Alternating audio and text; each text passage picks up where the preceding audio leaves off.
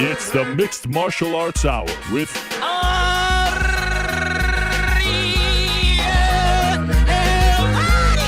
The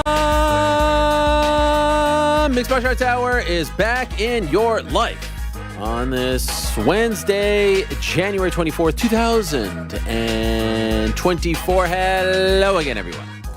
I sure hope you're doing well. Welcome back to the program on a somewhat mild but very wet and rainy Wednesday afternoon here in New York City. Great to be back on a Wednesday. You know we love Wednesdays around this part. You know we love to answer questions. And there's a lot to discuss on this Wednesday. A lot of news. We found out late last night. I was in bed. I was getting ready for bed at around 10. And I was like, you know what? I'm actually going to go to bed at 10 today. This is fantastic. 10 p.m. that is. And I'm in bed. And it's 10:15, and I'm watching. You know, I've gone back into Welcome to Wrexham, by the way. I'm on episode 3 of season 1, so we're chipping away, watching a little Hulu, watching a little Welcome to Wrexham. I think it's 2021 season, so I'm a little bit behind, but all good. Go downstairs, drink of water, check the socials before bed. Now it's 11, and kablam! Breaking news, Frank. Kayla Harrison has joined the UFC. Kayla Harrison, the proverbial rabbit in the hat, has signed with the UFC. She will debut at UFC 300 against former women's bantamweight champion Holly Holm in a 135-pound bout. Her debut at 135. I mean, there's a lot to talk about there. There's a lot to chew on. And a lot of questions today are pertaining to this topic. So always very fun when there's some breaking news on a Tuesday night heading into the Wednesday show. We can answer said questions. And once again, the Substack community did a great job of asking the right questions. Well done. Also on Tuesday morning, we found out that WWE Raw is going to Netflix in 2025 for a reported, $5 billion over 10 years. Of course, Netflix, as has also been reported and revealed, has an out after 5 years, also has the opportunity to extend 10 years plus. Insane times. And as I told you back in September when UFC and WWE came together to form the TKO group, the number one story to watch were the rights deals. Now that WWE is all well and good, they've sold Raw to Netflix. They've sold SmackDown to NBCU, USA Network. They've sold NXT to the CW, and the Netflix deal covers a lot of the territories outside of the U.S. The big one to watch is the UFC. They're up next, end of 2025. So we're going to get into all of that and more on today's program. Have no fear. As always, we are presented by our good friends over at DraftKings Fantasy Sports. Check out what DraftKings has to offer this season with the code THEMMA Hour. Because life's more fun when you're in on the action. DraftKings, the crown is yours. Gambling problem, call 1-800-GAMBLER. Age and eligibility restrictions apply. Void where prohibited. See DraftKings.com for details. Yeah. Thank you very much to DraftKings for the support, as always. Back into the show. In studio, a lot of fun. We're going to be joined by two of the best pro wrestlers in the world, in the WWE. Bianca Belair, multiple-time champion, of course, and Montez Ford, one of the best tag team wrestlers, and in my opinion, singles wrestlers. The guy's an absolute freak and should be, in my opinion, also a lot further along in his career, if I'm being honest. They're going to be joining us in studio together. They're also married, by the way. That's a shoot, brother.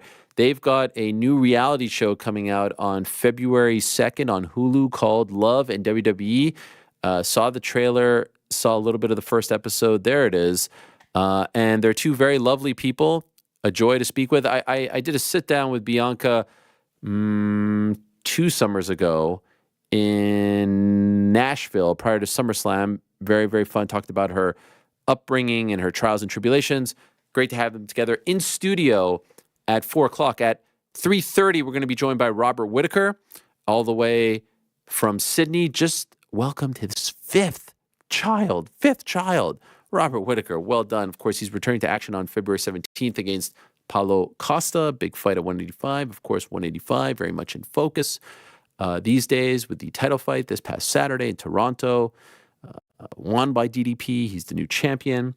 So we'll get Robert Whittaker's thoughts on all that. Of course, he fought DDP back in July of 2023. Prior to that, we'll be joined by Cédric Doumbé, the best, obviously one of the biggest stars outside of the UFC, one of the biggest stars in the world, and they just announced his return fight in March in Paris, and by all accounts, it's sold out within minutes, which is absurd. He is an absolute star. He is fighting Baissangour Chamsoudinov. Probably screwed that up. I really tried my best. Nicknamed Baki, and that's the way he's referring to him. And he is starting this whole Baki Chemo thing. It's a great time speaking to Cedric. I did ask his manager, John, if we could just try to get good Wi-Fi this time. So let's see. Fingers crossed. And we're also going to be joined by one of the top female bantamweights in the world. Featherweights, who could also fight at bantamweight. Leah McCourt of Bellator. She's been going through a tough time. We talked about her good friend Ryan Curtis, who suffered a very serious injury, and she's been so kind by his side and trying to spread a lot of awareness about his situation. We'll talk to her about that, as well as her own career. I know she has a lot of thoughts on everything that's going on with the PFL, with Bellator. They have a press conference later today about the big card on February 24th. Cool to see Yoel Romero with the PFL gloves for the first time. And obviously the Kayla Harrison news is gigantic. The Kayla Harrison news is massive on so many different levels. And so without further ado, let us get into it. Time now for everyone's favorite segment of the week. It is time. It's time for a good old-fashioned Q&A, MMA fans. Elephant in the room. Earlier today did announce that Kayla would be joining us. She has a pretty big conflict that she forgot about, and so Kayla has always been great. No hard feelings. She will join us very, very soon in the near future, as will DDP. I know the haters and the detractors are relishing the fact that back-to-back shows we have cancellations. It is quite remarkable that this doesn't happen very often. Nothing upsets me more, not because I blame them, but I just don't like to announce and then have to do this, essentially. But these things happen in MMA, and schedules happen, and miscommunications happen, and life happens. We are always very thankful and grateful whenever anyone comes on, and despite your trolling, we know that it is all from a place of love. So thank you. All right, let's get into the questions, shall we? Because we have a lot to discuss. Second week in a row that it's moderator Ariel taking the steering wheel. And I have to say, Frank, I don't know. 3 weeks. 3 weeks, fair. You know, who's counting, right? Who's permanent at this point? Am I? I had a headhunter approach me about moderating another segment on another show. I just wanted to know, like, am I the interim moderator, or are we taking that label off? Like, what am I? Feels like this is permanent. I don't know why you're asking us. I don't know. I'll let you know when I want to be tagged back. Okay. Doesn't feel like Frank has much of a say here. You know, I do like it's a little bit more, obviously, but I will say that I do kind of like being able to craft the direction of where we go. Like, you know, again, this is what I love about Frank. Frank actually reminds me a lot of myself because he's very sensitive and I'm very sensitive. So when I say this, I know he's going to be dissecting it and he's already been dissecting. We went through all the texts from earlier today. Okay, perfect. Yeah. Did you see that I used the invisible ink? Yeah. So that reminds me, I need to take that function off your phone. he bought on the this has nothing to do with you. I was like, no, I feel like this is everything to do with Frankie. It's just, I think it's everything to do. Kayla, for example, if Frank was moderating today, it would be like Kayla Harrison, Netflix, UFC 300, and the first question would be about, like, you know, how many slices of pizza should you have with Bingo. Frank? You know what I mean? It's just like saying. This is what I'm saying. He doesn't do a good enough job. He's been fired, and you've replaced him. Let's not beat around the bush here. He's been fired. You have replaced him. I'm just saying, it's like massive news. Has nothing to do with him. Conor McGregor's coming back, and it's like, how do you like your Sunday? You know, it's just like time and place. You know, it's just like the Sean Strickland question, time and place, right? Anyway. Nothing to do with you. Frank, are we okay? Am I going to get a text tonight? Probably. Hey, man, can you talk for a second? This was like a phone call. This was like a phone call. All right, fine. Let's go. Hugo, hello, Ariel. Was the news of Kayla Harrison versus Holly Holm the golden nugget you teased several weeks ago? So obviously I didn't use the term golden nugget. I said rabbit in the hat. And yes, that was it. This has been in the works for quite some time. And again, I reiterate, I never said, I saw some people saying The rabbit in the hat was a women's bantamweight fight. The rabbit in the hat was a Holly Holm fight. The rabbit in the hat was a prelim fight. The rabbit in the hat was Kayla Harrison. Excuse me. What I said time and again was, because I knew this would get misconstrued, and I'm not the promoter, I'm just telling you what I'm hearing, which ended up, coming to fruition. The rabbit in the hat was something that kind of came out of left field, and I think Kayla fighting at 135 is a little left field considering the fact that the majority of her career was at 55, 50, one fight at 46, and nothing below that as an MMA fighter. Pretty freaking unique. Her leaving PFL, signing with the UFC when, of course, we have the co-founder of PFL on the show just last week saying, no, she has one fight left. Pretty big deal. Fighting on 300. Pretty big deal. Against the former champion. Pretty big deal. I mean, this feels like, did I miscategorize this, GC? I mean, is this not fair? 6 out of 7, rabbit in the hat, nothing that's going to blow the doors off, nothing that's going to headline, maybe not even be on the main card, but I feel like I categorized this pretty fairly. Would you not say? 100%. Okay. This is a nice little rabbit in the hat. You're getting a two-time gold medalist. Yeah. Back to back. Considered to be one of the best women's mixed martial artists right now, and now she gets to take the test in the UFC, see if she can become champion. I mean, the door is wide open at 135. It kind of feels like after this past weekend, 135 needs to be revitalized, and maybe this is it. Maybe if she becomes champion, I know Juliana Pena is gonna be trying to stand in her way. I actually got the Venezuelan Vixen hoodie on underneath the jersey. Know yourself, yeah. She's gonna be standing in the way, but say she does get the belt. Amanda Nunes was talking about potentially coming back. There's all of a sudden it feels like 2 days later. I think it's a great addition to the prelims of UFC 300. It's fun, it's fresh, it's different, and all of a sudden you got now Pena Pennington. There's a backstory there. If Kayla wins, and let's see about 135, we're going to talk about that in a moment. You've got Kayla versus the winner of that fight, which is huge. You have the potential. Remember, before Kayla Cyborg, what was the fight? The fight was Kayla Nunes. Before Kayla Cyborg, the fight that we all wanted was Kayla Nunes. Does that happen? Does Nunes come out of retirement to fight Kayla Harrison, the former HET teammates? There's a lot there. So yes, that was the rabbit in the hat. I think I categorized it very, very fairly.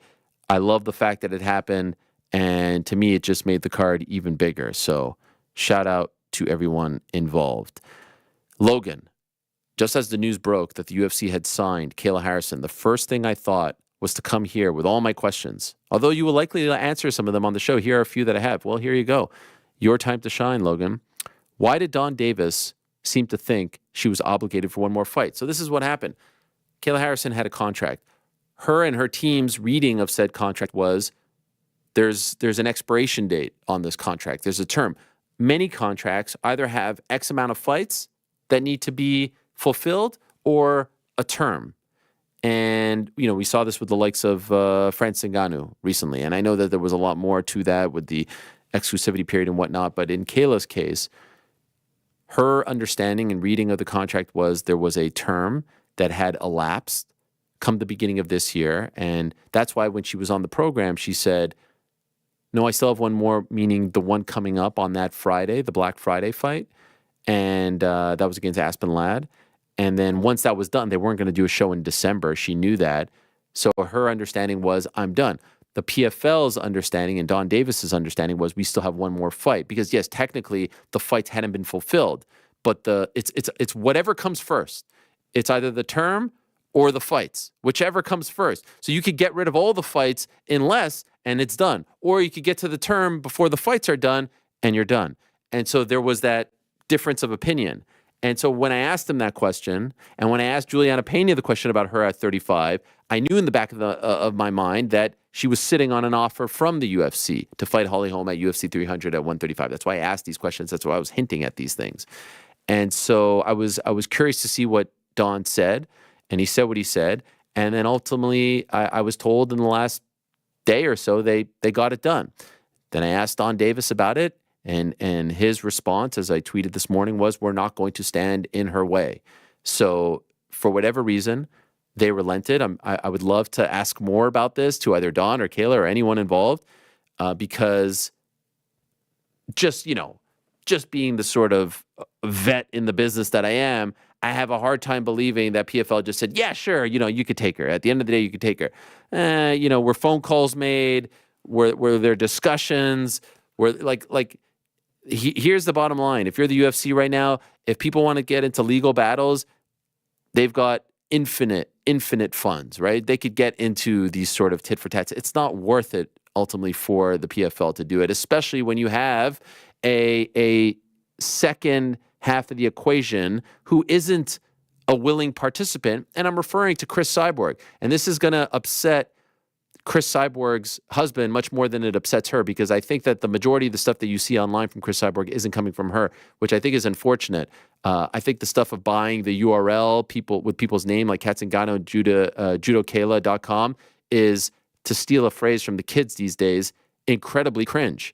A lot of the stuff is cringe, and I'm sorry. And that's why I got annoyed at the tweet from 2 weeks ago, because they knew exactly what was going on. They knew that Kayla's contract was done. They knew that there were talks with the UFC. They knew everything, and they wanted to play the game that she was ducking, that she didn't want the fight on February 24th, even though Cyborg had a boxing match this past weekend, and PFL didn't feel comfortable announcing a fight before a fight, rightfully so. They knew that Kayla couldn't take that fight because she was out of contract. But they wanted the public to believe that, oh yeah, finally that they're under the same roof and umbrella, it's Kayla the one that's ducking. Even though Kayla Harrison was the one who signed a deal with Bellator a year and a half ago to try to fight Cyborg in Hawaii, and then PFL matched it. Come on, give me a break. And now we're gonna claim on Twitter that Kayla ducked. Are you kidding me?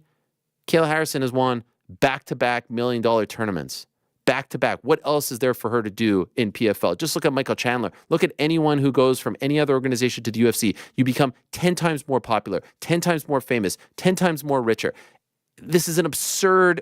You're gonna sit there and say that Kayla Harrison is ducking you by not re-signing with PFL, which PFL wanted her to resign. They wanted to keep her around. They wanted to make that fight at some point, and now it's easier than ever because they've acquired Bellator. But there's no guarantees that Cyborg's going to take that fight either. There's no guarantees. Kayla Harrison has an opportunity to fight at UFC 300, to fight in a number one contender fight against a former champion like Holly Holm.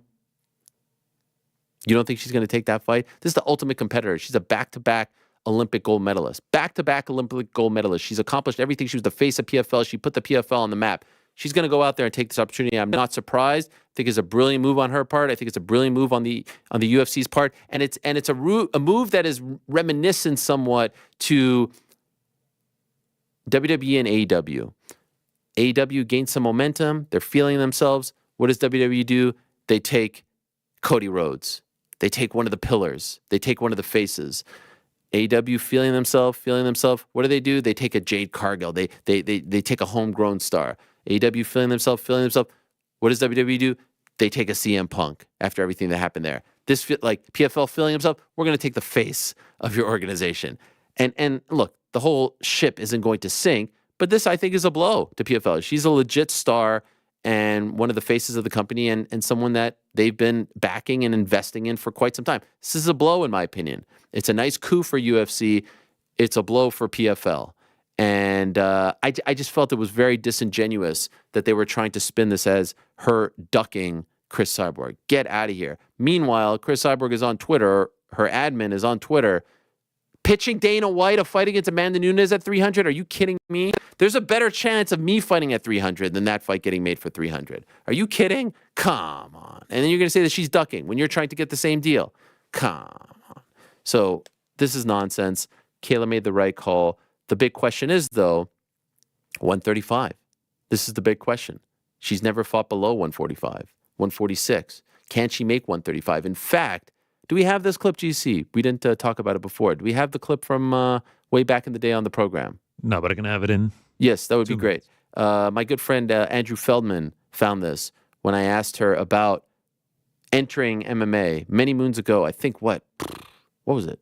6 years ago? 7 years ago? Something like that. I think he had the date on the tweet. And she said at the time she would have to cut off her leg to make 135. She's considerably more muscular and bigger now. I don't know. And you know, I'll be honest, in my conversations with her, I expressed the same thing. Like, can you really make 135? Will you kill yourself to make 135?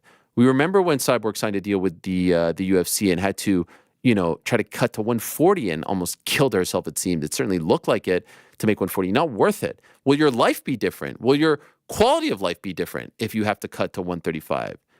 Ultimate gamer, ultimate competitor. She seems to think that she'll be able to do it. Can she do it once?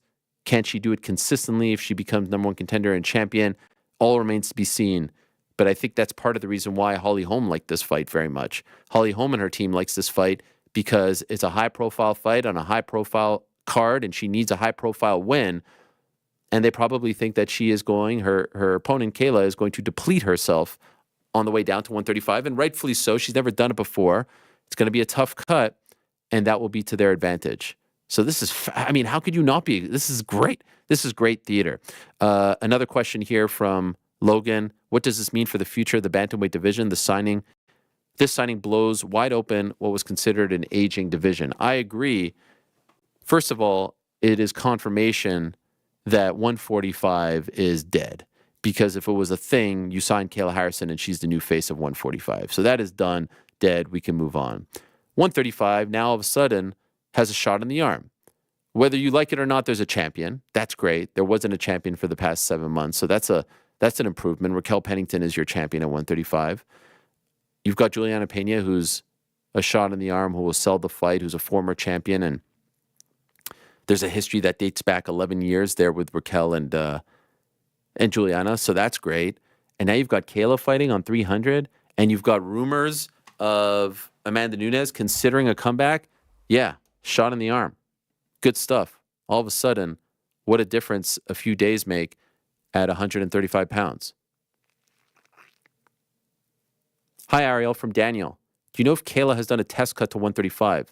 Also, do you think that if she wins at UFC 300, she fights the winner of Pena's title fight, or would Amanda be more appealing?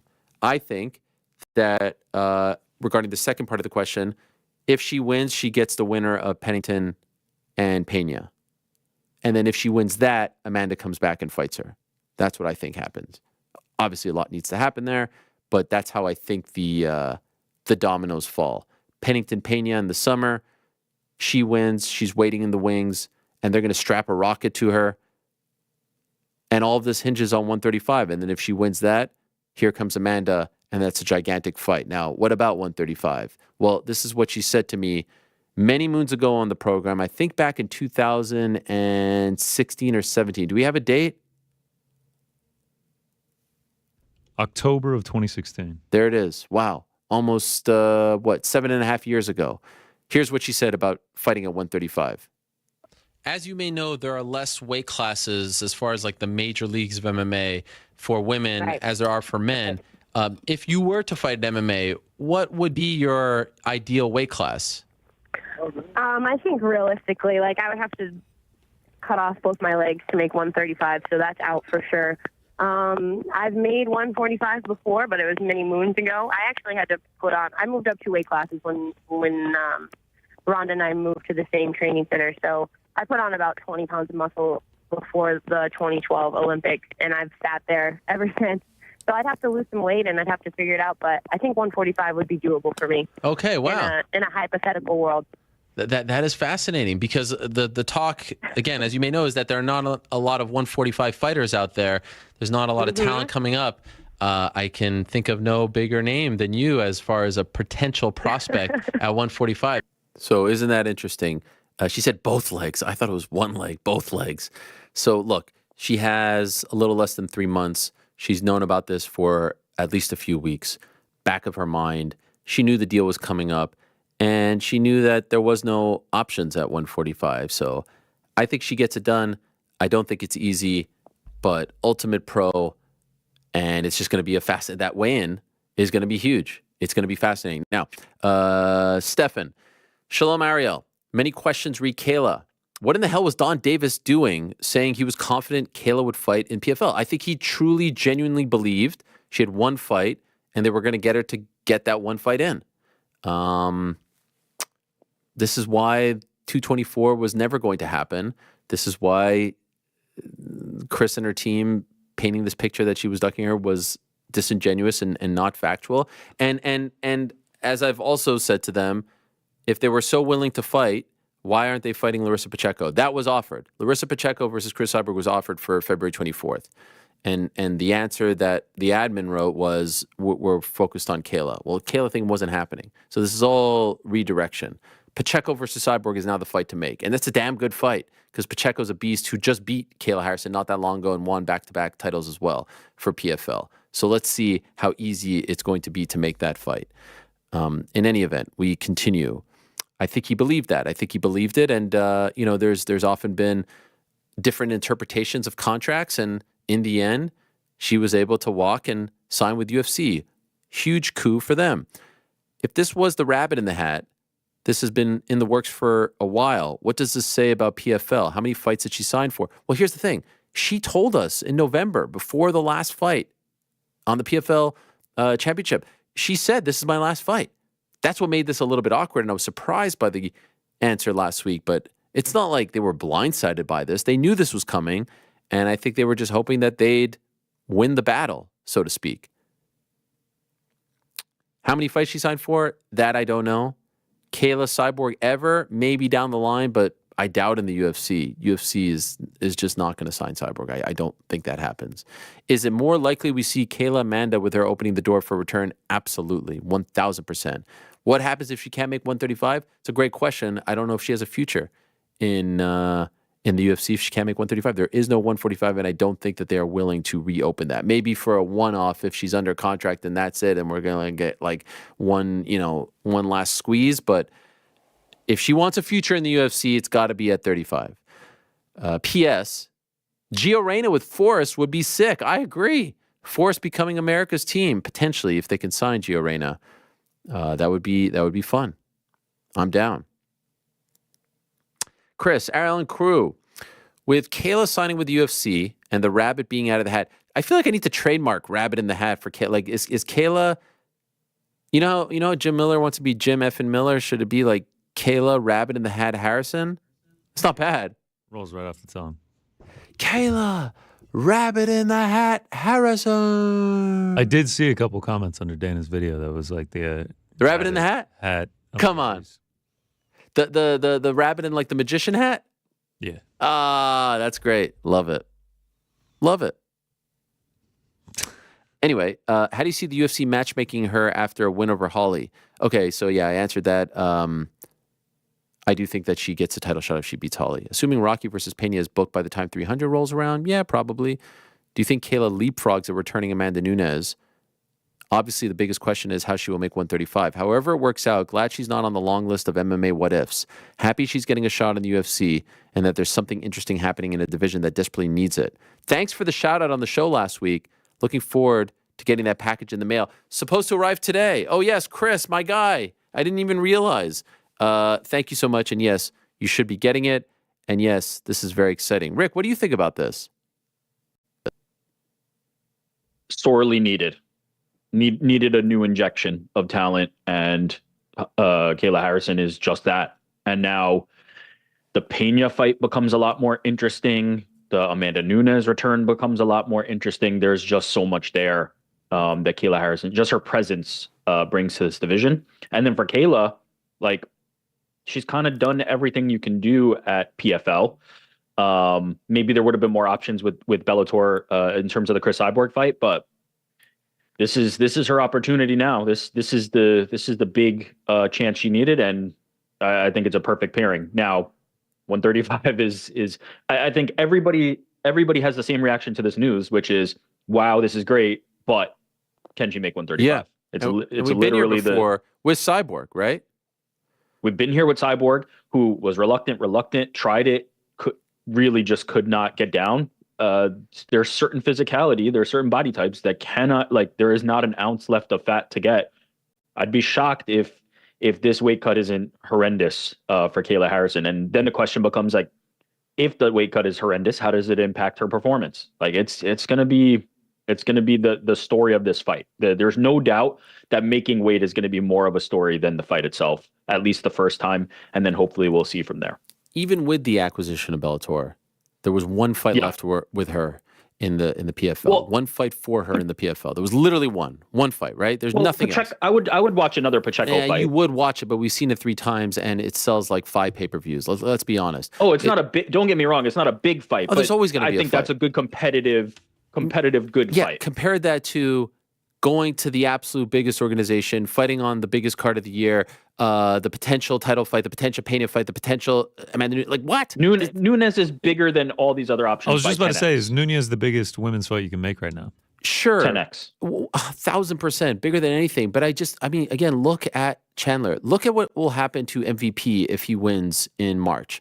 It's just, you can't compare. You know, I was trying to make the comparison to someone earlier today, and I don't think the comparison of UFC to XFL, USFL is fair, because those are guys who can't make it, and that's unfair to anyone in the PFL or Bellator. I feel like the best comparison, and let me know if you guys feel otherwise, it's like NBA to EuroLeague. We know that there are guys in EuroLeague, like the Doncic's of the world, who usually will play there as youngsters or for whatever reason don't want to leave Europe. We know that a lot of them are good enough, and there are cast-offs, but you also know that there's a massive gap in terms of talent and stakes and competition. And that's what the UFC is to all these other organizations. And so Doncic goes from playing for, I think it was Real Madrid, and then he goes to the Mavericks, and look at him now. He's a global superstar as opposed to a European superstar. That's the difference. And this is just a no-brainer. And remember the last time she re-signed with PFL, everyone was like, B-League fighter, don't want to test yourself, you're scared. All right, so now look at her. Not only is she testing herself, not only is she leaving the shallow waters, she's fighting in a weight class that she's never fought in. By 10 pounds, I mean, but also, correct me if I'm wrong, at that time, didn't she sign to fight Cyborg and then got matched? Like, wasn't that the... Oh, yeah, but there was a couple of re-signings. But yes, 100%. She signed an offer sheet from the Bellator organization to fight her on that April 2022 card. It was Hawaii something, right? And they matched it. Yeah. And so she had no choice. Right. So that's not up to her then. No, but you remember there were a couple times where she re-signed and people were like, you suck, you're a B-League fighter. Yeah, of course. And she definitely remembers that. I could tell you. And then she got a few million bucks. Whenever she wins any sort of championships, despite winning $1 million.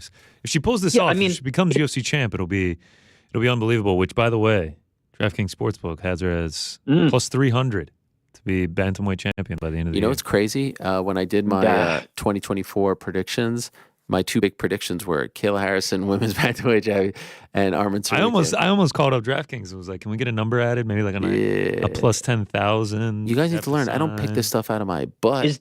It's informed speculation. You understand what I'm saying?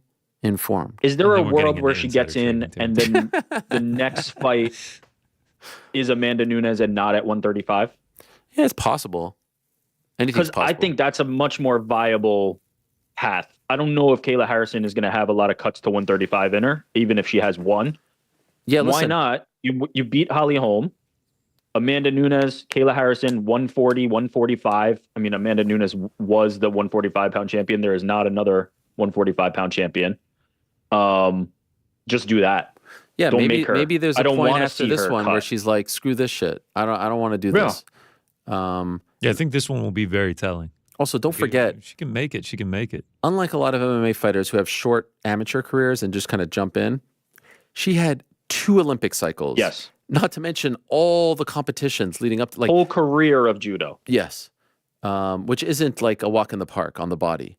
So yeah, I don't know. I don't think she's sticking around for another 10. You know what I mean? Yeah. So it's going to be fascinating. Big back. Ariel, does the Kayla signing mean the true end of 145? I believe so. I feel like this could have been the easiest layup to resurrect the division if they wanted to, and also putting a title on a future star. Stay as cool as the other side of the pillow, man. Big back. Thanks, bud. I believe it's the end.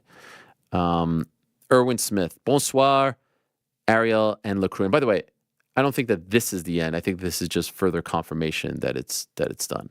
First, I'd like to send all my sympathy to Ariel and the Bills. There's always next year, mon ami. Thank you. I saw the press conference with Josh Allen on Monday, one of the most impressive press conferences that I've ever seen after a very, disappointing loss. What a guy. Our time is coming. I believe it. Second, with Amanda hinting at coming out of retirement and Chris Cyborg calling her out for 300, if some way, somehow Dana makes the fight happen, will that fight be main event worthy? Bon après-midi à tout le monde. Guys, do you not agree? There's a better chance of me being the play-by-play man at UFC 300 than Chris Cyborg getting signed to fight Amanda Nunes at UFC 300. There's a better. What about? I mean, 300? No. Period. But what about Cyborg just for one fight down the line? No. That I could see. Are you nuts? No. I could listen. I get it. I know that it didn't go well with Cyborg and UFC and Dana White. But if you're in a situation where you've got Kayla Harrison as champion, or even Juliana Pena running out of potential options to fight, they're not signing her, man. You don't go into business with Cyborg to do multiple fights, but one fight. Not only are they not signing you just have to show up on one night. They tell people now they're never signing Francis. They'll never sign Nate Diaz. I get it. You burn them, you're done. Yeah. And the Cyborg, burning the flame, like it was a tough marriage to begin with, and it wasn't a pretty divorce. So it ain't. Say Kayla gets the belt. She fights Nunez. There's so many ifs there. She beats Nunez. Then they bring Larissa Pacheco over in a there's a better chance Alex of me Pereira being the new UFC president. I'll be at the fucking New York Stock Exchange ringing the bell. I said Larissa Pacheco, not Chris Cyborg. Okay, sorry. Alex Pereira-esque. Larissa Pacheco is the Alex Pereira. Don't hate that. Pacheco Don't hate is that. the Cyborg. Or I mean to Harrison. Yeah. I mean, that seems viable. It just doesn't seem like the big fight, but that seems very viable. Is women's I can see bantamweight the that. best weight class in the UFC now? Period. All of a sudden, That's what I'm thinking. what a difference. That's what I'm thinking. 3 days. When I say bantamweight, know that I mean women's, not men's. Yes, 100%. Oh, it's so much better than men's. H. Dela Cruz 24. Hot tag.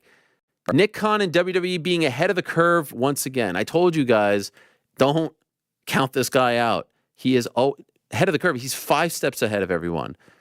Best signing in WWE history. Everyone who was, it was so funny seeing these people who had never heard of him criticize him in the early days when he came over in 2020. Knows the business better than anyone, and you have someone there who knows every executive and knows where media is going and is able to open doors and have conversations. They just signed a deal, guys, with Netflix. Netflix, who had never been in the live sports business. I know that they've dabbled in some golf. They've dabbled in some live with comedy. But live sports and entertainment, and what a marriage, right? It fits perfectly with sports, entertainment. It's not quite sports. It's not quite full-on entertainment. It's sports entertainment. And on top of it, 52 weeks out of the year, never, and I say, for now, it seems like they're saying Monday, but I think that they're smart enough, and Nick in particular, who has changed a lot of things since coming over, right? Sunday nights always used to be the pay-per-view night, changed it to Saturday. They used to not go to markets like Vegas and other ones, international markets for pay-per-views. Now look at what they're doing. And I wouldn't be surprised if he's the one saying, look, 18 Mondays out of the year, you're getting Monday Night Football. Another Monday, you're getting the national championship in college football. Another Monday, you're getting the men's college basketball national championship. That's 20 Mondays right there. That's almost half the year that we have serious competition, right? Like no one wants to go up against Monday Night Football with the package that ESPN and ABC, because it's now simulcast on both, not to mention the Manningcast success. Why do we need this? So let's go on Tuesday or whatever, maybe Wednesday. Who the hell knows? So that's a story to watch out for. It was very interesting that Monday was not in the press release. Nevertheless, he opens the door to Netflix, which is like the forbidden land that everyone had been wondering about, who will get to them first as far as live sports entertainment is concerned. They get this 52 weeks out of the year. It's all uniform. So if you're in Canada, you're watching on Netflix. If you're in the UK, you're watching on Netflix. If you're in Latin America, you're watching on Netflix. So think about the promotion. Think about, like, we don't have to say Sportsnet in Canada, TNT in UK, USA. No, it's all one home. And then think about the amount of people who just go on Netflix. There was once a time where you're just like flipping through channels. There's once a time you're reading TV Guide. There's once a time you're going through the DirecTV Guide. Now what you do is you throw on Netflix and you see, there is a documentary about the 2022 World Cup. Great, I'll watch that. There's a show about whether a purse is cake or not. Let me watch that. You know what I mean? Like that sets the viewing for people. And now people are going to have Roman Reigns and The Rock and Becky Lynch and Bianca Belair and Rhea Ripley in their face. Oh, wrestling, not to mention the ancillary shows and documentaries and pre-shows and post-shows. This is freaking huge game changer to the nth degree. massive. People were debating Hulu, they were debating FX, they were debating Amazon, they were debating Apple. 240 plus million subscribers worldwide. Unbelievable. What a deal. Blown away by it. Didn't see it coming. And a total game changer for the sport, for the industry, and for sports media in general, in my opinion. What's also interesting about it is WWE sold this package for $5 billion over 10 years. Like I said, they have the option for 5, they have the option for 20. But that's like, the nuts and bolts. Not only did they do that, they also sold SmackDown to USA Network. They're getting over $1 billion there over a number of years. They sold NXT to CW. So it's not just like they gave the whole damn thing to Netflix. They even were able to cut it up there. Now, overseas and in other territories outside of the US, all of it is going to go there. But then on top of all of that, 2026, the PLE/pay-per-view rights here in America are up. And that's on Peacock. And so now they're going to shop that again. And if Netflix wants that, meaning WrestleMania, Royal Rumble, and I would be shocked if they didn't, they're going to make a boatload off of that. Oh my God. It's like a cash register on fire. It's an incredible deal. And so that's why the big question now is, what happens to the UFC?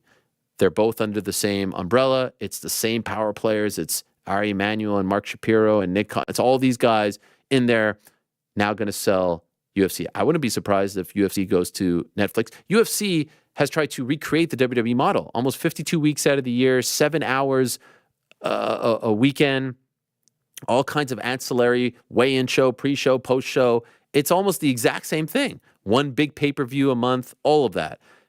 They are going to make a killing. And their deal is up at the end of 2025. And their initial deal was for 7 years, $1.5 billion with ESPN. They're going to make, I don't know, 3x, 4x now for the next deal. They are crushing it. The whole thing is crushing. So fascinating times. And I was just blown away that they were able to get that done because no one was really predicting that. Everyone knew that Netflix was going to get into this world at some point. But in what way? Huge. Now, the one other thing that is worth noting is the deal with Raw and USA Network, NBC, expires October of 24. So there's a gap there between October of 24 and January of 25. What they do, I'm sure they'll figure it out. But that is unclear. And then there's other things like, people were asking me about TNT in the UK, which I had a contract with, and that contract is done. I don't know what's going to happen with me and them. If WWE is not there, I don't know if there's a future there. We'll see. I don't know. My guess is, and I don't have any insider information here, believe it or not, because I don't have any contract there, is that they probably just re-signed for a year to make everything aligned for January of 25, and then we're off and running, and it's a whole new era. Anyway, from going to WWE Network to Peacock and now full streaming a weekly show, UFC staying on ESPN might just be a $10 billion deal now. This is from H. Dela Cruz. Yeah, I mean, look at the success, ESPN Plus pay-per-view. And isn't it amazing? Remember when WWE made the decision to put all the pay-per-views on the network and how they were criticized for it? That ended up being such a bold and brilliant move, really, to take everything in-house and then be able to package that all. I mean, you remember when they used to have those like promos about like $9.99, $9.99, and they were just ramming it, and people were like, oh my God, they put WrestleMania on a streaming platform for $9.99. Are you crazy? Now look at them, laughing all the way to the New York Stock Exchange. Space Jam 1. Hey guys, wanted to show appreciation and thanks for providing the best damn show on the YouTube streets, even after all these years. To clarify, I plan my long runs with my dog while listening to the show. I believe this is the gentleman who last week was talking about running with his dog, and I wasn't sure. Anyway, he says, who is making the fatty boom body here? Sorry, who is smoking the fatty boom body, thinking Kayla can continually make 135? Hasn't she previously said she can't and will not fight it that way? Yeah, but she's a gamer. Also, Chris Cyborg asking for Amanda Nunes at 300 is fun, but unlikely. Will be neat to see how 300 finalizes. Still a wellspring of opportunities. Shout out to yous guys. Thanks, bud. Much appreciated. I was bouncing around here, so let me just get back on track. I'm all kinds of fired up here today. Hello, Ariel. What's your take on The Rock being appointed to UFC/WWE's TKO Group Board of Directors? Cheers. So you wake up in the morning, yesterday morning, Tuesday morning, and all of a sudden you see The Rock and another gentleman added to the Board of Directors. Like, wow, that's pretty cool. Rock Board of Directors, the come up. And then you read through the fine print and you find out that The Rock now owns the trademark to The Rock. Dwayne Johnson now owns The Rock. He owns that trademark. That's a gigantic deal. And I love the interview that he had on CNBC with Ari Emanuel. And he said, you know, that's my dad's name, Rocky Maivia. I wanted this so much. He got emotional. What a deal. I mean, just think about the stuff, you know, the Under Armour stuff, his merch, all that. Like, he now owns The Rock. He owns it. He owns the name and likeness. So massive. That to me is the real story there. Great board of directors. Head of the table. He's going to fight Roman. The question is, though, does he now fight Roman at 40 in April, or do they do Cody Roman and then they build Roman Rock for next year on with the Netflix build? Because they can't have it on pay-per-view on Netflix. Like, they can't have Mania on Netflix next year because the Peacock deal is done in 26. But you can use Netflix January, February, March, April to build to that. That's going to be the question. You remember when the internet said that they were going to do Rock versus Roman in Perth at Elimination Chamber? Remember when they said that in a month? Remember when they said Nick Khan was ruining WWE? This is why you can't listen to these people. Exhibit A. By the way, yes, I have something to provide to this conversation. Breaking news? Surprisingly. Okay. Well, I saw reports this morning that Cody Rhodes is not going to face, and forgive me because I don't know the outlets. I'm not look tapped at you, into the you wrestling Mark. world. Yes. But I did see that Cody Rhodes is not going to face Roman Reigns, which means, to me, it seems like The Rock, no? No. Listen, the internet also said that it was going to be Rock Roman in Perth. So, you know, my initial reaction was Rock Roman, WrestleMania 40. But now that I'm just seeing all this stuff and Rock's playing, like, ultimately, if I had to bet, I say, yeah, it's probably going to be WrestleMania 40, meaning April in Philly. You save it for the first one on Netflix. Well, you can't do that because... Why not? Because, like I said, the PLE deal is up in 26. So even though Raw's on Netflix next year, the pay-per-views are still on Peacock. So, yes, that would be perfect. And SmackDown is also, just to wrap the whole conversation, SmackDown is also not on Netflix, right? In America, SmackDown will be on USA. Rest of the world, Raw and SmackDown on Netflix. Got it. So that's and UK, then ultimately Canada. your forecast is when everything is available, they'll package it up and Netflix will want to buy. But you know what? Not a bad sense. world to be in where you have a little bit here, a little bit there, a little bit there. You know what I mean? I think it's honestly better, if I'm being honest, than having everything in. What inevitably happens when you do that type of deal, one or the other gets aggrieved at some point or isn't happy or whatever.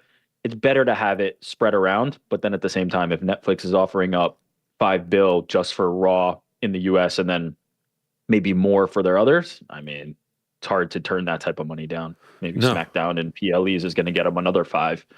Remember when people said wrestling was dead? Remember when people were saying, you know what's another thing? You know how people, especially on online, the dirt sheets, as people like to say, which I don't hate. I don't like when people are they not reputable? I always hear that term. Are they not good? It's stupid. No, it's fine. They're fine. They're good. Yes. Okay. They're just as good as MMA media. Like, and we think highly of them here too. So all good. Anyway, but one beauty of Netflix, and this is a byproduct of being on Netflix. It's not why they went to Netflix, but now no one's breaking down their quarter ratings. Oh, it popped here. It's down here. It's up this. There's no ratings anymore. The ratings game is gone. For Raw, at least. You know what I mean? Yeah. It's going to be very interesting Netflix if it stays on Mondays. Netflix is notoriously difficult to get data and information out of. You will never know how something did ever again. Which I like. I wish YouTube didn't have the numbers right there in your face. Mainly for my ego. Anyway, we continue. Jax, cheers, Ariel. Hope all is well. With the craziness WWE had with deals and announcements in the past few days, it gets a person thinking, what's the likelihood that Apple and or Amazon launch a challenger sports media brand to ESPN? I mean, they're getting into sports, right? Amazon with the NFL, Apple with MLS, two gigantic deals in their own right. But Do they launch a whole separate thing? I think that might. I think they just want the properties. And you know what's great?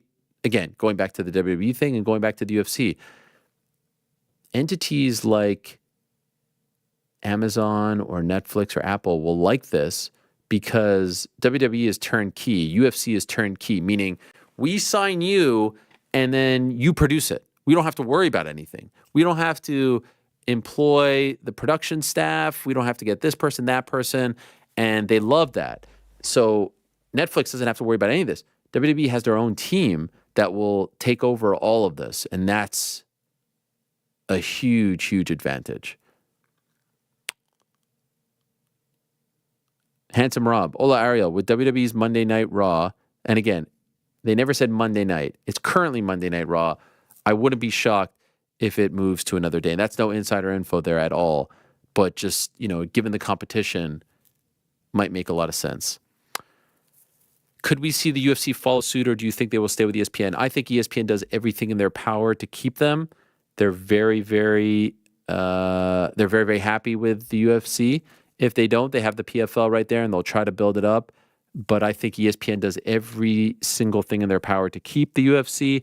And I think that TKO is in a great position, and they'll shop UFC to them and to Netflix and to everyone, and may the highest bidder win. But I think ESPN is going to try very hard to keep him.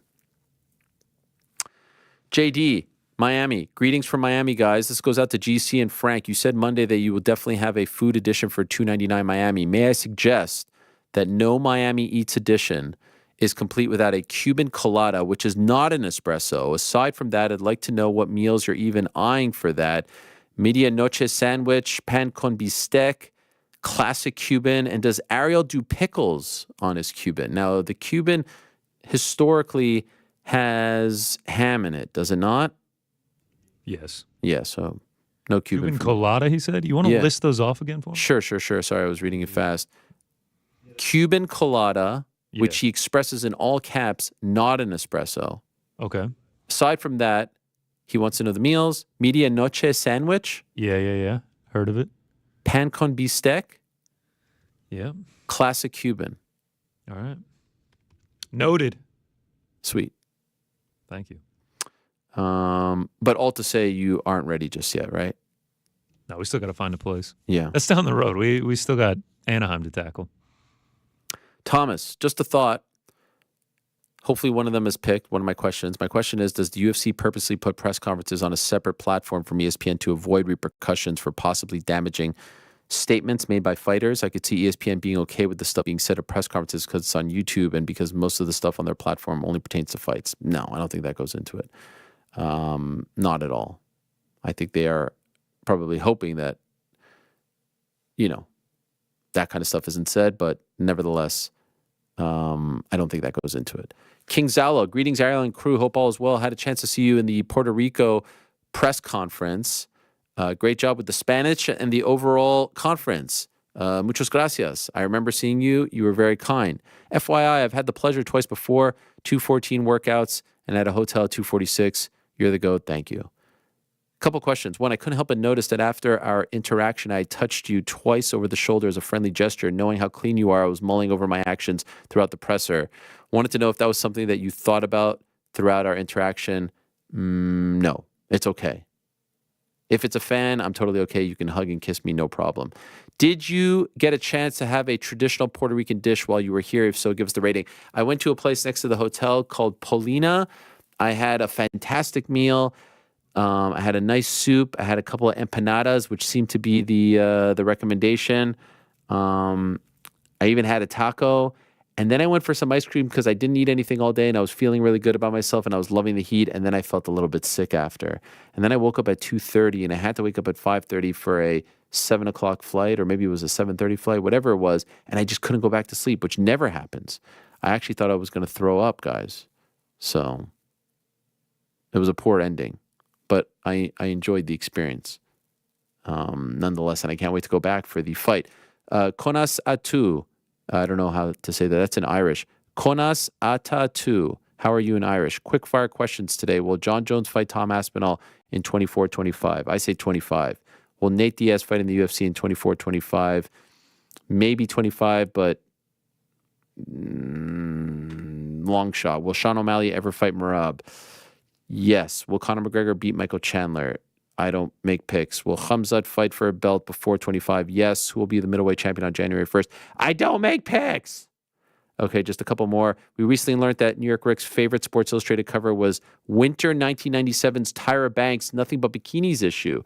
Great shout. With that in mind, what is yours, GC's, and Frank's favorite Sports Illustrated covers? Shout out to the YouTube chat. Gav, do you guys have one?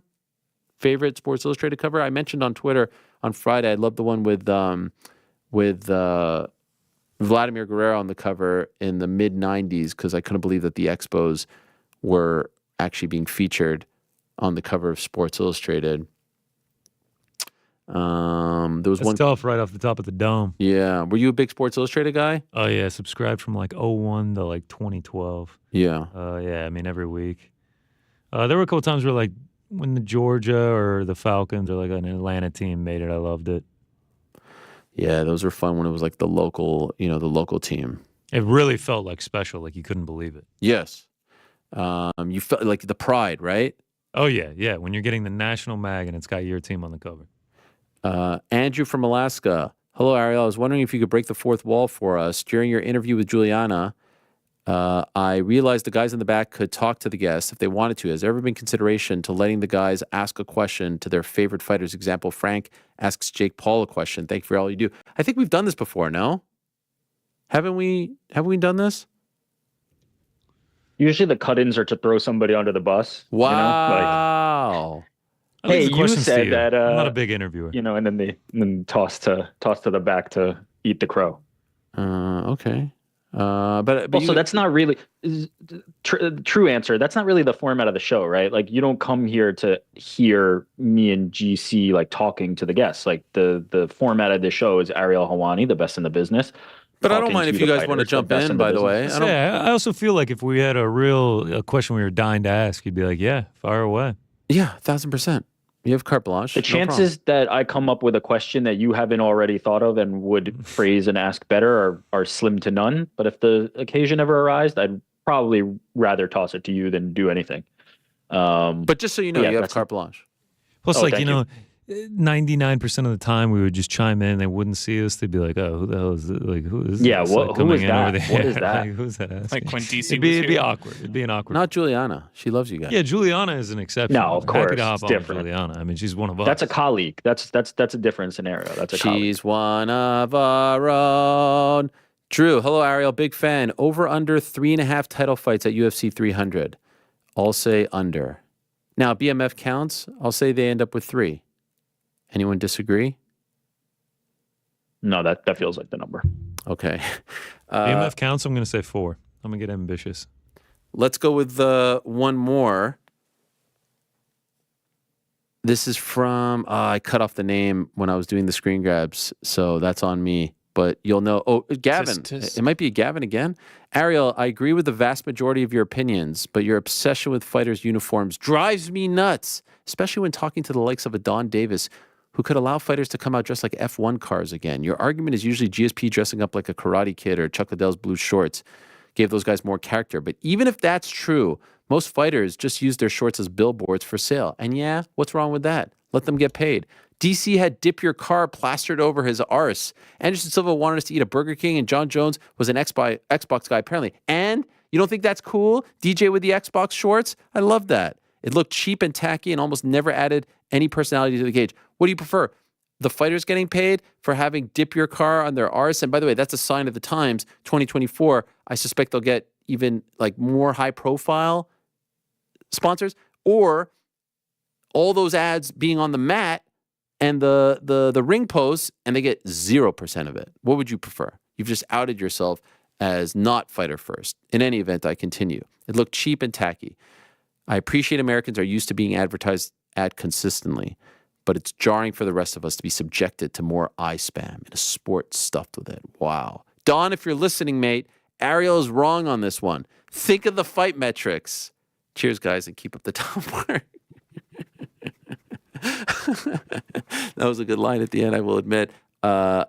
Anything that gets the fighters paid more, is fine by me and something that I support. I didn't mind it.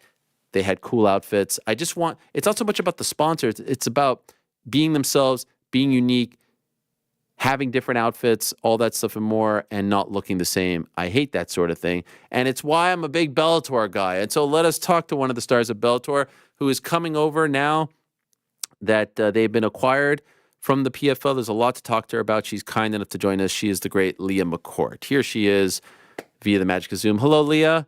Thank you for the time. Hi. I appreciate it. How are you doing? No problem.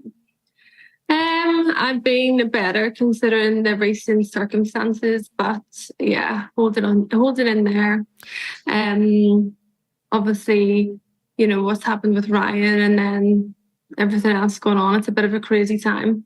Yes. So, sometimes you see someone on the street and you say like, how are you? And you just kind of hope that they say good so you can go on your way, and you just kind of throw it out there. Obviously, when I was saying, how are you, that there's a deeper meaning to that. And so I really appreciate you coming on today to talk about your good friend, Ryan Curtis, who, as we've been talking on the show for the last couple of weeks, MMA fighter, proud Irish fighter, a big part of the Irish MMA community, part of the Bellator community, among other organizations too.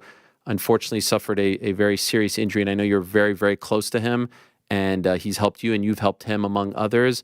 And so our hearts go out to you and to him and to everyone who loves him and calls him a friend and a family member. It's been very hard to see the photos, but it's also been heartwarming to see the support that he has gotten from the fans and the community. And so could you tell us about, and I understand this may be difficult, so I appreciate you trying to get through it. What happened to Ryan just a couple of weeks ago? Yeah, I'll really try and hold it together because it obviously it's only been 2 weeks ago, but I was on Face. I'm back in Liverpool training, and I was on FaceTime to him today, and he said, make sure you tell Ariel thank you for your personal message to him. It meant a lot and put a real smile on his face. So I just want to thank you again for that. But so 2 weeks ago in wrestling practice, Ryan suffered a traumatic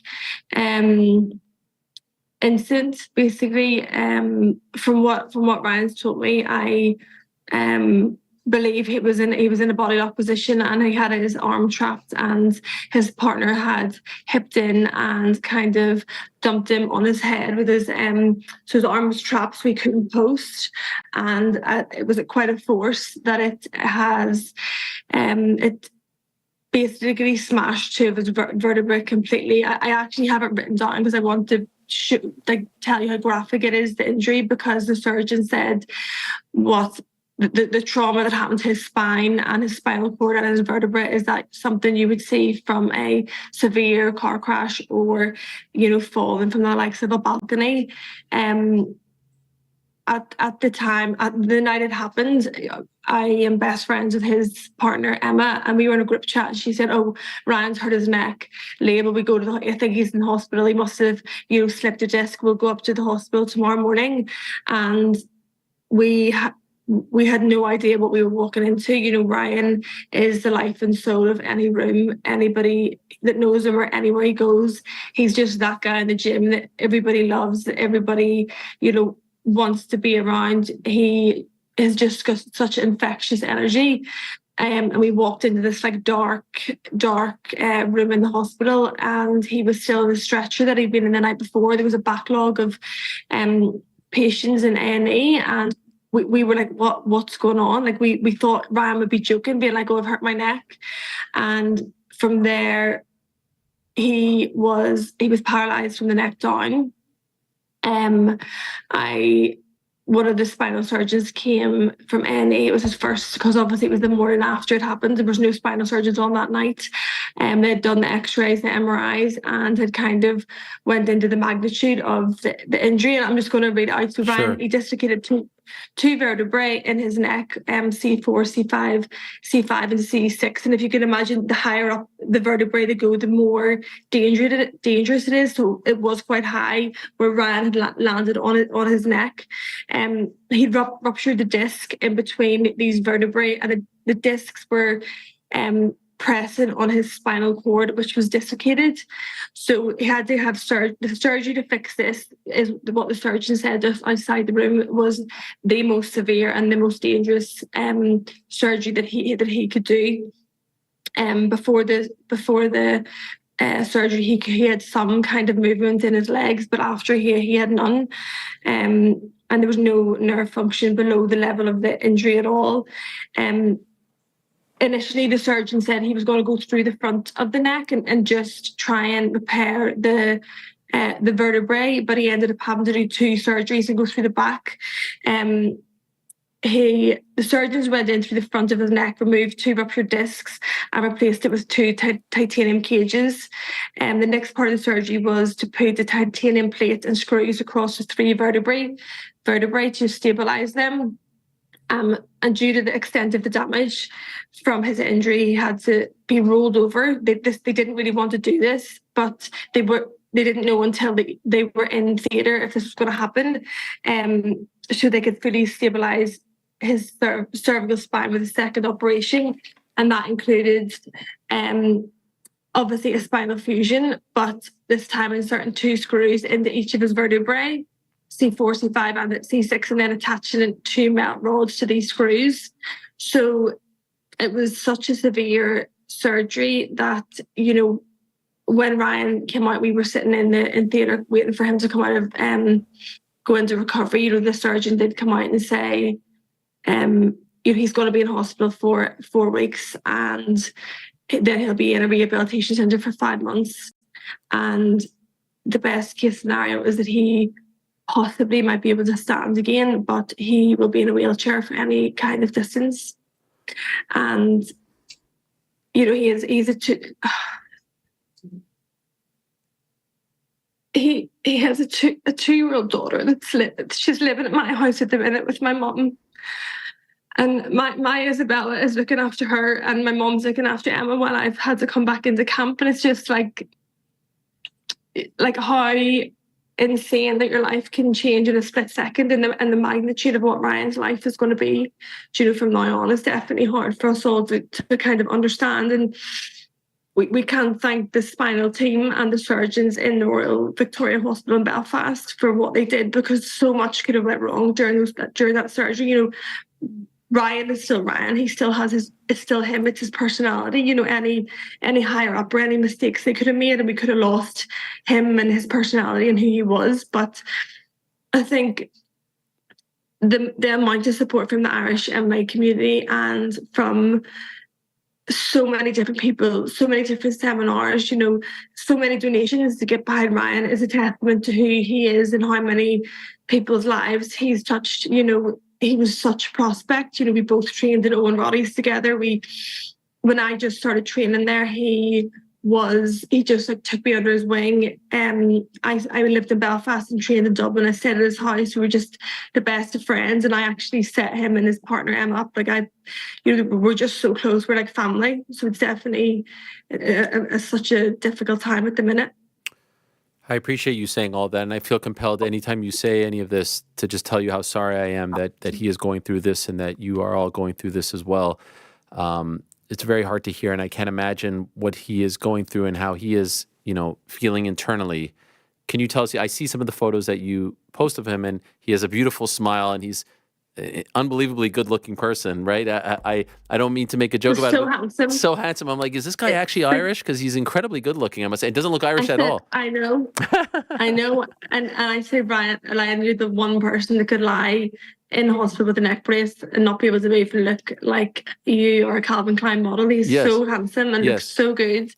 And obviously, you know, his mood is up and down, and but he is one of the most, like, if people knew his backstory and what he's been through as a child and what he's been through, so much, he's lost a lot of people in his family through traumatic experiences. He's from, you know, D1 in Dublin city, the city centre, and is the most positive, kind, caring person. Like, I'm sure anybody that talks about him is going to say such amazing things about him, and he was such a talent, and all he ever wanted to do was to make it to the UFC, and he had all the skill, he had the attitude, the charm, everything, and it just, like, it really breaks my heart that this has happened to him, and I just keep thinking, why him of all people? Why has this happened to him? But I really believe it's everything, it's going to be for a reason. He's going to go on to achieve greatness, and whatever happens, and whatever, he could commentate, he could take up a different sport, he could do so much. But there is definitely a long road ahead, and that's why I think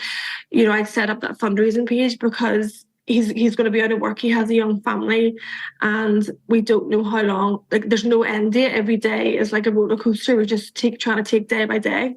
And so how are his spirits? Like, when you see him, how would you describe how he's handling everything at the moment? I know it's super fresh. Yeah, Ryan is just like a fighter through and through. He's got so much heart. I think the first couple of days were definitely difficult, as it would be for anyone. It's just complete. It is the most like traumatic thing you could go through, and he's worried about, obviously, his daughter. He's worried about Emma, his partner, that we're looking after, but he has got positivity, and we believe in the power of prayer. We believe in miracles. We believe, like, if anybody can do the impossible, it's Ryan, and that's what we're going to just keep believing and keep praying for. I am hoping and praying, and I know many people are as well, that he can defy the odds here. Are the doctors saying there's any chance of this? What have there been situations like this where someone has proved them wrong and got, maybe not be a fighter again, forget that, but just to live a healthy and productive life? I think what the last I heard, the doctor said out of all the surgeries that people that this has happened on, that one person was able to walk again. Okay. All right. That gives me hope. So let's go, Ryan. Yeah. And he seems incredibly tough, and I know very talented. And if there are people out there, if you can share with us, like, who maybe haven't seen Ryan fight, who for whatever reason missed his fights in Bellator, Cage Warriors, how would you describe Ryan as a fighter? Yeah, he just comes out and he'll go from the bell. He loves to strike. He loves to land shots. He's definitely a striker, and he's so exciting. And he studies fights. He's constantly watching fights. We're always in my house watching fights, analyzing fights. Like, he's definitely he's exciting. And definitely go watch any of his fights on the likes of like Bellator, even Bama. There's some great fights. You'll be able to see him.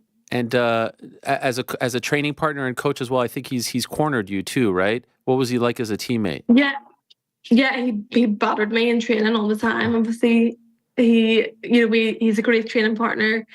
We always had great rounds, side of Roddy's, and great crack, and like at me and him, and I know you probably know Dave Fogarty, yes, Connor's photographer. It was always us three having the best crack, and he just made my training sessions so much easier because I used to have to drive from Belfast to get down there.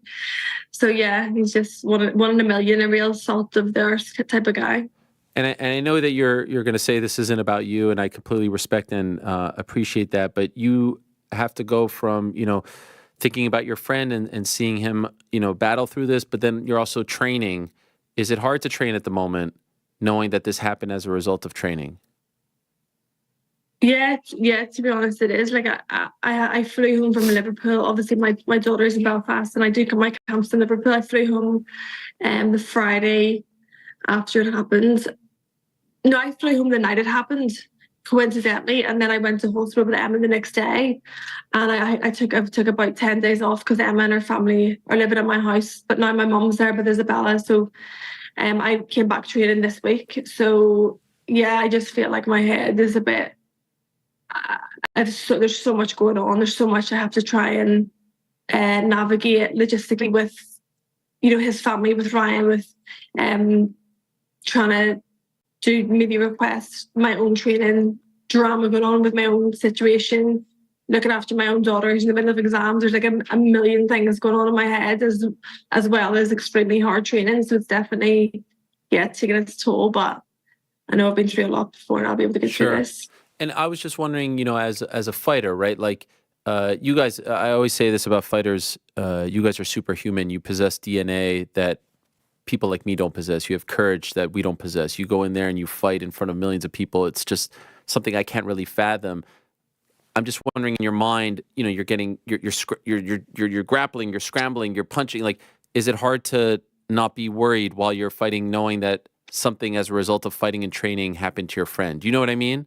Has it made you trepidatious? Has it made you 100%. tentative? Yeah, 100%. Right. But can I just say, the way you say like that we're superhuman, we're this and that, like I think the complete opposite. You know, when I see what those spinal surgeons have to do day in day out, and they have people's lives in their hands, I always say like us sports people are so over celebrated. Like my mom is a clinical research radiographer at a cancer center. My sister fosters children. I feel like whenever I was speaking to those men and women and the nurses that are looking after Ryan day in, day out with no praise, no recognition, no, you know, like they're the heroes, like they are the people that I look up to and just admire day in, day out. But back to your point, yeah, totally. Like I've even training this week, people had me in body locks and I was like, oh, it's like panicking a little bit, but it's definitely made me that little bit more aware of certain positions, because I think everyone has to respect that their training partner's safety is paramount. There's always positions where you can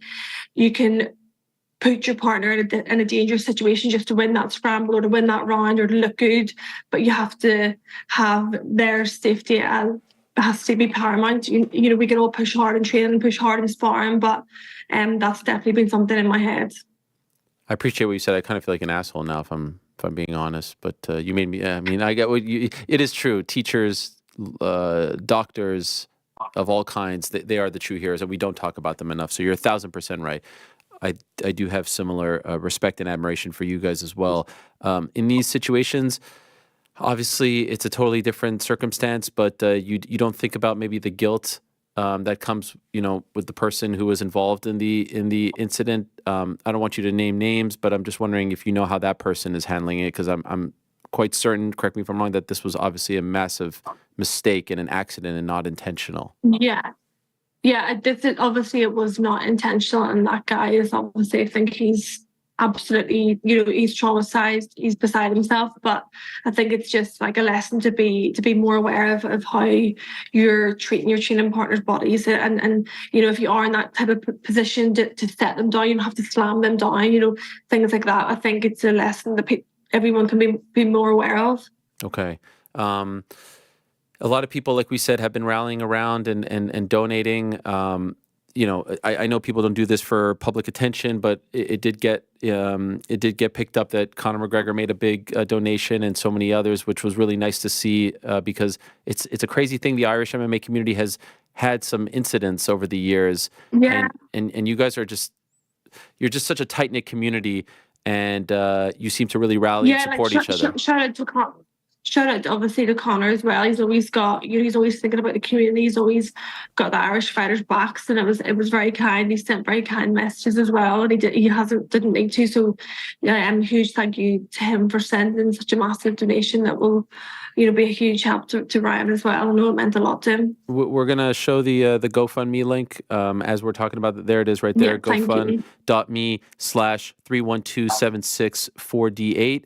It's on the screen. We're showing it right now. Could you tell us, as of this moment, how much has been raised for Ryan? I think there's around 130,000. So, you know, it's like over 3,000 donations, and it's like, it's not even the big donations that, like, to me, that touch me. It's like the people that have maybe set £8.50. It's probably all they have in their bank, and they've sent it in to help Ryan. Like, it really touches my heart. It just means so much, like, to anybody that's donated anything, or if they haven't got money, they've shared, they've retweeted. Just anybody that's helped has been, you know, it's just been a massive, just mind-blowing support, and such a huge, it really, really has lifted Ryan's morale to read the messages, to see the tweets. Like, that really does help him. Obviously, that's first and foremost. Is there anything else that we can do to help Ryan? Just keep praying, keep him in your prayers, and just really believe for a miracle. Okay. And so I appreciate you talking about this. And you know, I'd be remiss if I don't ask you a question or two about your own career, if you don't mind. How are we doing with the acquisition, the merger? How are you feeling about things? Some big news last night regarding Kayla Harrison. How do you feel about the state of where you're at in your career? Obviously, we saw you in Cyborg there in the cage not that long ago. What are you thinking? What are you feeling? I'm just a bit frustrated, to be honest. I'm a bit pissed off because I felt since this acquisition has happened, I've just been dismissed publicly again and again as the number one contender. You know, I fought everybody in Bellator. I fought some of the best girls in the world. I fought, you know, if you look at the girls I fought, I deserve to be the number one contender and to be fighting for the world title next. And it's just, you know, I haven't had that kind of recognition, and it's just been constantly talking about Kaylin, Cyborg, Kaylin, or Larissa and Cyborg. It's never been, you know, the Bellator number one contender, so that's been frustrating. And look what's happened now. Kayla's went to the UFC, so yeah, it'll be interesting to see what happens. So now that she's gone, and maybe they get away from this super card, you got to get Cyborg, right? That's the fight. Well, you would think so, but well, you would think that. You're not being told that, or you're still like kind of in the dark? I'm still in the dark, yeah. Okay. You have to ask them. All right. Do you know when you said you were in camp, do you know when you might fight again, or like what time I've been frame? given before this happened, I've been given a kind of an idea and a rough kind of opponent, but I just needed to get back in to prepare for that, because I know that's what Ryan would want me to do. You know, he's lying in a hospital bed, and we're so close. Like my success, his success. So I know that it's what he would want me to be doing. So I'm just hoping to get the right fight and have a fight soon. And by the way, what about you on the microphone, on the broadcast there at the end of the year, doing the interviews and whatnot? Great job. Like, that is way harder than doing analysis. I'd far rather analyze the fights than do the interviews. How is that possible? The interviews are like 90 seconds long. I just think that, I don't know. I love doing the broadcast. I love getting experience. And shout out to George from PFL. He's a gangster. He like took me under his wing and helped me, and he's been great. George Greenberg, I think it is. Yep. Yeah, I love him. He was great. He's definitely helped me, and I definitely love doing that. It's definitely easier than getting punched in the face and your face split open. Sure. That's for sure. Yes. Will you do more of it? Yeah, I would love to. Okay. I've been asked to do a few shows, so hopefully, yeah. Okay. That is tremendous news. One day I'll be as good as you. I appreciate that. No, I thought you did great. It was fun to see you in the locker room there, doing the interviews and whatnot. Yeah. And it's tough when you're just thrown in there. Was that your first time doing it? Doing the interviews, I've obviously done the broadcast, but doing the interview stuff, that I didn't even know I was doing that. I was just thrown in, and then like the mic, there was no sound. I had to like lip read the cameraman. Like there was just madness happened that night. But when on fight night, when people come into my dressing room to ask me questions, I'm like, no, get out! I'm not speaking to anyone. Leave me alone. Yeah. So I was worried in case they were like, get out. But I think because it was me, they were like, okay, it was Rick Celia. Did anyone say no? No. Okay. No, they didn't. Yeah, you can't say no to a fellow fighter because there's like a bond. Yeah, there, they all kind of knew me anyway, so they were fine. Okay, fair enough. Yes, I hate that going in there. When I just did the Jake Paul fight in December, and I went into his opponent's locker room, and he was like, "Nah, I'm not doing this." I was like, "All right, I get it. Yeah. No, thanks." I don't like doing it at all. It's like on fight night, I don't like doing it, but I'll do it obviously any other time. Yeah. Well, great job. You did great. Well done. Hopefully we see you back in there sooner rather than later. Most importantly, all our love, all our thoughts, all our prayers go to Ryan Curtis. I've heard about the Fighting Irish. I've heard about the Irish spirit. I have no doubt that he has it. I've heard amazing stories from our friend P.T. Carroll has told me great things about Ryan and what he means for the community and how great of a guy he is and his spirit and his personality.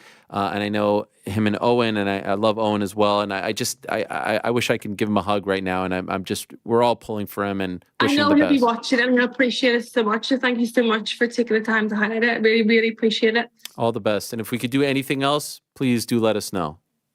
Okay, thanks, Ariel. Okay, take care, Leah. There she is, Leah McCourt. And Ryan, if you are watching, we are pulling for you, my friend, and we want you to get well soon. And we know you will get well soon, and we can't wait to see you back in better spirits and in greater health. And everyone is thinking about you and praying for you and wishing you well. And it's not just the Irish MMA community; it's the entire MMA community. So get well soon, my friend, and all the best to you. We just send you all the love in the world. So thank you very much to Leah McCourt, the great Leah McCourt, for coming on. And yeah, now that the now that the super fight stuff is pretty much set for February 24th, and now that Kayla is gone, I feel like it's Leah versus Chris. No, doesn't it have to be Leah versus Chris? If Larissa Pacheco is going back into the PFL tournament, unless she isn't, and that kind of throws everything off. They did the face-off. Mike Hogan is still there, so you would have to think that he has a big say in all of this. It sort of feels like that's the move. Now, I had heard that they are going to her neck of the woods for one of the first Bellator fights. That would make it even more logical. One of their own fighting for the belt? Why not? One of our own. Mm-hmm. A reminder how dangerous this sport is, and it's also a reminder of how life can change, and a reminder, and I hate to use someone else's story as a lesson, if you will, but we sweat small things, and we get hung up on small things, and everything can change in an instant. So. Yeah, God bless Ryan Curtis, and hopefully he is able to make a very, very speedy recovery. And if it's not fighting, that's okay. But to be able to take care of his daughter and be there for his loved ones and family, that is obviously most important. Appreciate her coming on. Enjoyed talking to her, and she did a great job on the broadcast. That was the December card.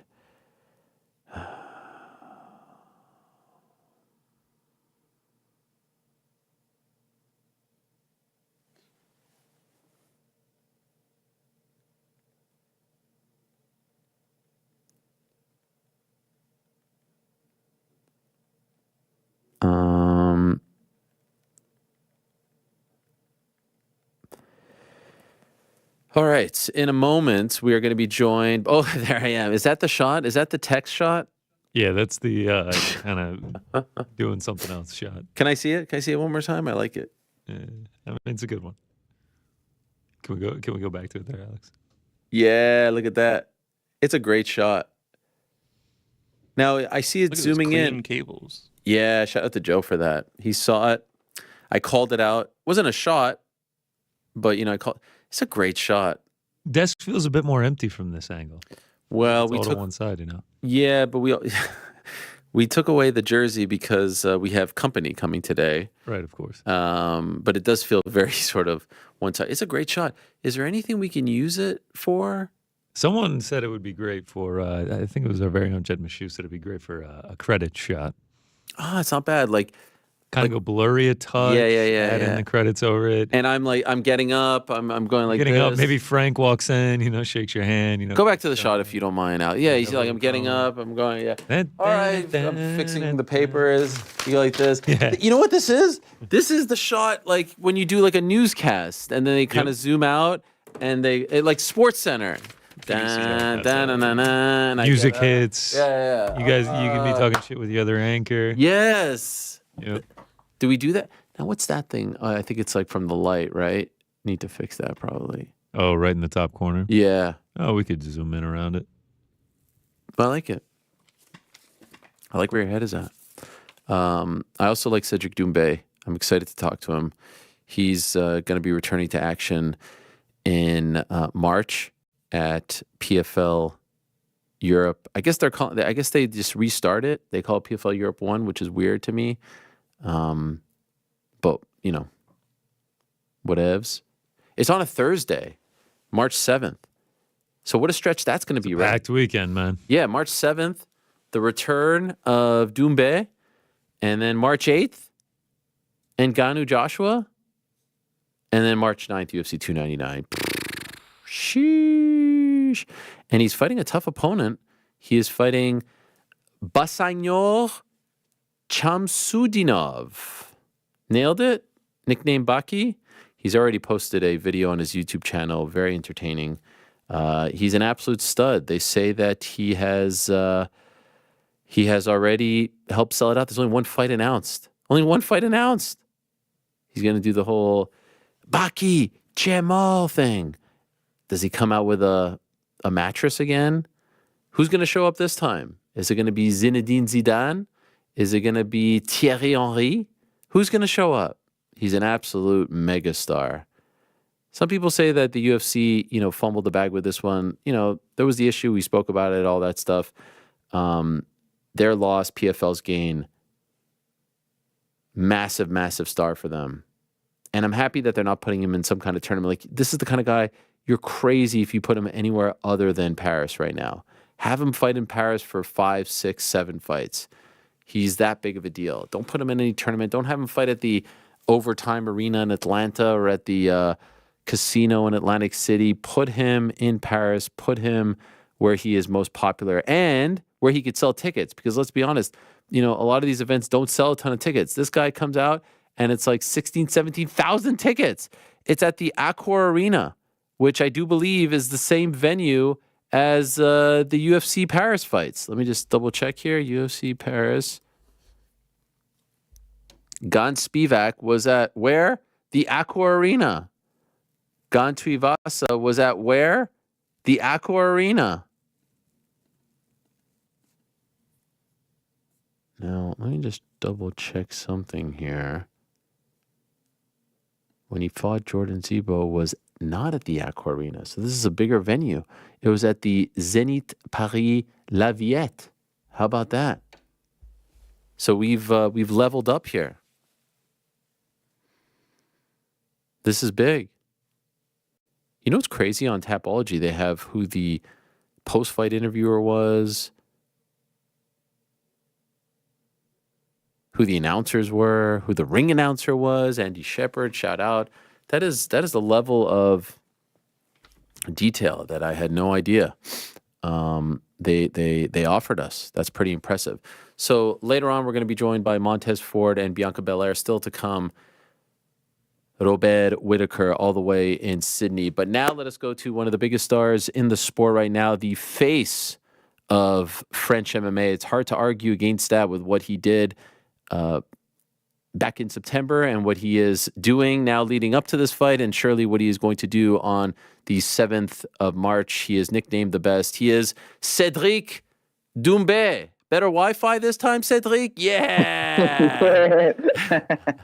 I paid now. You paid for it? It's all good? Yeah, I paid for it. With my PFL check, I paid for it. Ah, nice. You're living large. I like that. Yeah. It's good to be the king. How are you? How are you, my friend? Good to see you again. Good to have you on the show. How's everything going? Yeah. Everything is going good. It's going well. I'm just in my training camp. The beginning of the training camp. Can't wait to, to serve to the crowd, the French crowd again. To Kylian Mbappe, a big knockout. Yes, I love it. Okay, so it's March 7th.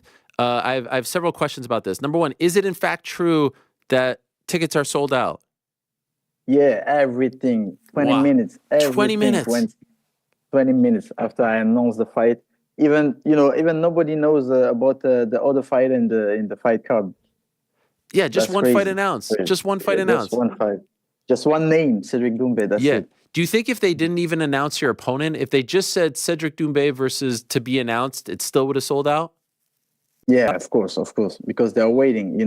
The thing is, what is interesting is that I have 5 MMA fights, 5 knockouts, first round, and people, they didn't see how my wrestling and my ground game is going, how it's going. So they are very curious. That's why every time I fight, I knock the guy out at the first round. So the next fight, they're waiting. They want to see, they want to see how I can, I can handle the wrestler or whatever.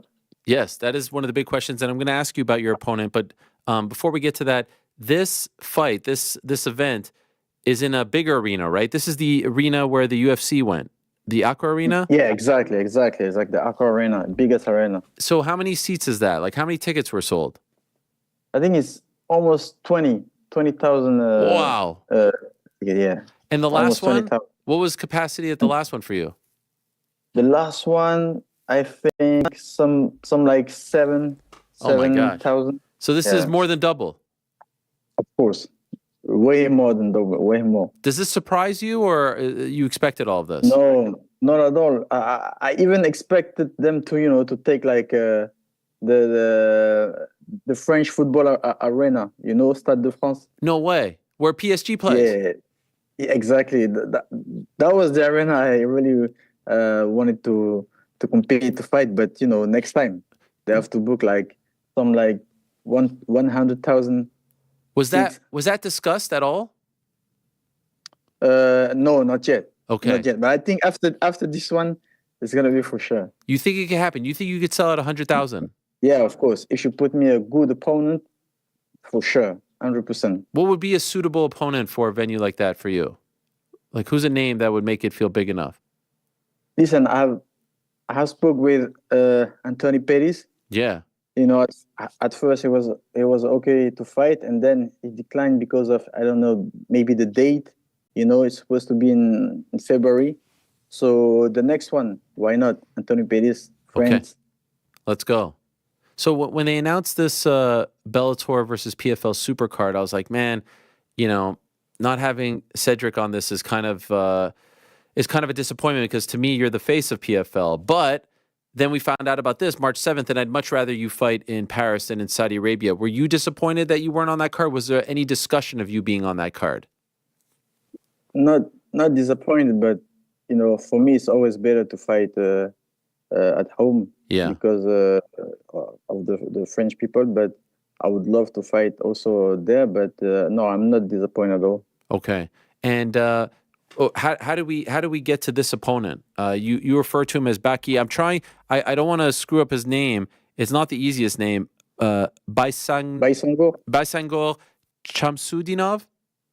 Chamsoudinov, that's right. Yeah, but that's right. you and everyone else refers to him as Baki. How did we end up with him as your opponent?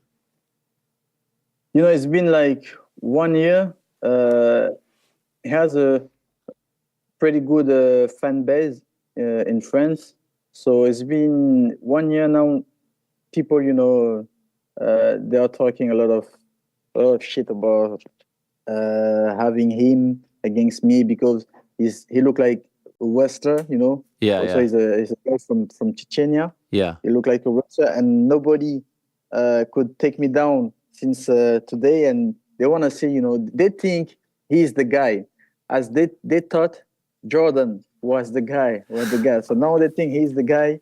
But, I will show the same, first round knockout, and they will find another guy who's supposed to be the guy, that guy. And, it's always the same shit, different day. So that's the official prediction. You're going to knock this guy in the first round. Knock him out. For sure. I'm like the big brother, when your siblings come, he look like he think he's tough enough, and then I will make him, take his words back. I think I will knock him out the first one, because he doesn't have, like Jordan, much experience. His chin is not tough enough, to take a punch from me. And also, he's not a striker. I'm way better than him. So I think first round is enough. Would you say, though, that he is a step up in competition from Jordan? I think he's better than Jordan, for sure. He's better than Jordan. He got a very good judo. He's from judo. He's a judoka. But even his wrestling is not enough to impress me. I think even on the ground in grappling, I'm better than him. So, but nobody knows. They didn't see it yet. So is this the guy? Like, I love your social media. I watched your video blog that you post. The announcement, the video on your YouTube. Yeah. Are a lot of the comments saying like, "Oh, this is the guy that's going to expose you"? Or are you getting a lot of people saying this is the guy that's going to expose you? Yeah, a lot of his fans. They think he's the guy. But even Jordan, everybody thought that would be the guy who's going to expose me. But it's always the same. Right. Have you ever met Baki? Never. Never. Okay. He's a friend of. A friend. He went to the last training camp of Khamzat Chimaev. Okay. So now they are, like friends, but not close friends. But he came on his last fight in Paris. He's supposed to fight in Paris, but he missed the weight, so he didn't fight. And Khamzat were there in the arena. He came with him. So now, what happens if he misses weight this time? Maybe I'm gonna fight. I don't know. I'm gonna choose maybe Jake Paul. Maybe Jake Paul. Oh, Jake Paul is the guy also. If I fight against Jake Paul, I think the Stade de France will be full Damn. also in an hour. But he's a little bit bigger than you, no? He's bigger than me for sure. Same height, but bigger than me. Yeah. But I like when I'm fit. I don't like to do the weight cut. I used to be on weight even one day before the day, the Friday we check the weight. I used to be on weight even before because I like when I'm smooth. Yeah. What I don't like to be too big. Right. What do you walk around at? I walk around 88 kilograms. 88 kilograms. What's that? Let me see. Do you know what that is in 88 kg? Yeah. That is 194. Okay, so that's around Jake Paul's weight. Yeah. And then I figure when I'm 82. I used to fight at 82. Right. Okay. After the weight check, I'm 82, so I feel very good. Now, at the end of the year, we saw you and MVP in the cage together at the PFL event. Was that a real thing, or were you guys just messing with us? No, I really would love even to fight against the MVP. That would be a very, very massive fight. But I think because of that face-off, we put pressure on the UFC, and then they decided to sign with him. Did you feel like you were That being... That was real. That was real. Okay, so I was just wondering if you felt like you were being kind of like used to put pressure on the UFC, and maybe you were okay with that. That was real. I really thought I would fight him for my next fight. I wanted to do it, but after that, he signed with UFC. These fights are big in France. Obviously, they're selling out. But there's a case to be made that the opponents that you're fighting, Jordan, Bucky, they're not maybe internationally known, right? When do you think you'll start to get the itch to want to fight those big names that aren't just big in France, but known to MMA fans worldwide? I think the next one for sure. Okay. After this one, the next one is going to be, the last former UFC champion, Anthony Pettis. So I think that's a good name to begin. And then after, I don't know, I don't know the full roster of PFL, even Bellator, but I'm ready for them. But the next one for sure, Anthony Pettis. Did they talk to you about going into the PFL tournament or going into Bellator? Like, what were the options that were presented to you for 2024? No, I'm not into the tournament anymore. I'm not. It's not about the tournament anymore. It's about big fight now. Big fight, big opponent. Growing up step by step, and take that PFL belt at the end, but not into the tournament. So when you say PFL belt, like the only belt that they give to fighters is at the end of the tournament. So how could you get a PFL belt? I don't know yet. But we still have to figure it out. But for sure, I'm not getting to the tournament because they want to keep me for only big fights. Yeah, biggest fights.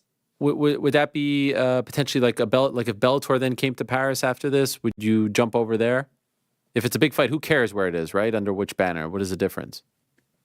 For the moment, I'm not running after belts. Yeah. I mean, if I have to take that belt, I have to earn it. It's not only. It's also about who I'm going to face for that belt. If you have 10 belts but you didn't face a strong opponent, those belts doesn't mean anything. Right. And just curious, we spoke to you on the Monday after your last win.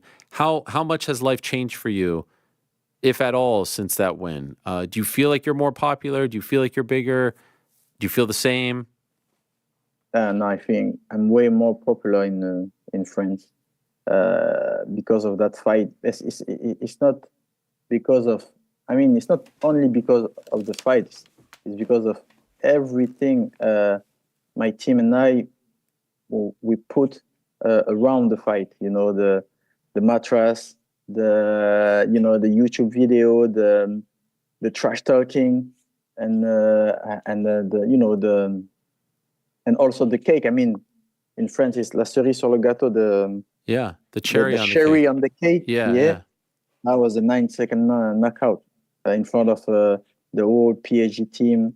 That was incredible, you know, because even before the fight, I made a video when I was in my car, and I say, let's get something.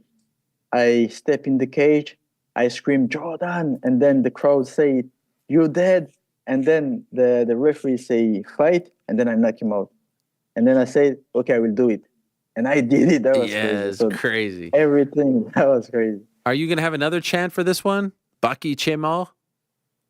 Of course. Is that it? Now Is that the chant? That's my signature. Okay. I would say, because you know the fact that the world crowd scream Crazy. "You're dead." That's crazy for the opponent, and I think that against Jordan, that helped me. You know, the fact that the whole arena scream "You're dead," and then I scream your name like 10 seconds before the fight. It's helped. You know, that helped me a lot, and for sure, I mean, every fight now I will do it. Do you have a special walkout planned? Yeah, we are looking for one special for the Accra Arena, but that's secret for the moment. Secret. Okay, fair enough. And you said that he has a fan base in France. Is there any chance that it won't be 100% in your favor, that there'll be people saying perhaps Cédric Chemo? No way. No way. You know what? Even you know, when I fought against Jordan, even the coach, the manager, you know, of Jordan, he screamed Chemo. Nah, even him. Yeah. I have the video. We have the video. Even him. So I think even Becky's fan, they will scream also "You dead," because they enjoy that moment. Have you already extended the invitation to PSG to be there once again, cage side? Yes, we are talking with them. And are they available? Well, are they in town? Yeah. Oh my gosh! Now the whole team, the whole squad, all came. Even the guy who were missing that night. Now they don't want to miss. Even another team also. They sent me an email. They want to come also. Oh my gosh! Will you accept them, or are you just PSG? Like, will you not accept any other team? I think I have to discuss with PFL, but I think we can accept them. Yeah, and we get maybe some legends there: Zidane, Henry. Of course. Let's get everyone there. Exactly. Of course. Ronaldo. Why not? Why not? Yeah, let them all come. Yeah. That would be incredible. And by the way, the video you posted this thing. They had a banner announcing your fight. Was it the Arc de Triomphe? Was that what it was? Yeah. How did you pull that off? How did you get the thing on there? That is incredible. That's my manager, David Fouché. He got the ID. Very good ID. Brilliant. Are you holding a Lego thing? What are you holding there in the picture? In the picture? Yeah, in the picture. Yeah, it's a Lego because, you know, Baki has a big head. Yeah, he has a very big head. Okay. Small eyes. You know, his head is like, and you know, the Lego look like his head. So that's why I'm just ripping his head off. Brilliant. Picture. Unbelievable. How many people you have working on this stuff with you? I have David. I have also the Paradigm team. I think you know Paradigm. Paradigm, yeah. Paradigm, yeah. And David, and also a guy with camera. Also, Raouf, my guys. You know, I mean, maybe 10 person. Amazing. I love it. And I saw there was a mural painted of you in Marseille. Was that in Marseille? Yeah. That's crazy. You everywhere. You see everything. Come on, we see everything. This is amazing. We're showing you right now. Who did that? I don't know. I think he's an artist from Marseille. I need to find who is the guy, but very, very good, very amazing picture. How did you like? Is that your car? The picture it's from a car. Is that you, or did someone send it to you? That's not my picture. I didn't take the picture. Someone sent me the picture. Wow. They say, I mean, so many people send me the picture. They say, "Hey, we saw a picture of you in Marseille," and then I was like, maybe someone else, but they wrote my name on the paint. So that blow you away? I like it. I like it. This kind of thing make me realize I mean, the power I'm taking, in France, because I know myself since I was born. So I'm like, every day I'm realizing that is amazing. Would you say you're the most popular French fighter, regardless of combat sport, MMA, boxing, kickboxing? You're the most popular right now? Yeah, way far. You're the face of French combat sports. Yeah, way far, 100%. Every when time you talk about MMA in France, when we talk about even fighting, everybody's talk about Cédric Doumbé. Every time I talk about you, the responses are always UFC fumbled the bag, UFC fumbled. Yeah, I see that every time on. Do you take some pride in that? Does that make you smile? Do you relish that? That makes me smile because they fucked up, but I didn't lose anything. They lost, so it is what it is. Everything happened for a reason, so it is what it is. Do you use that as motivation? I'm gonna show these guys that they fucked up. No, not at all. I'm just doing my thing. I would do the same, maybe better, maybe less in UFC, but I'm just doing my thing. Some people say that you will never have done that with the mattress in UFC. They will never let you do this. I was like, so I'm better here. Right. They allow you to be you. Yeah, exactly. Considering all of that, in your mind, have you? And I know this is a bit awkward of a question because you're happy, it seems, with PFL. Have you closed the door on UFC, or one day would you like to explore that option if it's still there? We never know. We never know for tomorrow, but I think 90% no. 90% no, because I'm not 20, I'm not 21, I'm not that, young fighter. So I think I'm more close that to the end than the beginning. So I think I will not open the UFC door again, but you never know. Wow, more closer to the end than the beginning. I feel like we're just starting to get to love you and to watch you. No, how many course. left? How many fights left? But how many years? I'm 31, but I think still maybe 5 years. And that's it. And then at the end, I fight Conor McGregor. I take my 20 millions. And that would be insane. And then I'm done.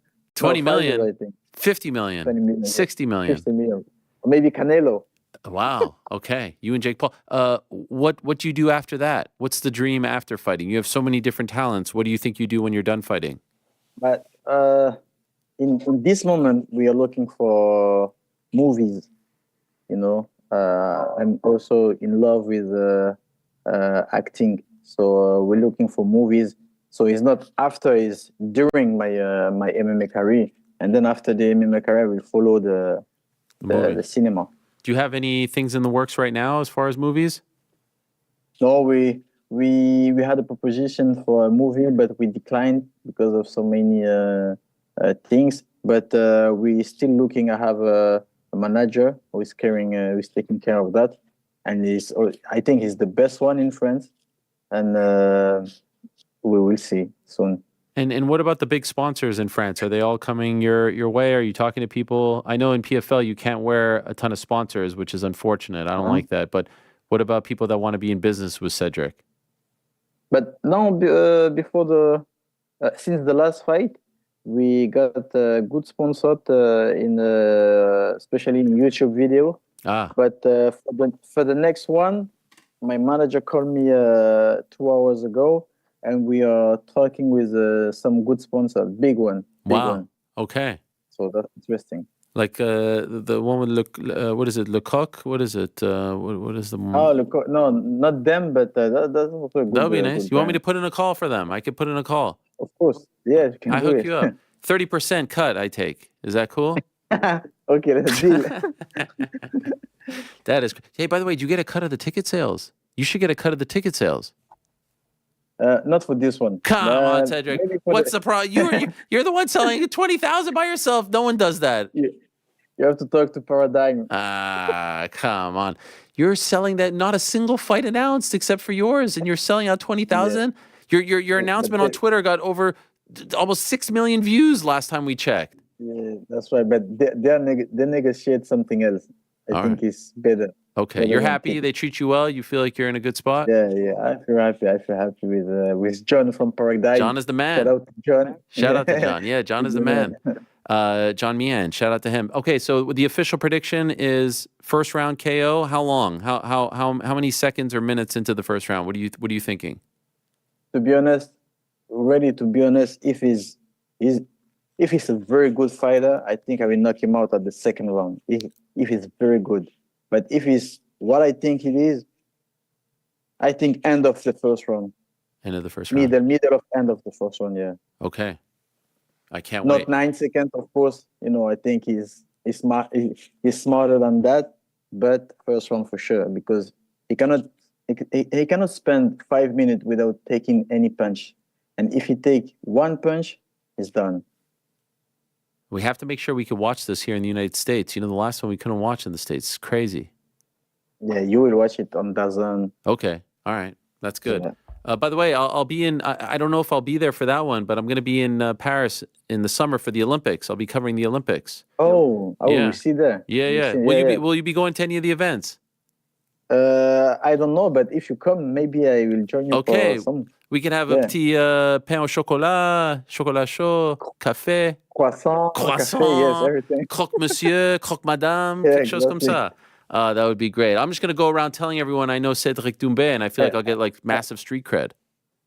And I will invite you in the best place to eat the best burger in France. Okay. The best one. What's it called? What's it called?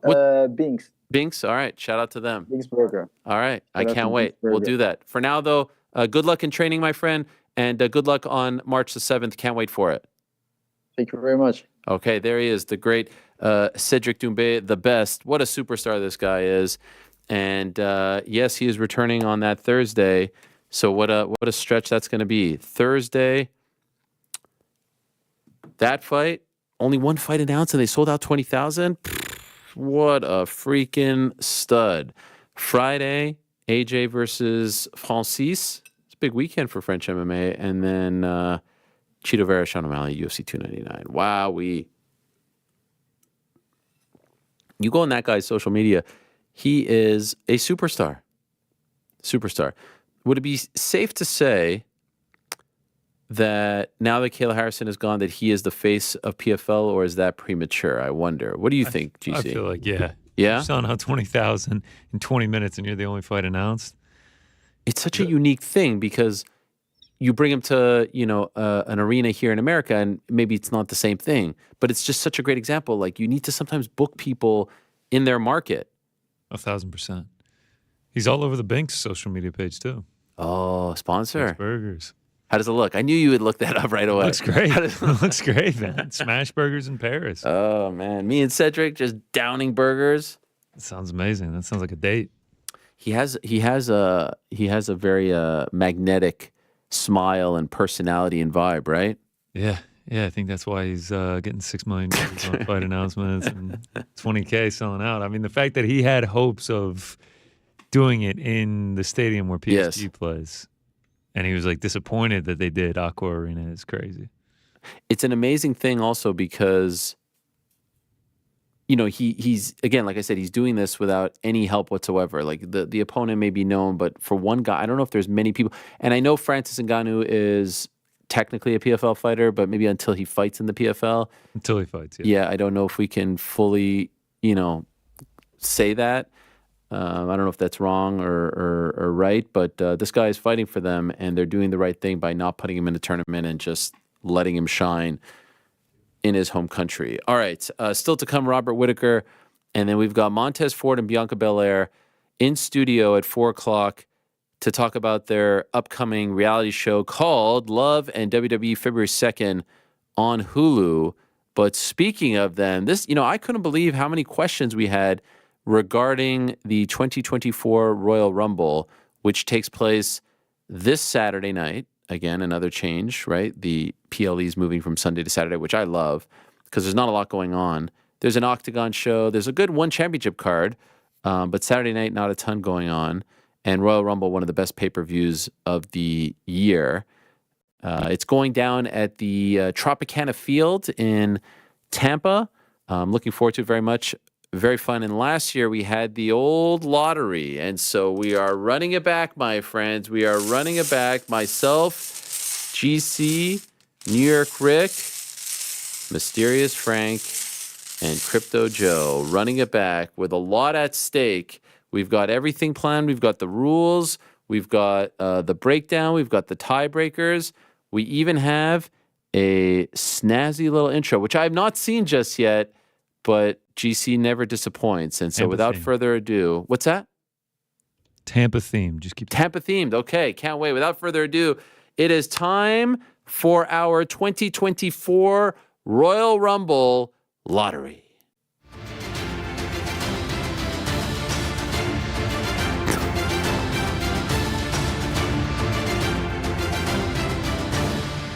Wow.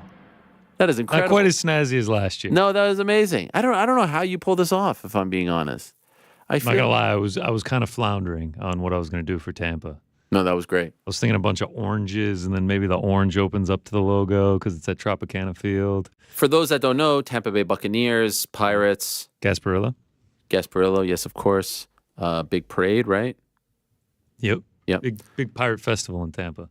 Okay, our guests coming up. I love it, and you're gonna be watching. You're partaking in the Royal Rumble. Yeah. Yes, I've watched it the last 2 years. It's kind of become a tradition. It's a fun time. You have to admit, even if you're not a big fan, it's definitely a fun fun. I watch WWE twice a year essentially, and it's the Royal Rumble and WrestleMania. And so, for those that don't know, there's 2 Royal Rumbles, right? A men and women Royal Rumble. There's 30 participants.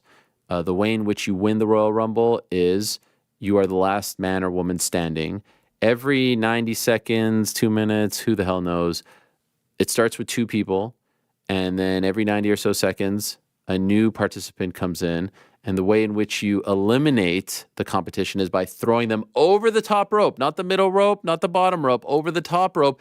And what has to happen? Both feet, not one, both feet have to touch the ground. So there's been some times where one foot is touched, where they've skimmed, this and that. Both feet have to firmly touch the ground.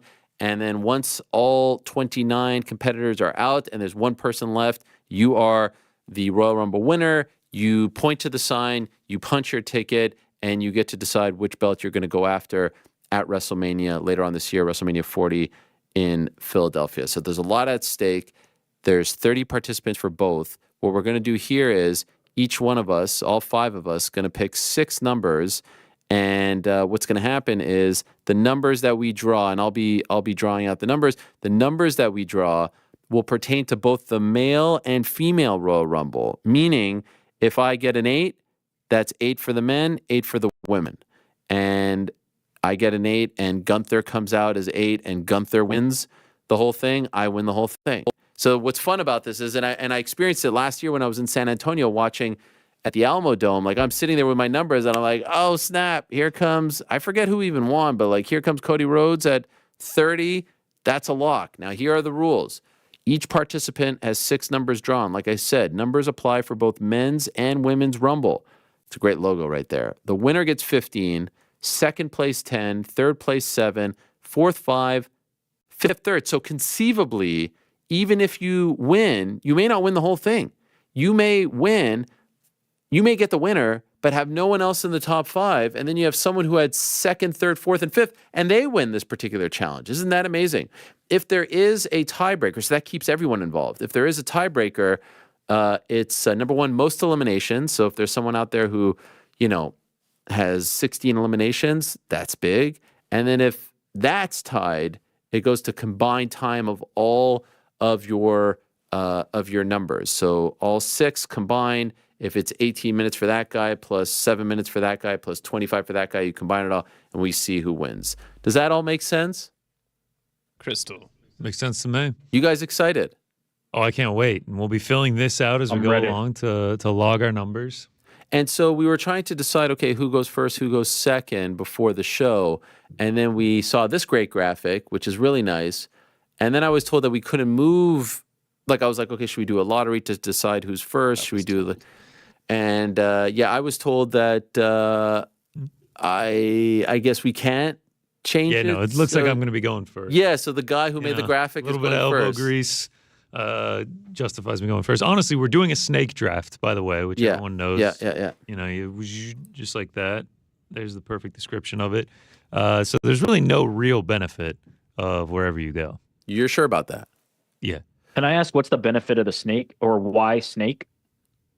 Maybe to give. If it's just random numbers. It's a fair point. Oh yeah, just because I don't know. Like there's no advantage to Snakes are fun. having 2 picks in a row. Yeah, no, but then it kind of evens it out, you know. What do you think? Are you campaigning to abolish the snake draft? I think he is. Oh, I say Look at his think- face. no, He's I'm- anti-snake. I'm not. I think there's no difference. They're exactly the same because we're just drawing random numbers. Okay. I like the snake. Yeah, the snake's fun. Snake stays. The first ever winner of the Royal Rumble back in 1988 was the great Hacksaw Jim Duggan. Shout out. Last year, the winner of the male Rumble was Cody Rhodes. They introduced men's and women's back in 2018. The first ever women's champion was Asuka. Last year's winner, Rhea Ripley. She came in as number 1. She had like a million Memory is just eliminations. immaculate. Yeah, no, shout out to smarkoutmoment.com for these stats. Remember, I got my 2 certificates behind me. The last 2 years, I have correctly predicted both winners of men's and women's. So I'm putting my perfect record on the line. Okay, this I year. love this. I love I it. have Bailey in the women's. I'm currently getting limited on any bets right now for the men. So Yeah, a lot of people going Bailey. And just to let you know, Wait. What do you mean you're getting limited? What happened? I can only place $4 on the men's right now. So It's crazy. Hopefully they open those up. I was able to get more down on Bailey. Yeah, they're still limited pretty heavily. I mean, you're betting on professional wrestling. There's going to be some limits. just to keep in mind, number 30 has won 5 times. Number 1, 27, and 28 has won 4 times. Number 24 has won 3 times. Number 2, 3, 19, 22, 23, 25, and 29 have won twice. So those are some numbers to keep in mind. And let's see. Let's see how the and by the way, the record for the most eliminations. Braun Didn't Gunther Strowman do it in the one we saw? Braun I Strowman thought and Brock Gunther Lesnar did. at 13. Bianca Belair has the record along with Shayna Baszler with 8. So there you go. Fewest eliminations, 1, Vince McMahon and Randy Orton back in the day. And the longest time is an hour and 16 minutes and 5 seconds. Daniel Bryan back in the Greatest Royal Rumble, which I don't know if it counts, or Gunther last year was an hour and 11 that's what I was minutes. remembering. Longest time, Iron Man. And Why wouldn't it for count? women, I'll explain why. Rhea Ripley, an hour and 1 minutes back in 2023. Why? Because that was like a longer one, and Saudi was like 40 people instead of 30. I don't know. The sticklers out there don't think that it counts. Anyways, let's get into it. I don't think it counts either. Yeah, me by the too. way. All right, I love doing this right here. Is this fun or what? How's the audio Sounds for great. this? Yeah, is it good? Quieter. Okay, do we have any music or So this what? is for We have GC, a right? thing Yeah. We're when you picking for pull it GC out. first. Yeah, I'm going first. Then Frank, Rick, Ariel, Joe, and then Joe, Ariel, Rick, Frank, So there's Like a like snake. Connor. yeah, there's like a little thingy. What does he got? There's a little thingy with like the thing, and it's like hard Take for your time. my hands are so fat. Oh, Okay, yeah, we remember that last year. number 1 for Connor is number 21. Number 21 for Connor. We move along now to Mysterious Frank. Any music or anything like that, Frank? What do we got? I have a ding. Number 9, Frank. Number 9. Oh, is that it? Really? There's no suspense. What I was asked to bring. That is false. Actually, I do have to say that. All right, hold on. Frank had a majestic thing, and I was just like, he was like, "Is this good?" I was like, "Yep, sounds good to me." He's like, "Oh, sounds good to you." I was like, Yeah. "Yeah." I do love Rick's number here. You got 28, Rick. What do I got? I love 28. Yeah, That let's is a go, baby. Great one. Yeah. that is a great. I one. love Let's 28 go. for you. 28 is a great number. Here comes Ariel. 11, just kind of a ho-hum number. 11 never Yeah, wins. that's That is gonna be quick. that is That's a gonna nothing. Be just Joe, no name. That is some random. 11's gonna walk out, and I'm gonna be like, I've never heard of this person in my life. Yeah, 100%. We move along now to Joe. Oh, we got some music now, Joe. And wouldn't you know it, number 20 for Joe. Not a bad one. Anything in the 20s, I feel like is solid. Yeah. The 20s are coming off the board right now, though, it seems like. Three in the 20s off the board already. So now Joe is going up once again, yes. And again, what's fun about this is you've got your numbers, and then you're just like, oh my God, it's, CM Punk. 20. Or it's, oh my God, it's, Otis. You never know with these things. Shout out to Otis, though. We're back to Joe now. And wouldn't you know it, this ball has an 8 on it. There you go. I thought there was nothing. Back to me. Let's get something good here, Helwani. 17. Another crap number. Wow. Remember, you had a great lineup last year. I did. 17, 11, and 17 have to be the worst numbers of all time. We ranked them based on who had the best spread, and then ultimately it meant nothing, and somebody with one of the worst spreads. By the way, I love your next number, Rick, too.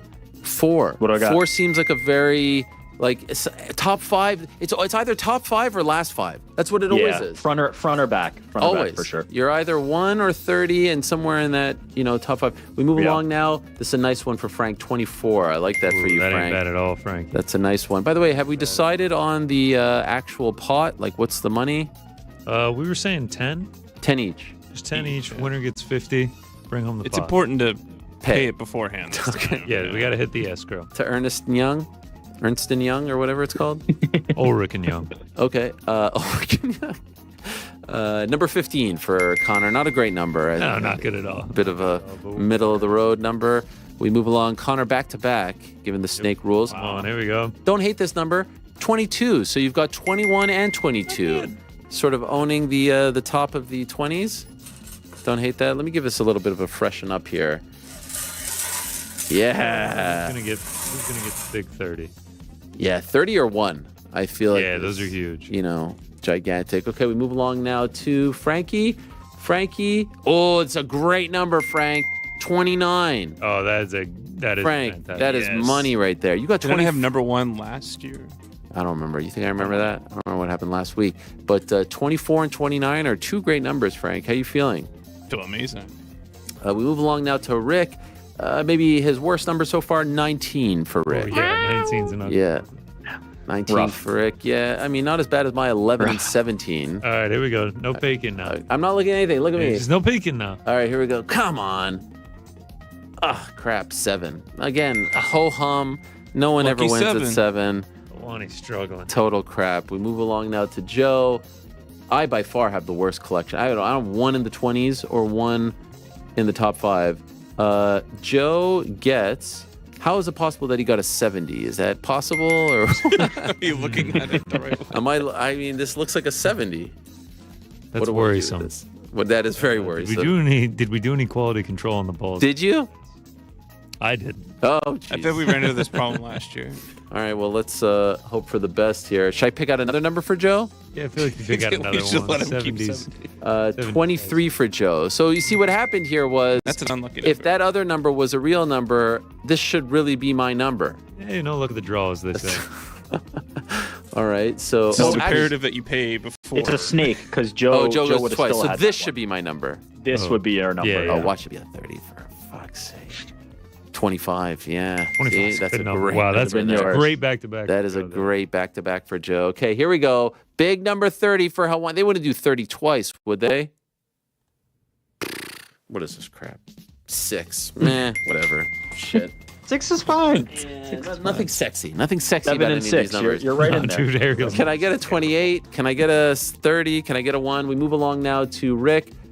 14. 14's pretty crap, too. I'm not going to lie. Rick's really dependent on that 28. The 28 I is a need good- 28 bad. I need 28 bad. Frankie, 13. Lucky number 13 for Frankie. We move along now. All right, what do we got? Oh, it's a good number. It's a great number. Number 2. Love number 2. Not bad. Number 2 lot is of fantastic. Can we eliminations trade happening. each other? No, I don't think so. We're not going to do that. Why not? Number 2, I by feel the like way. that'd be fun. Number 2 has won twice in the past. You could trade offline. We can't spend the whole show. Yeah. And here's Connor once again with number 18. High for Connor. Kind of, How are we feeling about your numbers with one left, Connor? I'm really hoping to pull the rabbit out of the hat, as they say. and get a 30 or a 1. It is amazing that 30 or 1 hasn't been pulled just yet. I'm not gonna lie, I'm getting nervous that 70 is 30. that something maybe is Fugazi in there. I mean, the balls have been sitting there for a year. Who knows what could have happened? Yeah, that is true. We really should have looked this over beforehand. A quick count. But nevertheless, we'll find out in a moment. We move along now to Frank. Frank with a nice number here, Frank. I actually love this number for you. Number 3. Frank, that's a great number. Yeah, I don't know if you know this. Number 3 is fantastic. That might be your best. You have a 3 and 29, Frank. You've got to be this one on lock. It started off as Rick being the favorite, I think, with the 28 and 4. It's gone down a little bit with the 19-14. Right now, with a 24, 29, a 3 and a 9 for Frank, I think you're killing it. It's a good spread. Rick, back to you. Ooh, back on. Rick, you got 28, and now you got 27. That's an incredible number. Let's go. 27. We're back. I wish I had a 27. Okay, I by far have the worst numbers. Can we agree on that? No doubt. Yeah, yours is looking Numbers rough. are garbage. I don't feel good about this one. There's going to be like a 15-minute stretch where all your guys get eliminated immediately. I had a ball right now, and it just fell. Oh, And I feel like that could have been my ball. But anyway. Yeah, just this crap. 16. I mean, like, what? Hey, How it's does your that not even fingers. show up on Saturday, bro? I mean, this is awful. Can you You got freshen all it the up a little jobbers. bit? You All want me the to freshen it up? jobbers. Okay, fine. Oh my God. A few more to go here. Yeah, just what? 6 You gotta more? watch it while you spin it. Why? just I'm trying to be nervous. as legit. Still 30 and 1. You're gonna get not off. You're gonna the get like point. Hulk Hogan, Yeah, I right? know, Right in the 30. middle. Oh yeah, You're gonna Hulk get a Hulk Hogan Hogan walk doing out. I'm gonna get a freaking jobber. Okay, here we go. Joe, you're up. Big 5. That's a nice number right there. Joe's got a great little collection of jumping up and numbers. down. 23, 25, 5, 20. And now he goes back to back. You see, this is why the snake is good. This could have been Connor's last number. In fact, Exactly. it's Bingo. Thank you. Joe's last number. And what does he get? That mother effer. You know, the crypto guys, they always win. Lucky number 30. Wow. Big There we Joe. go. Wow. Damn. Joe is 20, on 23, 25, 30. Oh my God, those crypto guys. They always seem to win, you know? It's amazing. Okay, here's Helwani. What am I going to get? A fucking 14 or something? 26. Okay, that's probably my best number by All right, that's far. not bad. Yeah, that's my You're only there. hope. You're there. 26 is my only hope. Nothing better than that. All the balls are flying. Montez and Bianca are going to walk in here and be like, why are all these balls on your desk? Tell them the Royal Rumble lottery. Pause? I understand. Pause? No? Hey, yo. Okay, here we go. Rick, with your last one, it is... Give me 29. 12. Wow. How Sorry. many balls are left in the cage? There's 2. There's 2. Oh my 29 goodness. still out there, right? So this is the question. One is No. still out there. Frank One has is still out 26. I there. feel it. I feel it. Oh, Come Frank on. is 29. Wait. So what is this between 1 and I don't who knows know. If what? Connor gets Come 1, on, it's a sham. 1, baby. Dun, Not dun, one dun, here. dun, dun, dun. Can I tell you something? Is it... No, it's not 4. Is it 8? No, I think there's an 8 there. What is it? What is it I between? think we're just gonna have to reach with One a and hand in there something. We find don't know. out. Is it 9? I don't... Yeah, no, 9's there. Okay, I guess we'll just have to... Here we go. I, For Frank. By the way, can This I is just- for Frank. my hands are quite sweaty right now. I'm not gonna nervous. lie. I'm nervous. I might get the 1. Yeah, here we go. Opening If this you- thing up. Dun, Did you look, get I'm the not- script? Yeah, did you get the script? Here we go. Here's what the script writers Go to the camera. put together, and with the second pick in the 2024, not really second pick, doesn't make sense, but I'm trying to be like the NBA draft. 2024 Royal Rumble lottery. Frank gets 10. Oh, so Connor gets the 1. Let's go. And that means with the final pick of the 2024 That's huge. Royal That's huge, boys. Rumble lottery, the pride of Atlanta, the pride of Georgia, Connor Burks gets 1. Yes, that is Wow. amazing. Let's go. Last ball gets Incredible. number I 1. can't believe Now we know that. why That's he was the something. first call. Oh, that's Yes, huge. of course. That's huge. Oh my God, this is incredible that the last one was 1. That's- How yeah, the hell that's did incredible. that work out? The scriptwriters got it Who right. snuck in the 70? That's the big. Yes, The person who that really screwed us up. There it is. There's the fun. Wow. Okay, so to recap, that was way too much fun, by the way. 21, 15, 22, 2, Loving 18, and these. 1 for Connor. Loving these. You feel good about it? I mean, especially that 1-2 spot right there. Yeah, that's nice. I can we get. don't I can even get know that. who 1-2 1-2 is nice. 1-2's nice. That 21-22, I'm thinking could sneak into that top 5. Give me some points there too. So worth noting, last year, they're probably not going to go back to back, right? So last year, 31 for the men, 1-1 for the women. So worth noting. That's what it was, yeah. Frank, 9, 24, 29, 13, 3, and 10. How do you feel? I feel like that's a winning ticket. What do you think is the winner? I think it's going to be number 1. No. Of your bunch, which one do you feel best about? Number 13, actually. Interesting. Okay. That 29 feels good. I like your 29. I like your 24. 29. You know, you asked me. And I probably like your 3. But we don't even know who the first 2 fights. That's the beautiful thing. Yeah, that's the beautiful thing. No, this is the point, Frank. Yes, this is the point. It's the surprise, the element of surprise. Rick, 28-4, 19, 14, 27, and 12. What do you feel best about? I'm loving that 27-28 back-to-back. I feel like somewhere in there I'm in the game at least. And 4 might make it. Your 4 is good. Yeah, your 4 is good. Anything in the top 5 or the bottom 5 is tremendous. And you've just got... one more question. Yeah, go ahead. Do the fighters know when they're coming out? They're called wrestlers or sports entertainers. And yes, of course they know. What are you, crazy? What do you think? They just say, okay, come in, jump in there. Now, I will say, like, as of right now, they may not know. That's what I'm getting at, yeah. One of the things that I would love to watch, and, you know, if you're listening and don't know much about pro wrestling, please close your ears right now. But I would love to know how they plan it all out. This is an hour-long match. The amount of stuff, like, how do they decide that this guy's going to get eliminated by that guy at this point like this? You know what I mean?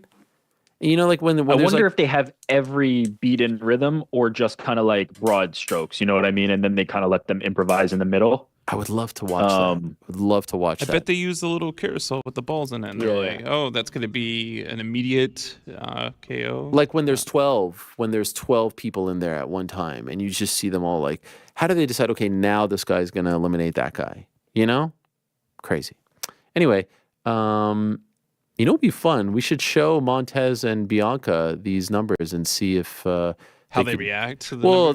They could tell us, you know, we think that what we're hearing is this is a good number. Anyway, I'm 11, 17, 7, 6, 16, and 26. I really think I have one chance, right? Yeah. 26. That 26 is your hope. Nothing. Maybe good the news 6. is you're getting points for all top 5 finishes. Yeah, that is true. That's a good point. 2 chances. Yep. And finally, Joe, 28, 23, 25, 5, and 30. There's no real duds there. Honestly, there's no real duds Joe's. There. Such a good one. So once again, what are we paying? We're paying 15 each? It was 10, but now Joe is wanting to push it up because he's... Wow, classic Joe. Is it really 10? He gets the great thing. Yeah, $10, you know, time stuff here, you know. Hashtag tighten the belt season. And is it 10 per Rumble or is it just 10 total? It's 10 total, so 5 per Rumble. Ah, that's whack. I mean, you didn't even pay last year. That's so crazy that I didn't pay. I don't understand. No, that's so crazy you would accuse me of not paying. You're just like, that's so crazy I didn't pay. I won. Why would I have to pay if I won? Because you're supposed to put the money down before the results come out. Okay. This is exciting. It goes down this Saturday here in America on Peacock. It also goes down over in the UK TNT Sports box office. Now, GC, you have placed a bet or two on the Rumble, yes? So I've only placed one. I'm hoping like more lines and stuff will come out as we get closer to it. It is only Wednesday. What do we got? I got Bailey in the women's plus 135. I think I got it at. Interesting. Yeah, that's all I've got. That's all you got. Last year I was heavy on the championship with Gunther. So yeah, I'm hoping more of these lines come out. It's kind of tough to bet on pro wrestling, you know. And what? Who's the favorite for the men's Rumble? CM Punk currently the favorite. Interesting. Plus 125. But you couldn't bet big on him. No, you can't bet like really anything. I'm hoping they'll. Why do you think that is? Because you're betting on pro wrestling. Why do you say it in that kind of tone? I mean, it's pro wrestling. There is an outcome decided before they go out there. So, like... that's what you think. I mean, you know. $5 billion, Netflix. Tea leaves. It also feels like there's always heavy line movement the day of. Right. Feels like someone goes from like a plus 200 to like a minus 1,000 the day of. Like a couple of years ago, I took Ronda Rousey like plus 1,000 or plus 1,600, and she closed at like minus 400. So Wow. we'll see as we get closer. Now, as of right this moment, there, I believe, are only 4 matches announced. But again, men's and women's Royal Rumble, an hour plus.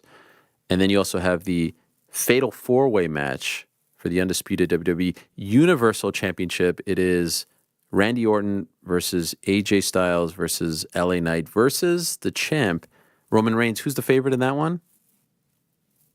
Roman Reigns. Got to be Roman Reigns, right? Monster favorite. And then what about the U.S. Championship match? The pride of Marieville, Quebec.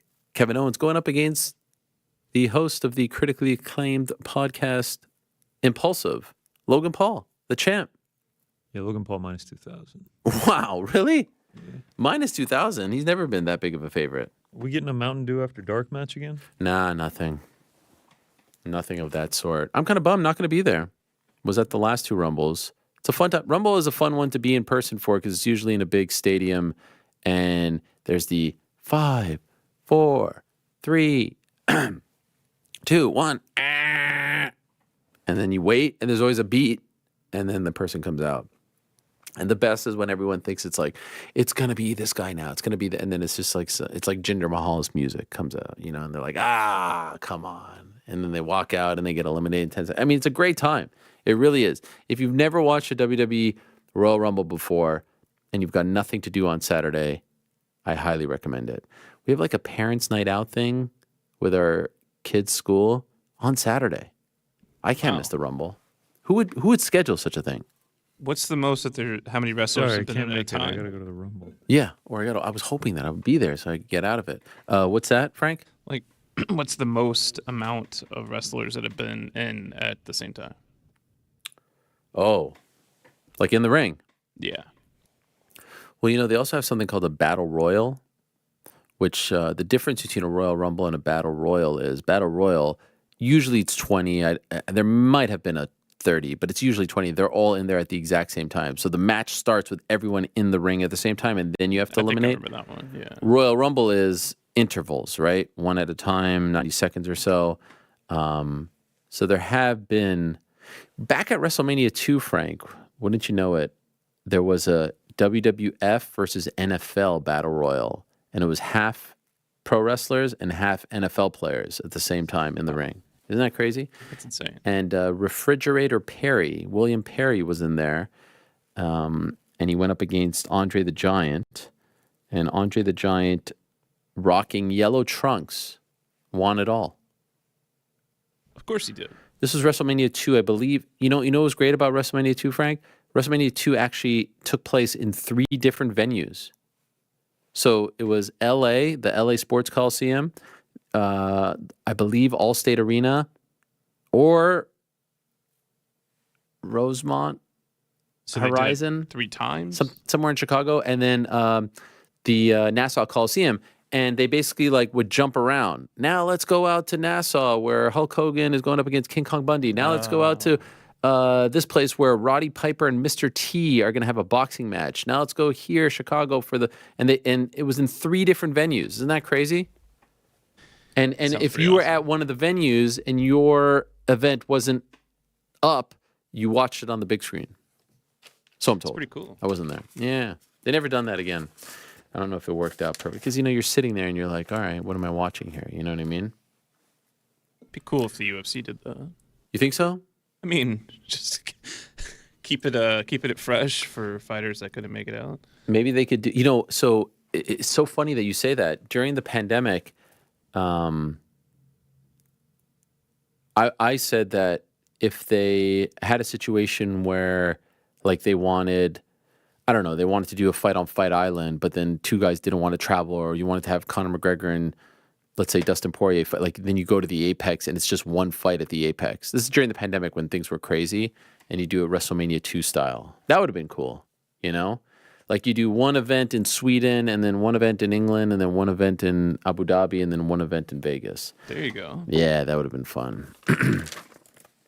Anyway, I'm looking forward to it, and I hope you all are as well. A quick word from our good friends over at DraftKings Sportsbook. They are the official sports betting partner of the NFL playoffs, and they are bringing you an offer that'll help make the playoffs electrifying. New customers can bet $5 on any game and get $200 instantly in bonus bets.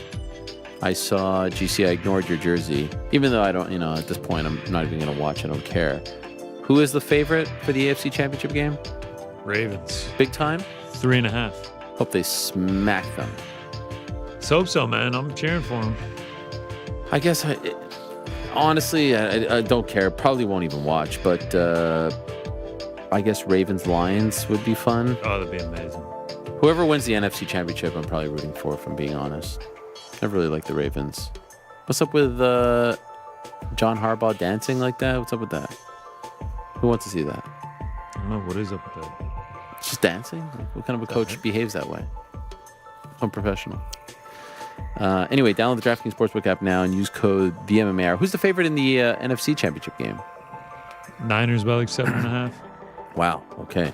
New customers can bet just $5 to get $200 instantly in bonus bets. Only on DraftKings Sportsbook with the code BMMAR. The crown is yours. Gambling problem, call 1-800-GAMBLER. Or visit www.1800gambler.net. In New York, call 877-8-HOPENY or text HOPENY. That's 467-369. Please play responsibly. 21 plus age varies by jurisdiction. Void in Ontario. Bonus bets expire 168 hours after issuance. See dkng.com/football for eligibility and deposit restrictions, terms, and responsible gaming resources. Yeah. All right. Great stuff there. Thank you very much. Good luck to all the competitors. We move along now, and still to come, Montez Ford and Bianca Belair in studio. But let us talk to one of the top middleweights in the world.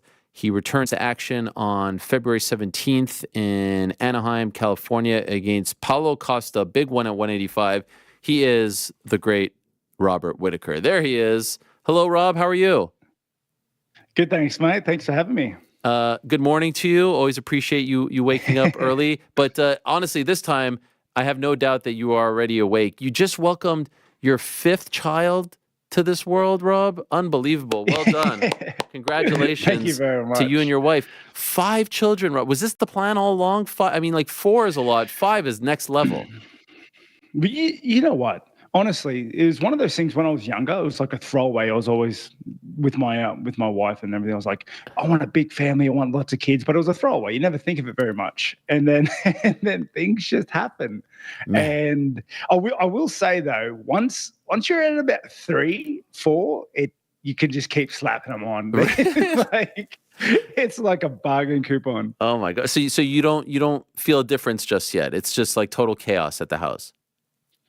Yeah. It's been chaos for a long time. Like yes. Once I mean it. And there's to anyone out there who is thinking about 4. Once you're at about 3, 4's 5, it doesn't really matter. It's all the same. And are you done, or do you think you'll go for 6?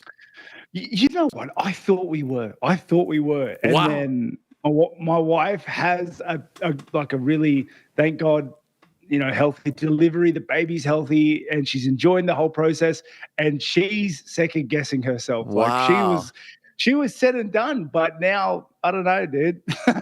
She got more will than me. Are you into this idea? Like, I'm going to be honest, like the hard labor, like all the sleepless nights and the feeding, like it's on her. If she wants to do it, I need my sleep for training, and she understands that. So I'm down for whatever the family needs. Incredible. And by the way, how old is your oldest? 8 turning 9 this year. Wow. So you have from 8 all the way down to just a couple months. That is, God bless you guys. Well done. Yeah. And I'm glad to hear that everything went well. And glad that you are back, and we'll see you next month. By the way, just a couple of shows ago, we had Paulo Costa on, and he threw out the little factoid that he had not signed his contract. And everyone freaked out over this. I think he has rectified that. Did you see that as well? And did you, with Paulo, it's always a wild ride getting to the fight. Did you worry about his presence? No, not really, because... And it's always so funny with contracts and contract signing. I didn't even realize that was like a thing I haven't signed or whatever, because UFC comes here and they say, hey, do you want to fight X on this date? And I say, yes, right? When I say I'm in for something, that's it. I'm down. Like, that's like, it doesn't matter whether I sign the contract today or sign it 2 days before the fight. I said, I'll be there. That's what I'm doing. So I've never understood the whole thing with I haven't signed the contract before him, before him doing his thing. And whether or not I was worried about it actually falling through, not really, because like other times, I would fight someone. I think UFC will get me to fight someone. And I think it's a good fight for him. I think it's a good fight for me. Like, we're both high-level middleweights. We're both trying to work our way back to the top of the food chain. So I don't see any reason for him not to. Right. So when you were offered him, the location, the time frame, the date, you liked it all? Yeah. I was looking for a fight. I've been speaking to the matchmakers for a while, since last year, just trying to organise something to do, give myself direction, give myself a body. Was trying to throw out, trying to throw out the fishing lines a couple of times to see if I could catch a couple of people, but no one took the bait, man. So, but Paulo Costa, perfect time. We've been meaning to cross paths for a long time. California, I think Volk's headlining the card as well. In February, start of the year, everything just lines up kind of perfectly. I'm very happy for it. Is it tough to train? I mean, it's a little less than a month away while you have a newborn. I will say, mate, and the women are going to kill me on this. Okay. Yeah. Mate, having a kid was hard for me. It was hard, dude. I was there, and being at the hospital, and then like packing up from the hospital and going straight to sparring. Finishing sparring and coming straight back to the hospital for the week we were in there, while everything was going on, was tiring. Okay. Yeah, no, I feel for you. I feel for you, my friend. Wow. I understand. She went through labor. It was way harder, but I'm allowed a sore back as well, right? Yeah, of course. No. You should complain a lot next to her while she's doing everything. I think that'll go over very well. I did manage to keep this in my head at the time. Yeah. At the time. Very smart. What about like the dieting? Is that tough? Well, this time not too much, because I've been tracking my macros with a calorie counter. Okay. This time through the diet, and honestly, it's never really a problem because I've been in this game for so long. I've been cutting weight and dieting. I know my body better than anybody else on the planet. I can make weight. I can work around situations. The tenure in the UFC and in mixed martial arts by itself, like I know how to diet when I'm away, when I'm when things are aren't stable, when I'm not at home, when I am at home. It's just a routine at this point. By the way, forgive me for asking, did you get a tooth knocked out? No, I did not. Have you always not had that tooth? Yeah, I'm missing teeth here. Really? I always am.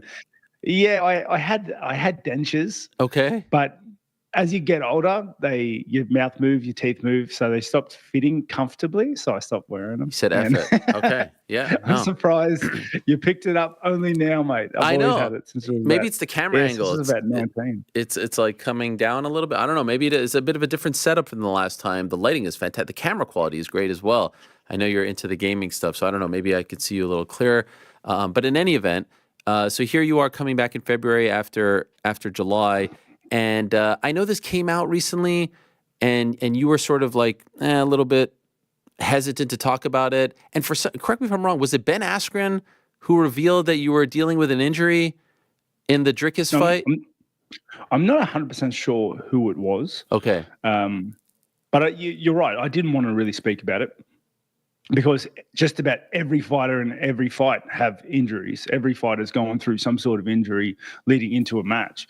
And, my decision to take the fight and to go through with the fight, I stand by that. I stand by my decision, and I don't want to take anything away from him. But, the camp wasn't ideal for me.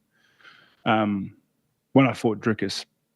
In saying that, though, right, watching him last fight when he fought Sean and won the title, congratulations to him.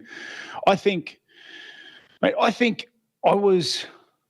didn't really give him the props he was due, maybe. I don't know. I saw a lot in that last fight of him. He really dug in. He really wanted it. He was a hungry guy. And, you need to be prepared for that sort of fight. You need to be prepared for that sort of mentality, for that mindset when you're fighting those sort of guys. And maybe I didn't give that the gravity it deserved, because that is a powerful force. And, I'm sure I will not make that mistake again. Did you think he was going to win going into that fight against Sean? You know what? As someone who had fought Dricus, I understand how awkward he is to fight. And everyone who saw the fight can say like how awkward he looked. Dude, he was throwing overhands from the first bell to the last bell, left overhand, right overhand, and he was throwing combos of them. Like, I've never seen someone combo a left overhand into a right overhand, right? Yeah. And just rinse and repeat the entire fight.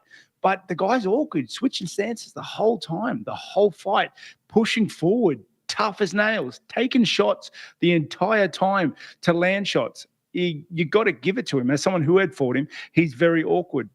Now, gun to my head, I thought Sean might be able to get away with a decision win, keeping at the end of his jab, peppering away 5 rounds. I thought that would be the safest bet. But I never ruled out Dricus because of how awkward he is, because of how tough and strong he is, because of how hungry he is for that title. So in a way, his success defies logic, because you look at him, and if you don't know anything about fighting, you'd say, like, how is this guy so successful? How is he undefeated in the UFC? Because, as you said, he's so awkward out there, and he's doing things that no coach would tell you to do. Why do you think he is having such great success against the best of the best at 185? Oh, well, he's definitely got skill. He's got a skill set, okay? And his style, as awkward as it may be, this is just for me, from my perspective, it works. And that's his style. His style is awkward, big and strong. His fights aren't the prettiest fights, but they get it done. And that's a big reason, I think, why I love mixed martial arts so much, and why everybody else loves mixed martial arts so much, because there's so many ways to climb the mountain, and he's just an example of it. Do you think he actually won the fight? It was a little controversial. A lot of fans seem to think Sean did enough. When you were watching, who did you score it for? I had Dricus winning. Okay. I thought I was pretty convinced. I was actually surprised with all the controversy after the fact, because I thought Dricus won.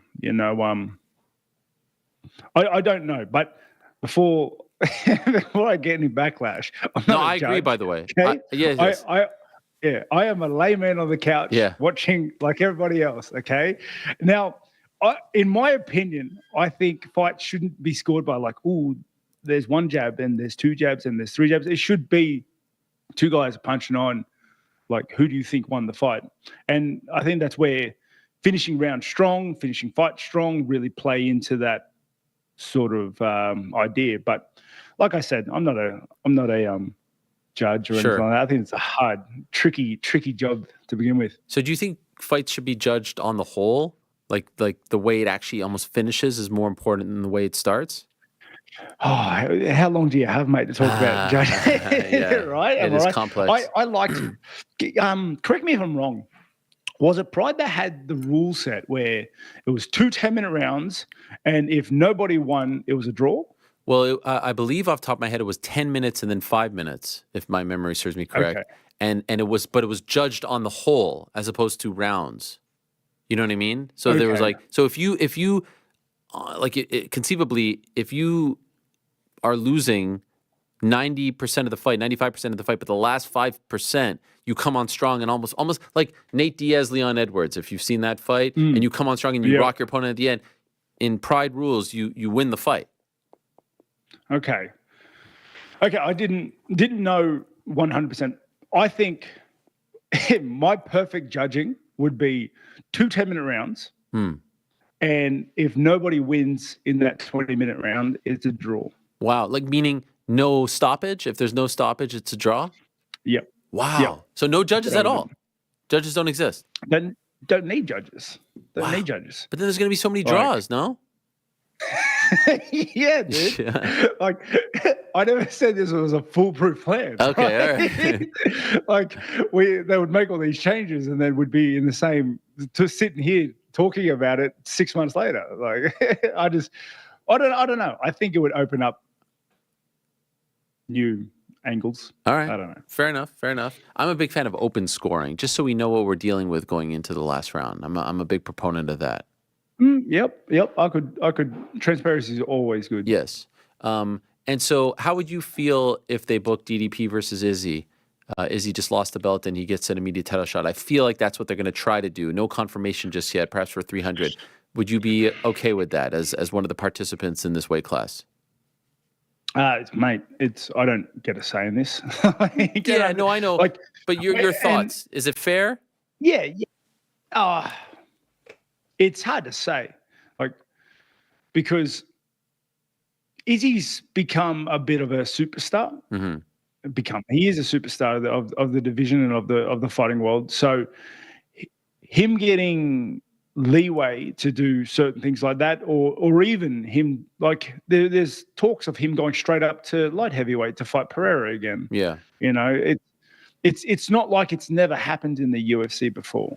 It's not like it would happen and everyone would go on protest or go on strike. It is what it is. That's the nature of the business.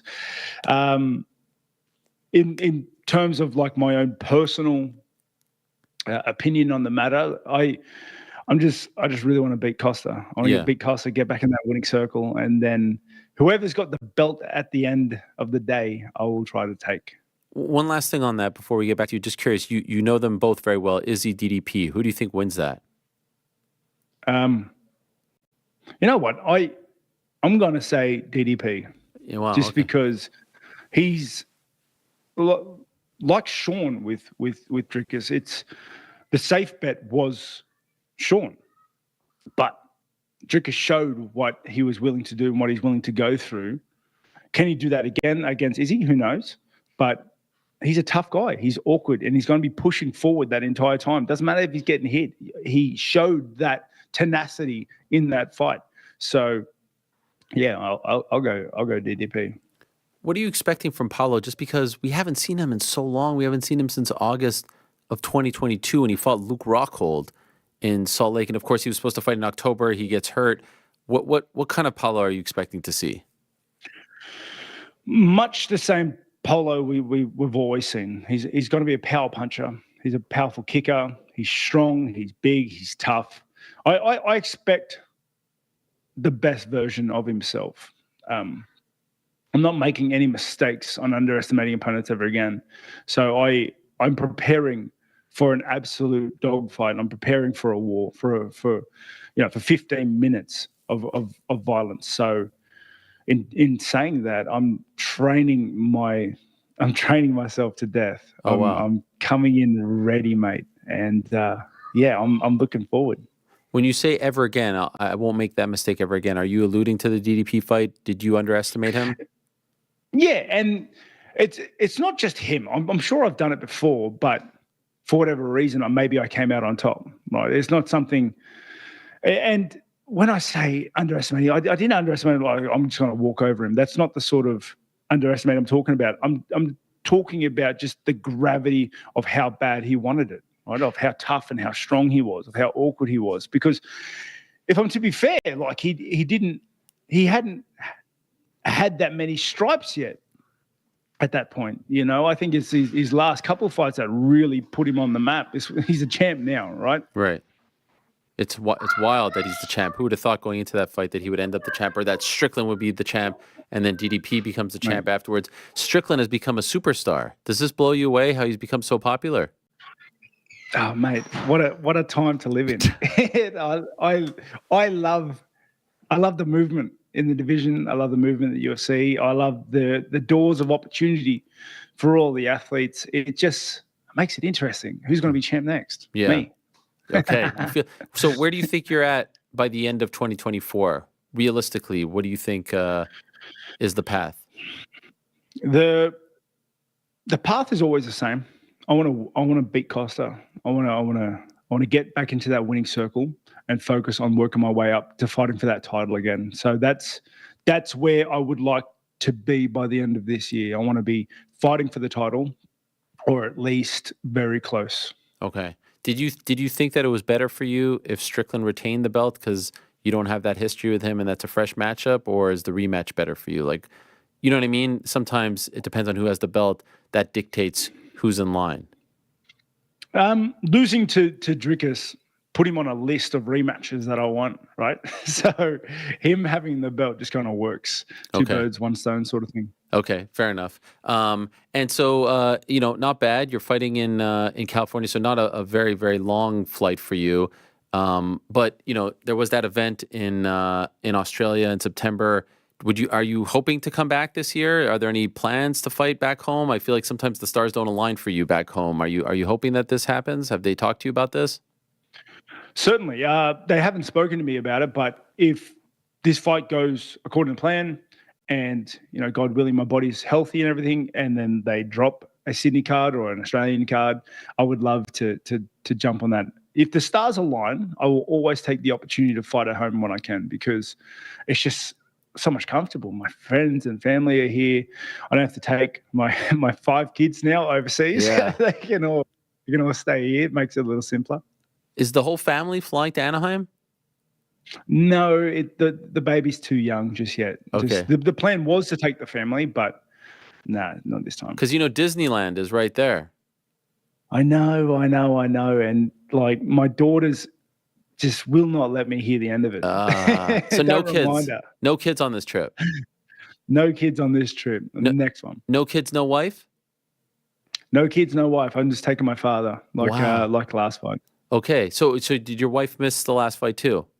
Because she was pregnant? Yes. Oh. It's one of those things where I like to take my family to wherever I go to fight, because, mate, I've been fighting for a long time, and it is such a important and major impact. It has such an importance and impact in my life that if I were not to take them to fights, they'd be missing out on half of my life, of half of everything I do. They'd be missing out on all these experiences to travel the world with me. And why fight if I'm not going to let my family be a part of it? So generally, I like to take them to any fight I can, but last fight and this fight, just because of logistics, it hasn't worked out. Are you someone who wants all your kids to have some sort of memory of you fighting, competing on the world stage? In other words, like your 8-year-old is probably only now really sort of truly grasping what you do, but the younger ones, not quite yet. Are you going to stick around until your 5th and maybe 6th as well? Will know, who their dad was and watch them live? Is that something that will keep you going? I'm not gonna hold on for dear life in the UFC until I'm like 47, so that my youngest can see me still performing. It's not going to roll like that. And even my eldest of 8, I don't think he really cares. Like at the gym we train at, and my kids also train at, there's a big photo of me with the belt on the wall. It's all very picturesque, and they don't even think of it. They don't care. They don't connect the dots. They just, they're oblivious. They're more excited about the new games I'm playing, or the new games I'll buy them, or the new toys they'll get for Christmas. It's kids, man. Yeah, no, I get that. By the way, I just got my kids a PS5. We never had one of those, and I'm blown away by the graphics. My son played Spider-Man 2. He finished it in a few days. It was like watching a movie, watching him play. Do you have a PS5 or an Xbox, or are you just like a computer gamer? Yeah, I have those, but my kids play with them more, and I use PC more than anything. Oh. But I got to say, mate, you're quite up to date, Ariel, right? Like you're quite up to date. You got like an amazing show. You got thank you, lots of gadgets and gizmos. How are you only getting a PS5 now, mate? Tough times. Am I right? No, it is tough times. It is tough times, but I was afraid of them getting addicted to it. So, and I'm not a fan.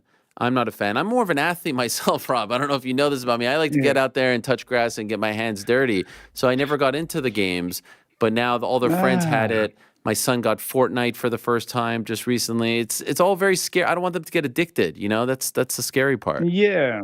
We make a thing of making sure that their screen time is obviously managed. Yeah. And certain games, like if I walk past and they're playing like a stupid game, I'll tell them straight away, like delete it, like get rid of it. But if I'm going to be honest, so they go outside, they play their bikes, but then they come inside. They don't feel like going outside anymore. I'd rather them play video games than watching TV. 1,000%. When they're watching TV, it just annoys me. I see them there sitting there watching TV. I'm like, play something, do something, like stimulate your mind somehow. I agree with that, and especially with YouTube and all the nonsense on there, I'd much rather them play than watch YouTube or scroll through like the shorts and all that stuff. So I agree 100%. I was just going to ask you if you had any recommendations on a new game that I can get, like, because I know you're all into these, you know, these fantasy stuff, crazy things. Do you got any recs for me? What, for your kid? Yeah, for the kids. Yeah. Now, so Spider-Man, did you ever play Spider-Man? It's quite good. Mate, Spider-Man is such a good game. Yes. That was one of the earliest games my son played, and it blows me away just like how good it is and how good it is for kids, like to swing around the city and just open it's amazing. the mind, and they put in puzzles and the kids got to work it out. It's it's really cool. In terms of recommendations, I probably wouldn't recommend Fortnite. Yeah, I know. I know. That's pretty terrible. So dumb. It's so dumb. Minecraft's good. Minecraft's really good. Yeah. So The kids like Minecraft, right? You can get that on stimulate PS5 that or just on creative PC. muscle. No, you can get it on all the consoles. It's a big thing now. All right.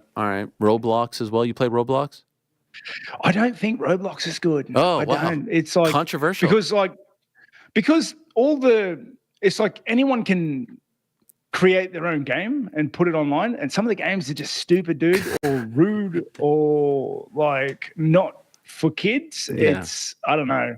And then every 10 seconds, my son's coming up to me going, "Can I have some Robux? Can I have money? Yeah. Can I buy this?" I'm like, "Get out of here, It's a dude. scam. You're never going to play this game again." Yes. I know what you mean.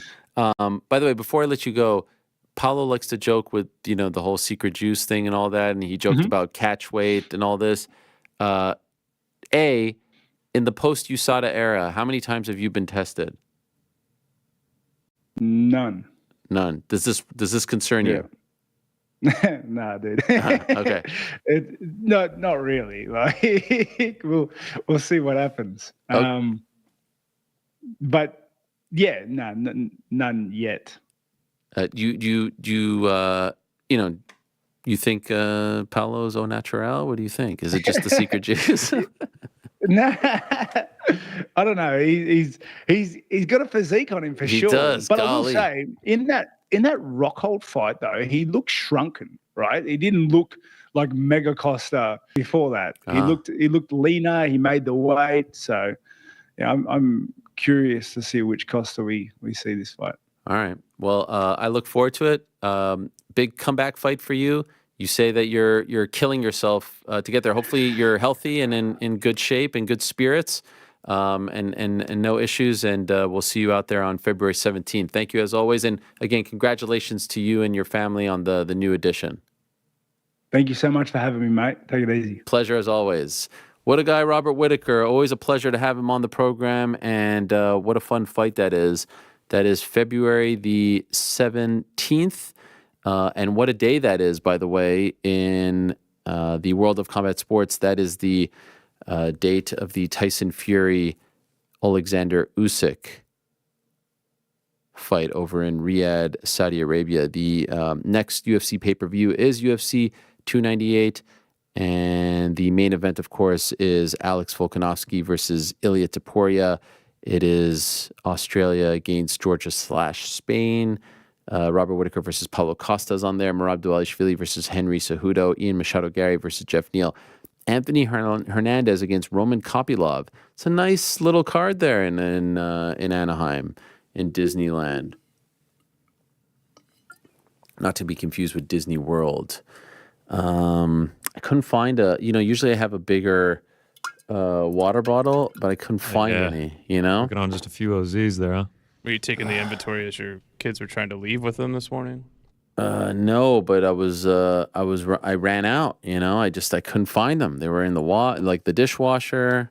What else we got here? Marcos Rogerio, Justin Taffa, AJ Dobson. There's a lot of fights on this card. Wow. Great card. You like it? 298. Yeah. Yeah. Who's the favorite in the Robert Whittaker Costa fight? Oh, that's actually a good question. Let me see. While you look that up, I'm just going to go over here. Yeah, do you think, man? Do one of those things where I'm, just looking here. Just everyone give me a second. Filling in the space. What do you think he's doing? 298. Down now. Wow, sounds like he dropped something. Robert Whittaker minus 190.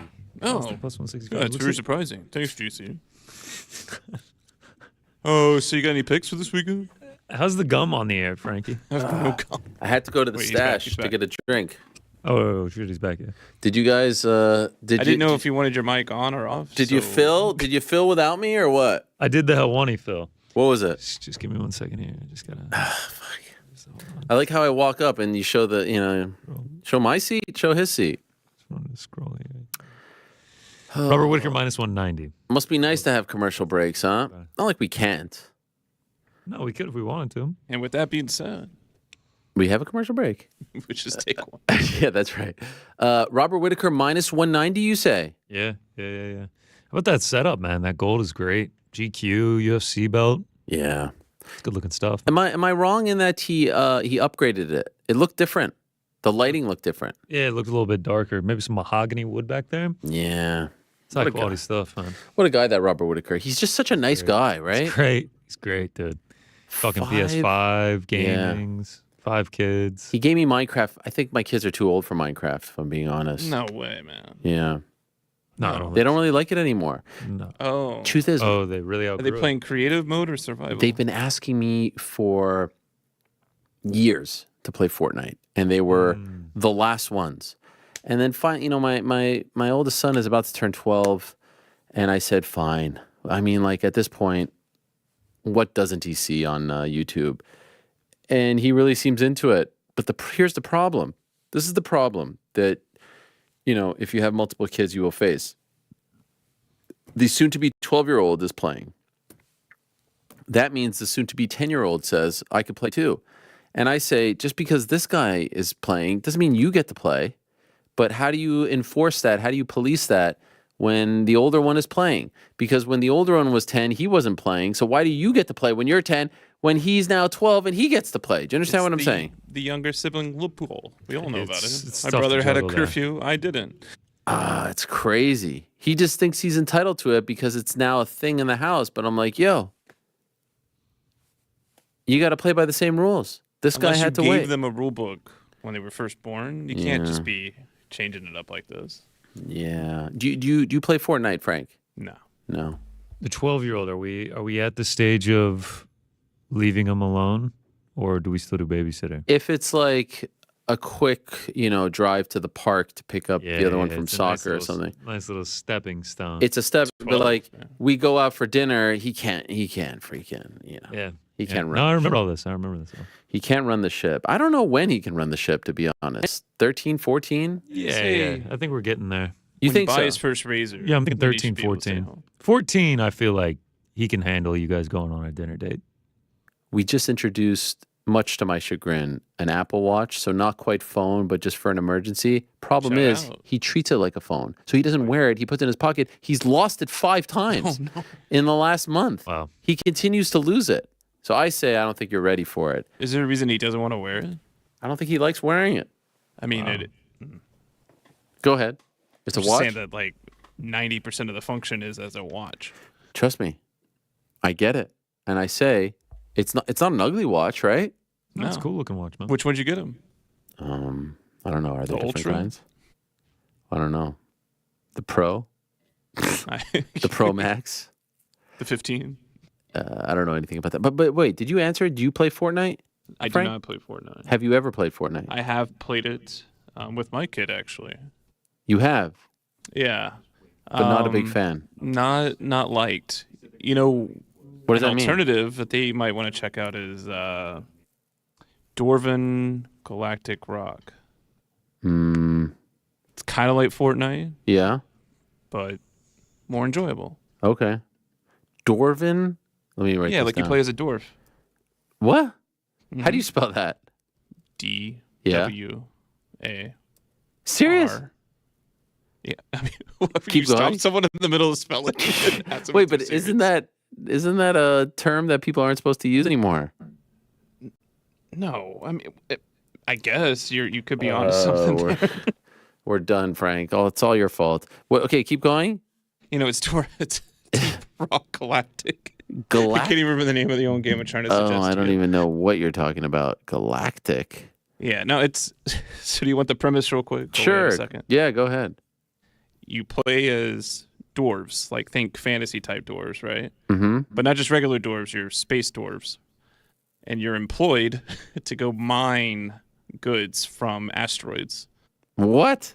And while you're doing this cooperatively, you know, with 3 of your buddies, bugs show up, and you have to eliminate the bugs and continue to do your job to meet your quota.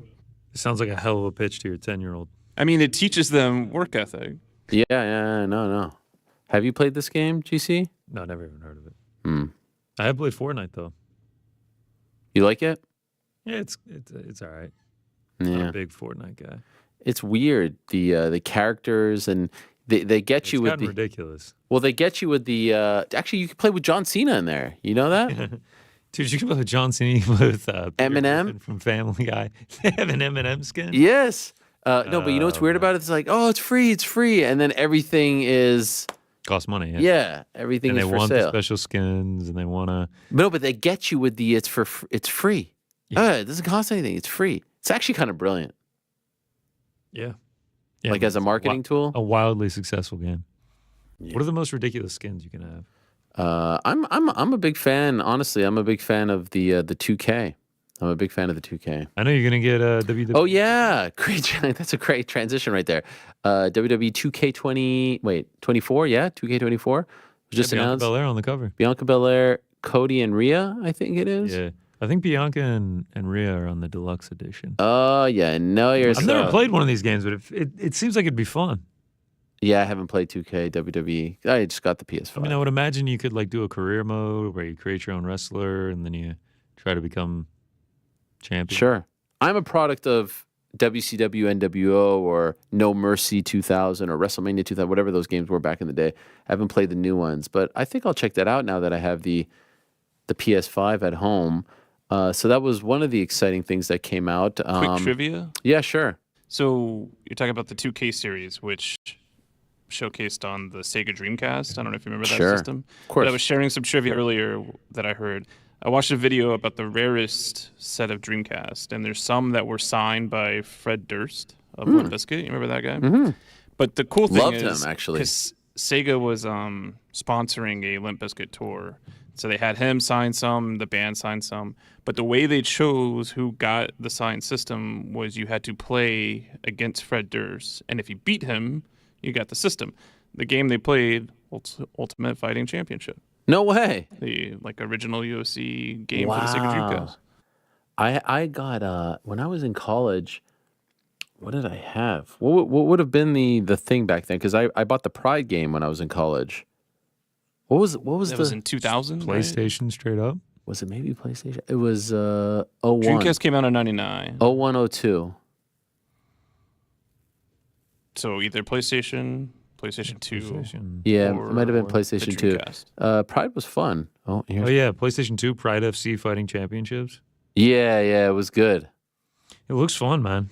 I actually recently just picked up SSX Tricky on the GameCube, running that Oh yeah. bad boy back. Yeah. Is that like a is that the one where you do like skateboarding and Oh, this one's snowboard. snowboarding? Yeah, it came out in 01. It's tricky. Nailing it. Yep. Yeah, it's all very fun. It's all very fun. But yes, I will get that. So that was one of the big things announced recently.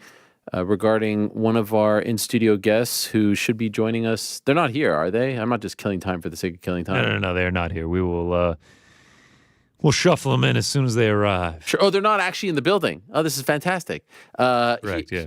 Here is the trailer for the upcoming Love and WWE show that premieres on February 2nd on Hulu. Every time I'm in the kitchen, you in the kitchen. This is my house too. I pay for a fourth of the bills around here. Racing the car. Ladies and gentlemen, Bianca Belair! Montez Ford, here we go! So, we are WWE superstars, and we're husband and wife. When it's hot, you know I go commando. Ooh. Life in the WWE is just crazy and nonstop and no off season. But you know what? It's so much fun.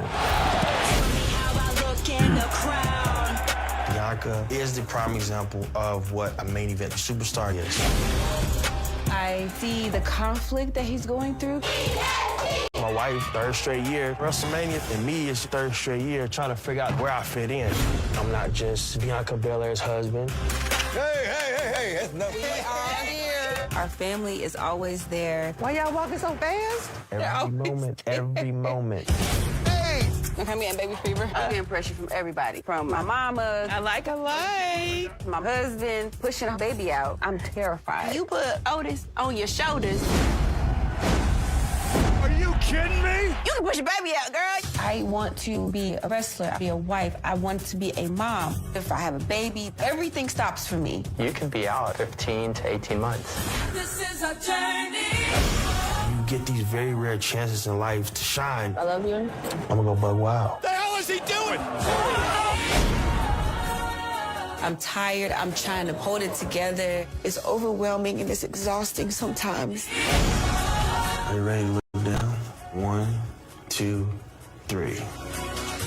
This is a journey. We got a lot to figure out, but we're both in this together. And that's what makes us who we are. Who we are.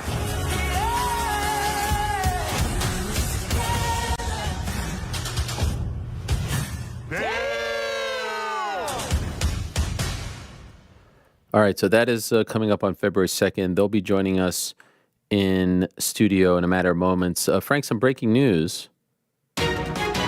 It was announced just a bit ago by our pal Turki Al-Sheikh of the Saudi Arabia General Authority that the planned UFC event for March 2nd is officially moving to Saudi Arabia and will take place at the Kingdom Arena in Riyadh on January the 20, excuse me, not January, we're in January now, June 22nd, Frank, June 22nd.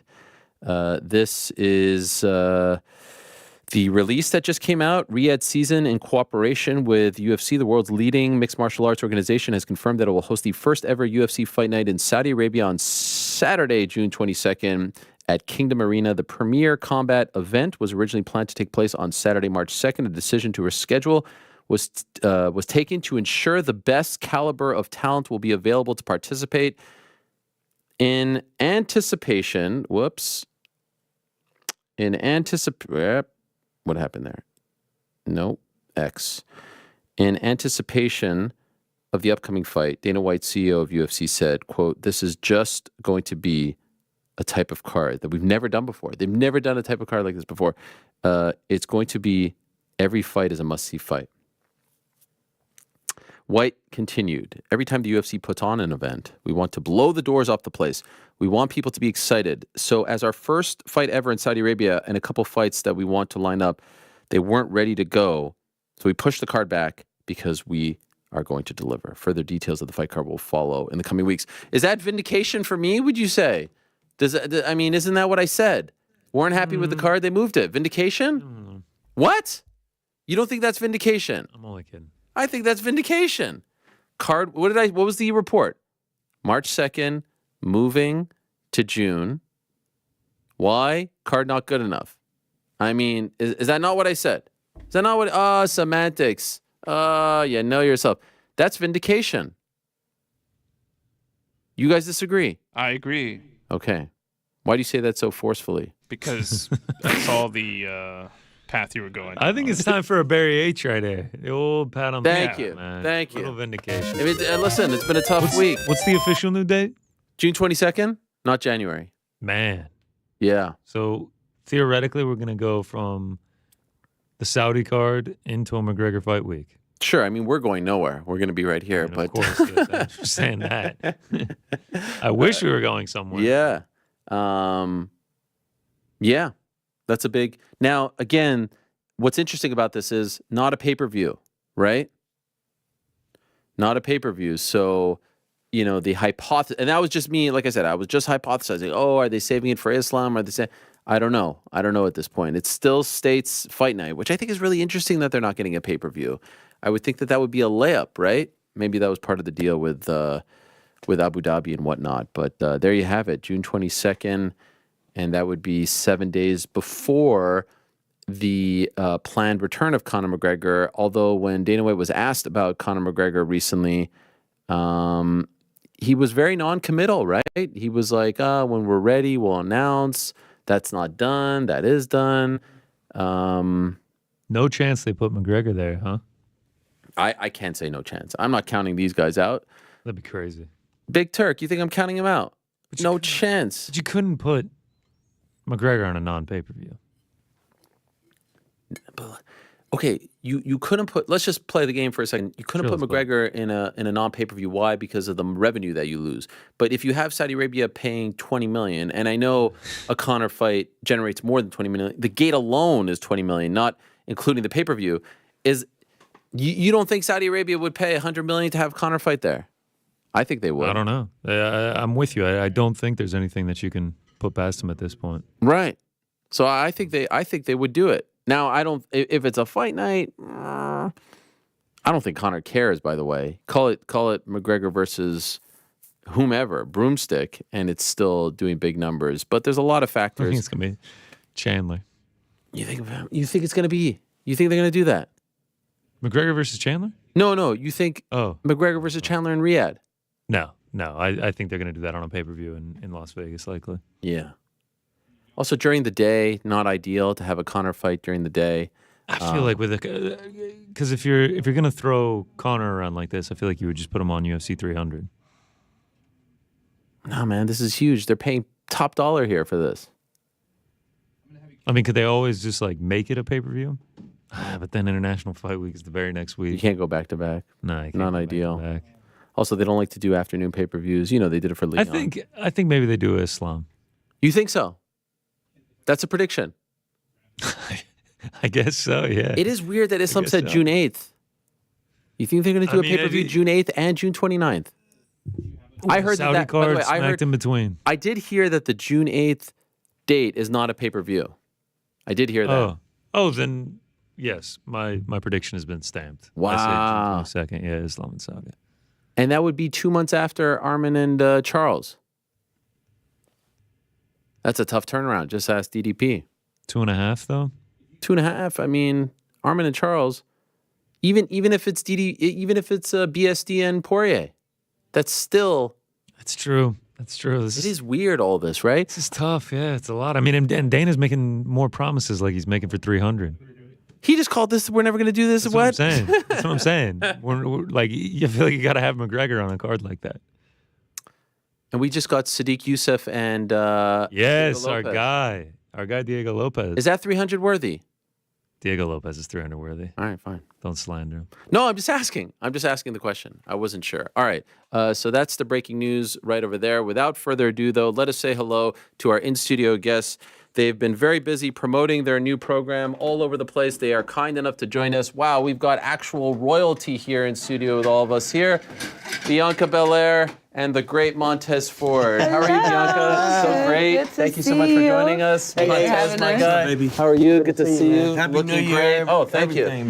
Have we reached the limit of Happy New Year? I mean, it's January 24th. I always say the rule is if you haven't seen someone in a while, it's the first time. Okay, so even if it's March. If I haven't seen you since last year, which it was, okay. The first time I saw you in March. I know. This actually, is great. March kind of far. Yeah. Maybe end of January. Let me Oh, look I at gotta this. take See, care this of is you. love right here. Yeah. Yeah, that's nice. Well, thank you guys for coming. I appreciate you Thank guys. you. This is great. This is an honor to have you here. Are you tired of talking? I mean, I feel like you've done a lot of media. Are you just like, please don't ask me about anything anymore? Let's make this quick. No? We've done a lot of media, but we're excited, so we're happy. Because to this is like talk the about cherry it. on top, the biggest show, the best. Yeah. Yeah. That's what I was all told. These media outlets today, and now it's just I was. Are we last? For today. Oh, for today. For today. Okay. But we have lots before today. Okay. Fair enough. And you're both dressed very well. You, I mean, golly, with the suits and stuff. Thanks, man. Appreciate it. It's unbelievable what you've got. I listened to an interview with you recently talking about like when you were growing up, you were always wearing suits. Mm-hmm. You were a church baby and all that. Like initially, I thought that you were just like the dude with the baggy shorts and all this, but that was actually a departure. You are the suit guy. Yeah, so like my mom had me pretty much in church my whole life, and all the way since I was like a little tadpole, I was in suits. So I just been used to it and destined to it. Love all types of suits. Even my stepfather would always tell me like, hey, just remember, I know you love suits, but just remember like, you're not wearing a suit. Suit wears you. Oh, wow. So that resonated with me for like all the way up until now. And I'm so glad now I'm actually being able to do something with Bobby and my right-hand man, 100 grand, Angelo Dawkins, where we can actually wear suits all the time. So now I just have an excuse to wear them all the time. He's been wanting to do it since NXT days. Okay. Like when I first met him, he was like, I want to wrestle in a suit and this and that. And so it's like, it's cool to see it all come together and he's able to do it. And church boy, and they said that he was going to be a pastor. So that was his first For real? calling. Yeah. That was the initial initial dream. thing. I was just getting groomed to pretty much be the pastor of my childhood church, and which I had no problem with it at all. Then eventually military and WWE happened, but it's always been. I've actually had sermons when I was younger. I did a few sermons as I was a child. So yeah, I was growing up to pretty much do what I do every day on the morning. Any chance you go back to that, or has that ship sailed? I mean, who knows? I mean, life is so unpredictable, so I wouldn't definitely say no to it. Okay. Trying to put more positivity out there. For sure. I'll be the first lady. She'll be the at first church. lady. Yes. She'll be a bad first lady, With my too. bedazzled hat. Yeah, you see them fine first ladies, she'd be like the finest. Yeah. No pun intended. Right. You know what I'm Yes, saying? that's right. By the way, when you guys came over, did he mention that he didn't actually? Because I actually always felt like Montez didn't like me. Like we had a little bit of heat. Did he mention like this freaking guy? No. Okay, because it was a little. The first time we met, I think we got off on the wrong foot. I don't know. What happened? Yeah, it's true. Well, I mean, we had some heat. I'll let him explain Well, it. He knows why. We had a little heat.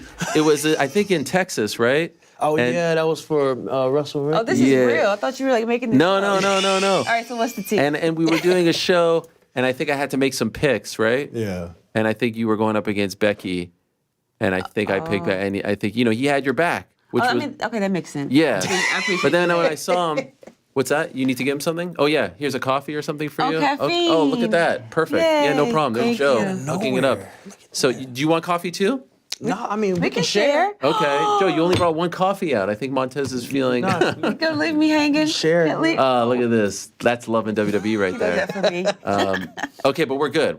That was just, it was just. I think I said a couple things, but it Oh, was yeah, like, yeah, this is all water under the bridge 2 years Everything's ago. good, man. Everyone's entitled to their own opinion, rightfully so. Like, Okay, you're perfect. a big sports guy, you have Yeah. your own opinions. Even if your opinions are incorrect, I mean, I'll still respect it. I wish everyone felt that way in the world of sports. All right, so a lot going on in your world. I would be remiss if I don't just ask off the top about the Netflix announcement of yesterday. This is insane, right? I'm blown away by this. Like, there were a lot of rumors about Raw, Amazon, Disney, Apple. No one saw Netflix. What was your reaction when you heard about this?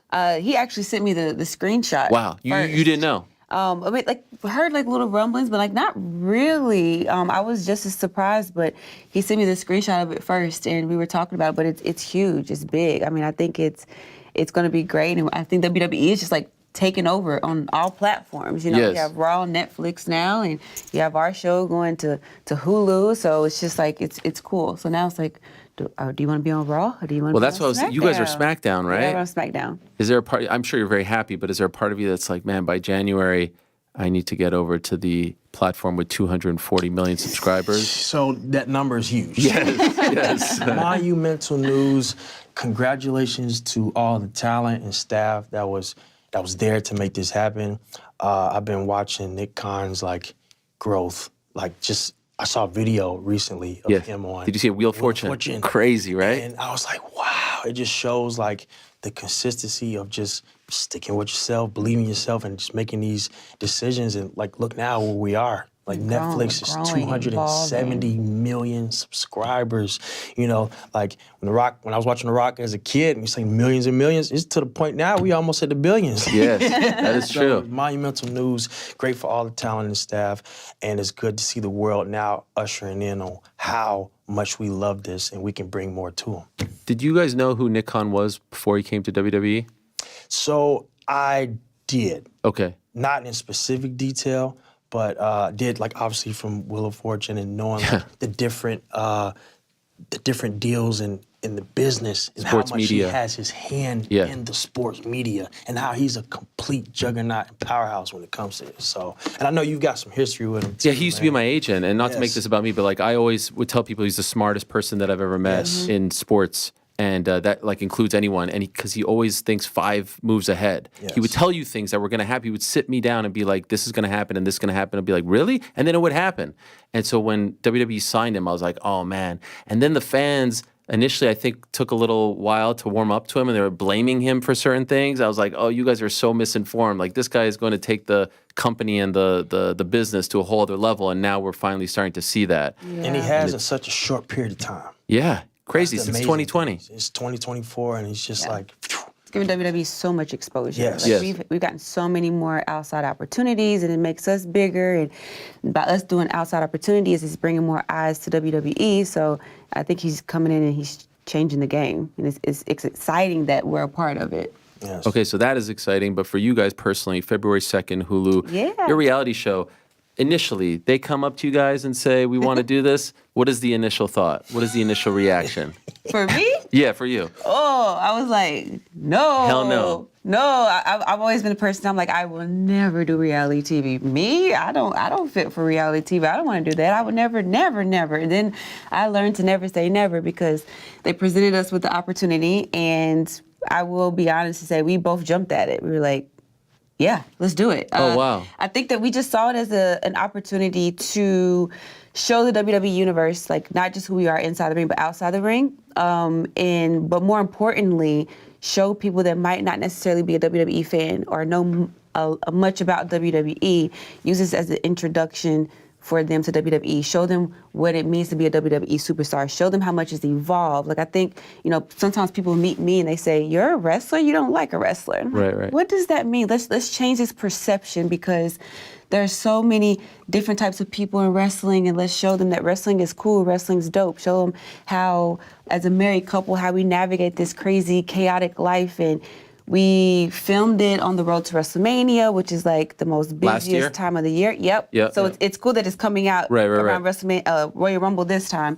So everybody knows like the road to WrestleMania is like our playoffs, and then WrestleMania is like our Super Bowl. So it's really given the insights like to what it takes to get to WrestleMania and the sacrifices and how hectic it is. I was champion at the time, so I was crazy busy, and I think it's just really cool to show them what it's like to be in WWE. And I think about Total Divas. Like for me, I didn't really watch wrestling growing up. He did. He's been watching since he was 8 years old. He's living his dream.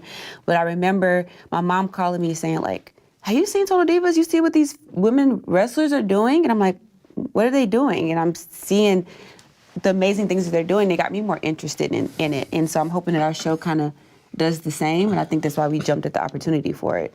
Was there anything that was off limits that you're like, nah, we're not? Because I see the trailer and I saw a bit of the first episode, and you're talking about some like real deal stuff, having a baby and whatnot. Was there anything that you said absolutely not?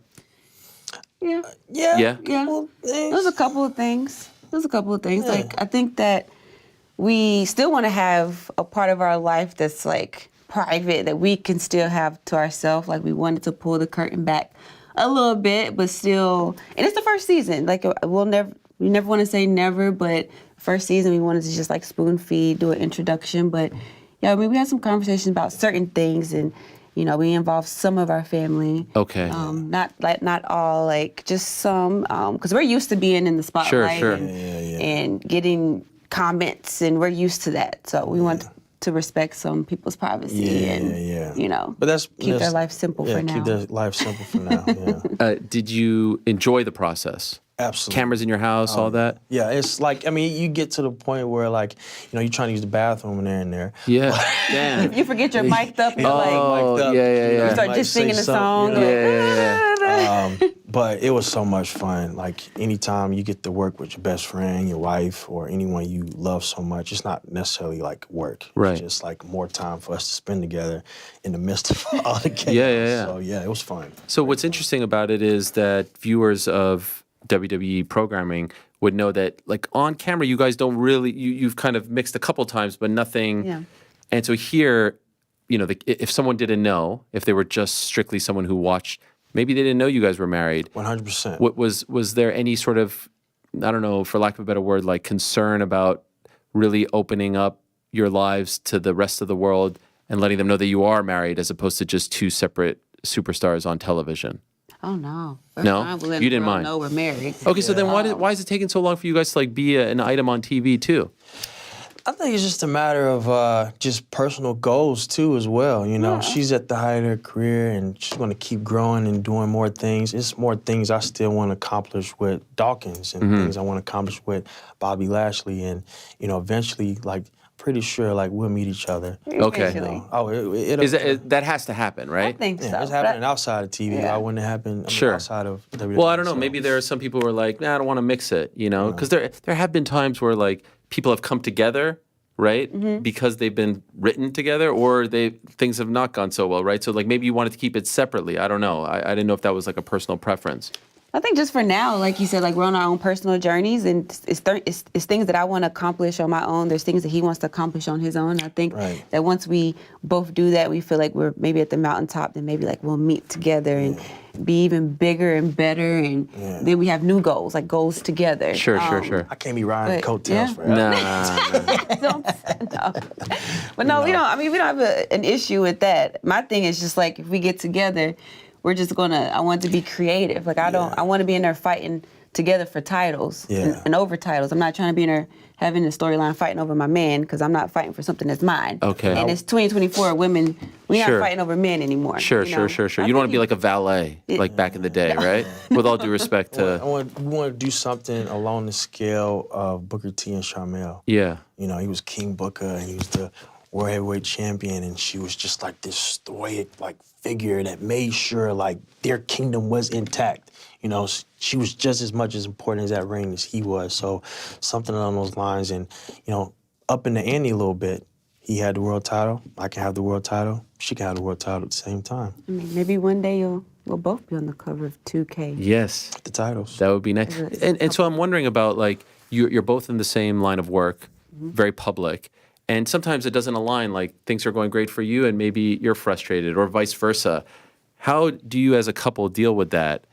Because you're playing in the same sandbox, so to speak, right? So like if I go home and I'm frustrated, my wife is doing something completely different than me, we could sort of meet in the middle and talk, but you're both like in the same. So how do you, because I'm sure there are times where you're both not on the same, right? Absolutely. How does that work? How do you balance that and still be happy for your spouse, but also you're frustrated. You're human. You have your own goals and interests. The show shows that a lot of that. It does. I think that's the great thing about the show too. Not only do they get introduced to our world, but they also get introduced to a couple who's in the same business that do have different parallels when it comes to their careers. You know, there's a lot of times where I may be having this going on for myself. She may have this going on for herself, but it may not all be aligned at heights. You know, she may be at a high, I may be at a low, but you have to at times like learn the balance of being supportive and being a WWE superstar and being a husband at the right times, you know? Because like at the same time, you may have those frustrations or whatever is going on within your mind, but you have to also set that aside and be supportive for your spouse. I would never want to like be going through something and she's at the height and she feels so emotional, passionate about something, she's happy, and I'm just in there bringing the mode down, and that makes it a little bit difficult, you know? So and it's happened before. Like in the show, we we touch on that a lot. That's a big theme of the show, you know, and like even in the past, people don't know this, but WrestleMania 37, he was actually supposed to have a WrestleMania match. He had gear made, he had family coming in, and you know, things change all the time. His match ended up getting moved to the night before on SmackDown. And he had every right to feel devastated and be down, and he could have walked around like he had a cloud over his head. But that very next day, I was main eventing WrestleMania. Yeah. And that's the balance that we have to, and it can be hard sometimes to do that, but that's the balance where he chose to be a husband that night and be happy for me and proud of me and celebrate me instead of being a worker and being frustrated about his situation. But that can be very difficult to do. So, but that happens a lot with us. Do you feel guilt? Is that part of the problem too? Like, he's being a good husband, but you're like, oh man, I'm having the greatest moment of my career and he's down. I feel bad. I wish I could. Like, I'm a very neurotic person, so I would feel these things. I hope you don't, but I'm just wondering. I wouldn't say I've ever felt guilt. I just feel like appreciation for him, and I feel like empathy. Like I understand like where he's coming from and where his mind space is, and I'm appreciative of him. And at the same time, like I don't feel guilty because I'm like, his time is coming. Like I tell him that all the time. Like, your time is coming. It's not a matter of if, it's a matter of when. But that's the hard part. You know, you could tell somebody that all the time, but they have to believe in themselves. And it's tricky and it's a balance. But you know, I'm at the height of my career right now, and he's feeling like he still has somewhere where he wants to go. I still have somewhere I want to go, and then I'm like, for me, I'm like, I'm going, and all of a sudden it's like, but I want to have a baby, so where does that fit in? Now my career might stop. Now I'm freaking out and panicking. So it's just always balancing, compromising and supporting, but. Yeah, it's crazy. It's like double dutch from emotion. Yeah. That's right.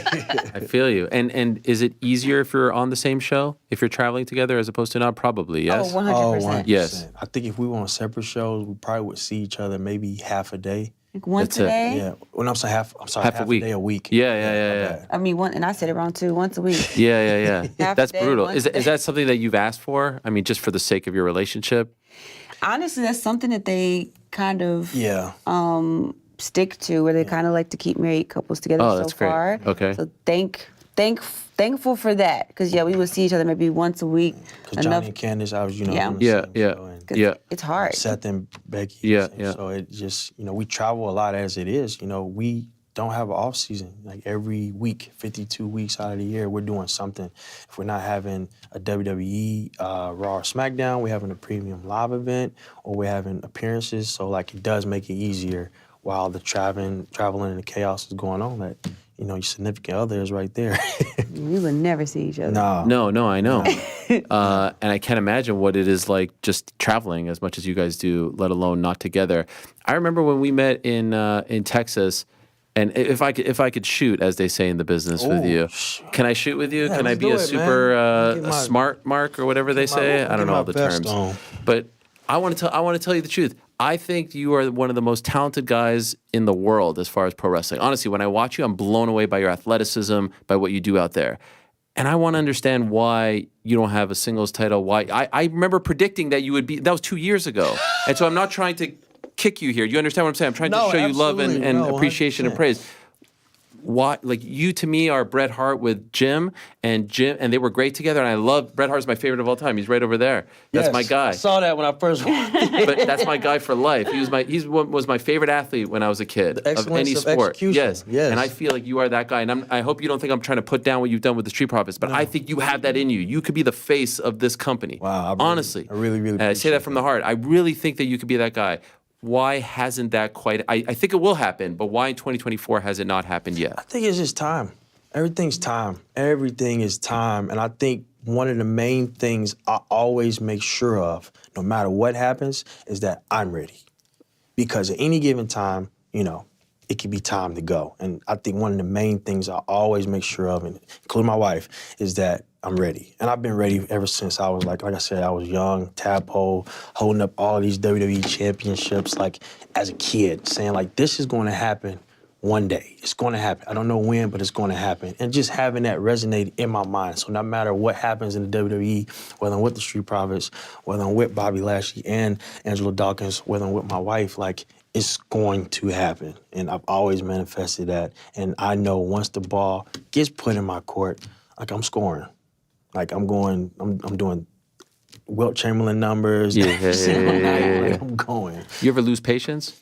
No. This is a great answer, but are there ever moments with your wife in private where you're like, I want this now, I'm losing that hope or patience? It's a great question. I think it's more of like not impatience, it's just more motivation. Like it literally lights a fire within me every time she does something. I'm like, that's amazing.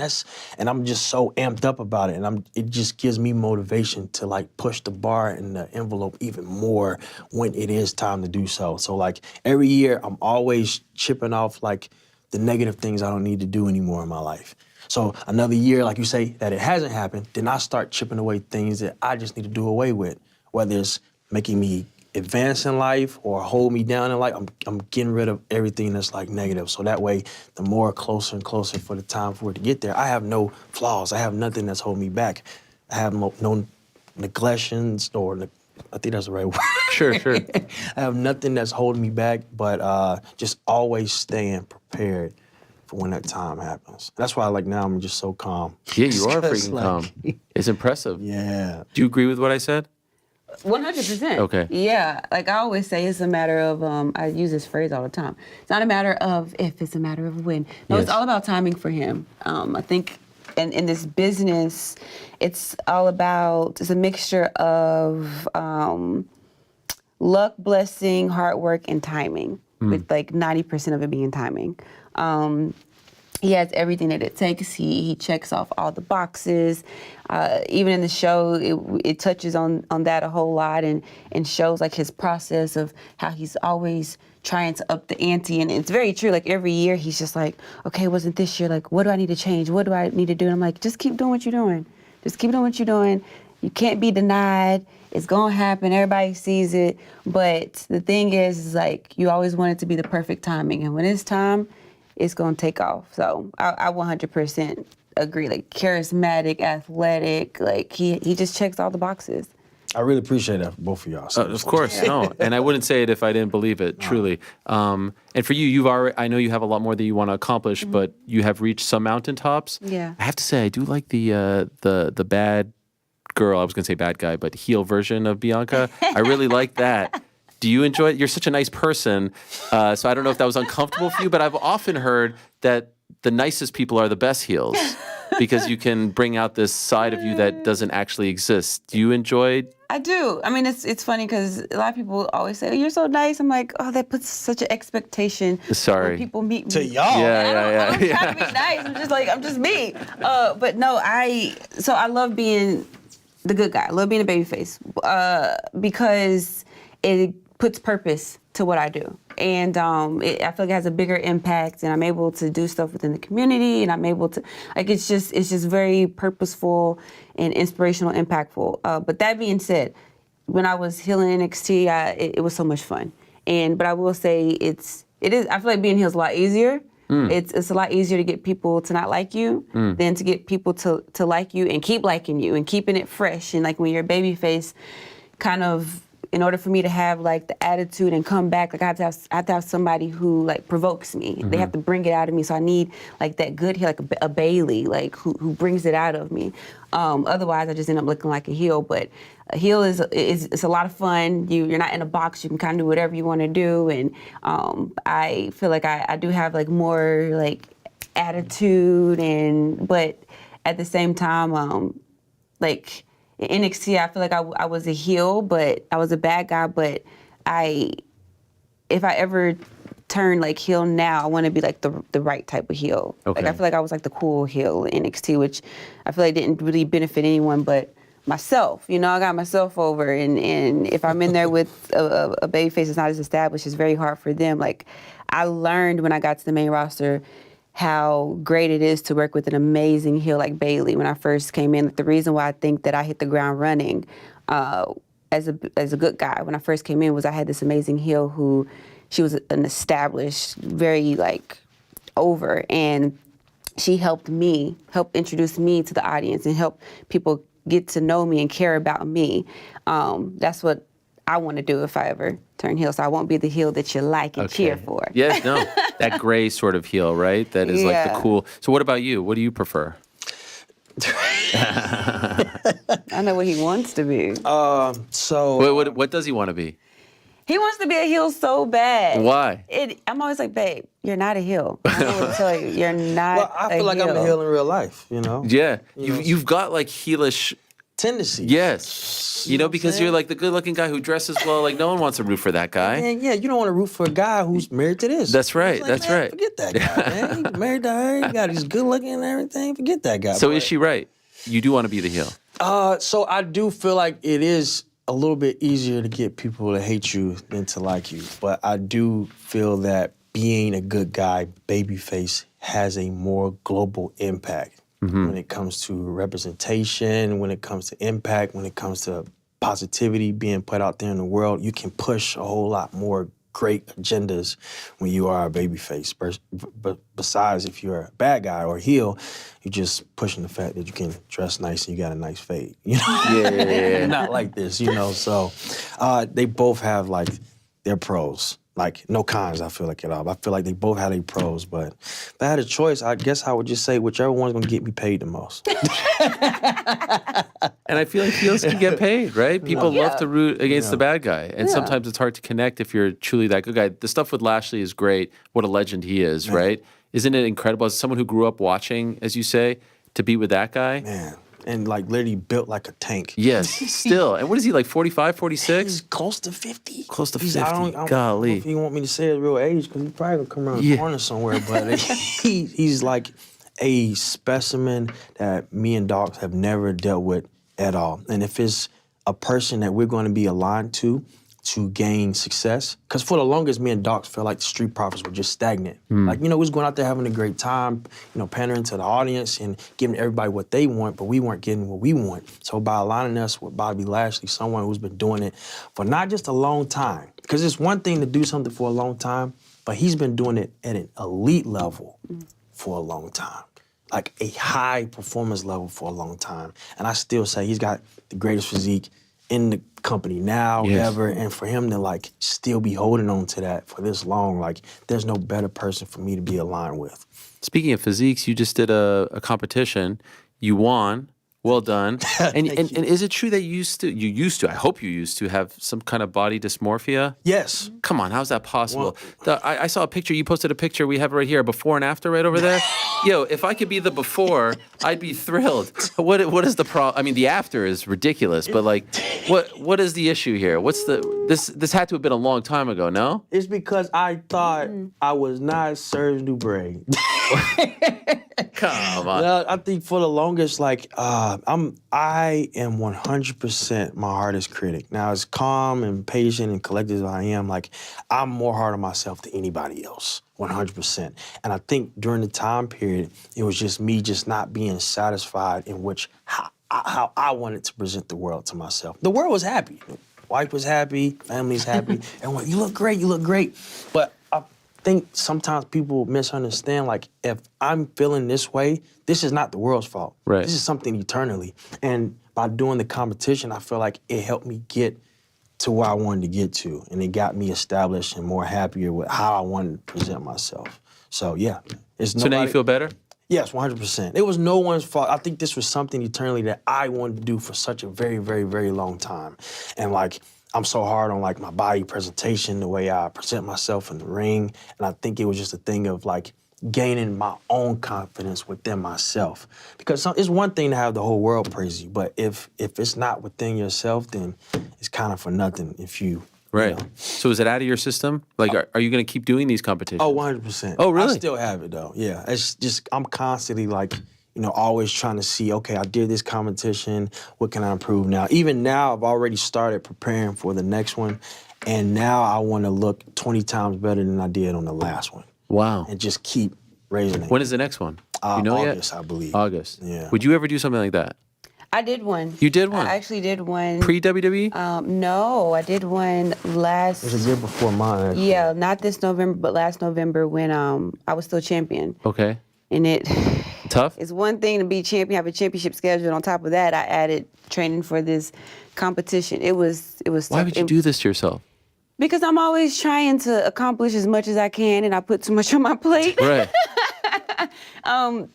But same thing for me. I struggled with eating disorders in high school and in college, and a little bit of body dysmorphia as well. And I was triggered by dieting. Like I haven't dieted since college because I get very obsessive. So I was always a person like, I'm not going to diet. I can't do it. I just do moderation. But I saw it as an opportunity to see how much I had grown. See, like, can I diet? Can I control myself? Can I like go through this and afterwards not get obsessed and go off the deep end? And I was like really scared to face like my fears and do it. But I did it, and it's tough because you're traveling and you're having to get your workouts in. And when we're doing live events where we have a show and then we're driving 3 hours to the next city and getting in at 1 o'clock in the morning, but you haven't gotten your cardio in. So now you're in the gym at 1 o'clock in the morning doing an hour of cardio and on the road trying to find No Cracker Barrels, options. right? You can't eat. Yeah, but it was a huge accomplishment, and then he did it, and he won, and I won. We both got our pro cards, and now our next thing is like we want to try to a couples do one it together. Is that a thing? Yeah. But you have to get your mind right for it. Yeah. Because to me, the hardest part, honestly, was after. Oh. For me. How so? Because you've gone through like 14 weeks or however long, 10 to 14 weeks of weighing your food, being very particular, and then your body looks a certain way on this one day and looks amazing, but it's not attainable. It's not sustainable. It's not something that you, so it plays with your mind a little bit when your body starts kind of going back to normal and you're like, I don't look like that anymore. Well, you can't. You train specifically to look like that for that one day. So now it's all about getting back to a healthy point. And for a minute, for me, I started, I just had a hard time afterwards getting back to normal. Like, what's my normal portion of food? Like, am I overeating? Am I undereating? So it was a struggle with that, and it kind of, the show even touches on that a little bit of me kind of trying to prepare for the show. And so we have a lot of hard conversations. By the way, you're such a pro. You keep going back to the show. You realize that she keeps promoting the show. You're such a pro. Like every time you give me a little bit, and then you say back to the show. Because you got to watch. That's a pro. You gotta watch February the 2nd, show to see Hulu. the rest of it. That's right. Yeah. Yeah. Watch Love and WWE. Well done. Yeah. No. Well done. How many episodes, by the way? It's 8. 8. Okay. And are you like? Do we know if there's a second, or is it TBD? A second season? Well, hopefully we're going to see how the first one goes. Okay. Would you do it again? For a second? Yes. I don't know if I would want to do it again on the road to WrestleMania. Okay. Oh yeah. Yeah, that's a lot. I got to WrestleMania. I ended up being so sick around WrestleMania time, but it was a lot. Like, it's already hectic, and then adding on a reality TV show and trying to film it, and then I was champion too, so I was traveling and doing appearances, and I was doing so much to the point where like the camera almost couldn't even capture how busy everything was because they couldn't just keep following us around to everywhere. But it was a great experience. It was amazing. But it was tough doing it on the road to WrestleMania. Oh, it's about preparing for the filming. Yeah, filming. That's the thing that I think people don't appreciate is that by becoming champion, like in MMA, right? You become champ, and it's great. Like, you could show up to do some media. You could wear your sweatpants. You could just do a couple of interviews and say like, all right, I have to go cut weight. Like, screw all of you. You guys have to always be, on your P's and Q's. You have to wake up. You have to do all kinds of. It's not just about like becoming the champ. It's everything that comes with becoming the champ. Yeah. And that's exhausting. Yeah, it can be. Yeah. That's what I think we want the show to see, that we're not just wrestlers. The like show. Some people might. The show. Back See? to it. Back We should to have it. a counter Back for the to show. Love WWE. Bianca Montez. But no, for real. But that's what it shows. Like, it shows that if some people have a perception of what they think wrestlers might be, no, that's not your perception. Like, we're more than just wrestlers. We're WWE superstars. Like, we're athletes. We're actors. We're performers. We're entertainers. Like you said, we're showing up. We're doing interviews.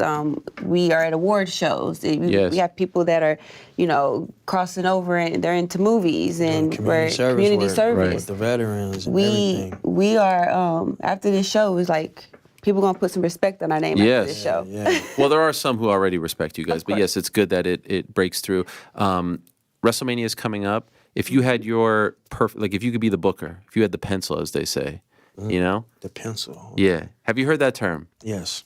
Who's got the pen? Yeah, that's right. Who's got the pen? The Got pen pencil? for the win. Yeah. What are you booking for yourself? Myself this year, 100%. It would be myself, Angelo Dawkins, versus who's currently the WWE Undisputed Tag Team Champions, Judgment Day. We haven't been tag team champions in almost 3 years. Wow. Very, very long time. And I think it's time. It's been more than time, and it's time. So if I had the utensil, that's what I would put. Okay. And who knows, they have someone that's attached to the group who's a women's world champion. She's also part of them. Someone's in the Royal Rumble this Saturday, premium live event. That's right. Peacock, live direct in effect. Shout out. And when she wins, not if, when she wins, she has a choice to make. And if she chooses Rhea, and then we're Judgment. That's good. I like that. Is this a good scenario? Would that be your dream scenario? That would be a really cool scenario. I mean, She's killing it right now. Judgment Day doesn't have an answer. Yeah, right. No, there's no answer to Judgment Day right now. And we are. If they're gonna go against Judgment Day, and if I choose Rhea, why not just we could just do it together. I mean, we're doing the show together. Why That's can't right. we just do? That's what I'm saying. I want to see you guys together more. We doing the show together. We can't correlate. It would make sense. Yeah, I mean, that would make a lot of sense. But for me, that's what I think is amazing about the women's division. The possibilities are endless. If I win Rumble and become the first 2-time winner of Rumble as a woman. Boom. Two of them things. I could choose Io, because she's holding the title that she took from me. Right. She cashed in on me, and I held the title for 60 seconds? But I've still held it, and I won it back, so I could choose Io. I could also choose Rhea, and then that brings, maybe me joining them, and we all go and take Judgment Day down together. So the possibilities are endless. Do you like the Rumble? I love the Rumble. It's our favorite. I love the Favorite. Rumble. My favorite. Does everyone agree?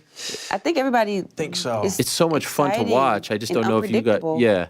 Yeah, it's one of the most complicated matches that I've ever been a part of, but I love the Rumble. I've had a lot of success with Rumbles. My very first Rumble, I was in NXT, and I was able to have a great showing, but not just that, it's an opportunity to get into the ring as a wrestler. As a fan, it's exciting, but as a wrestler, it's exciting too, because it's an opportunity to get into the ring with some wrestlers that you may never get to. I got to come face to face with Beth Phoenix, with Molly Holly, with the Bella Twins. And, that's what's cool about the Royal Rumble. It's a mixture between the past, the present, and then some of the NXT girls that are considered the future. So that's what makes Rumble very exciting. And it's also can change the whole trajectory of your career. It did it for me. Yes. I won it, and I main event at WrestleMania. I won a title. Then I won an ESPY. So it's cool how that can really make a Royal Rumble can make a star out of somebody. Yes, and even before you get to WrestleMania, you have to go through the Royal Right. Rumble. Yeah. If you don't have a clear path to WrestleMania, Royal Rumble can be your ticket, your first class ticket to WrestleMania, not just to WrestleMania, but to WrestleMania for a world title opportunity. That's huge, it's massive. Like you said, it's changed the trajectory of so many different careers, and you've seen what it's done for her. And by it being this Saturday, and like I spoke to you earlier about always being ready. Yeah, we're ready. And everybody wants to point at the sign. Yes, everyone. But is he? Are you? Apologies for asking. Are you in, or we don't know? Hasn't been in. Like I said. Okay. With how it's changed. Yes, that's right. People's careers and what it's done for people. You have to be a fool to not declare and enter yourself into the Royal Rumble. I love it. And make a change. And I've always talked about how ready I am. Well, Bobby's put your money where your mouth is.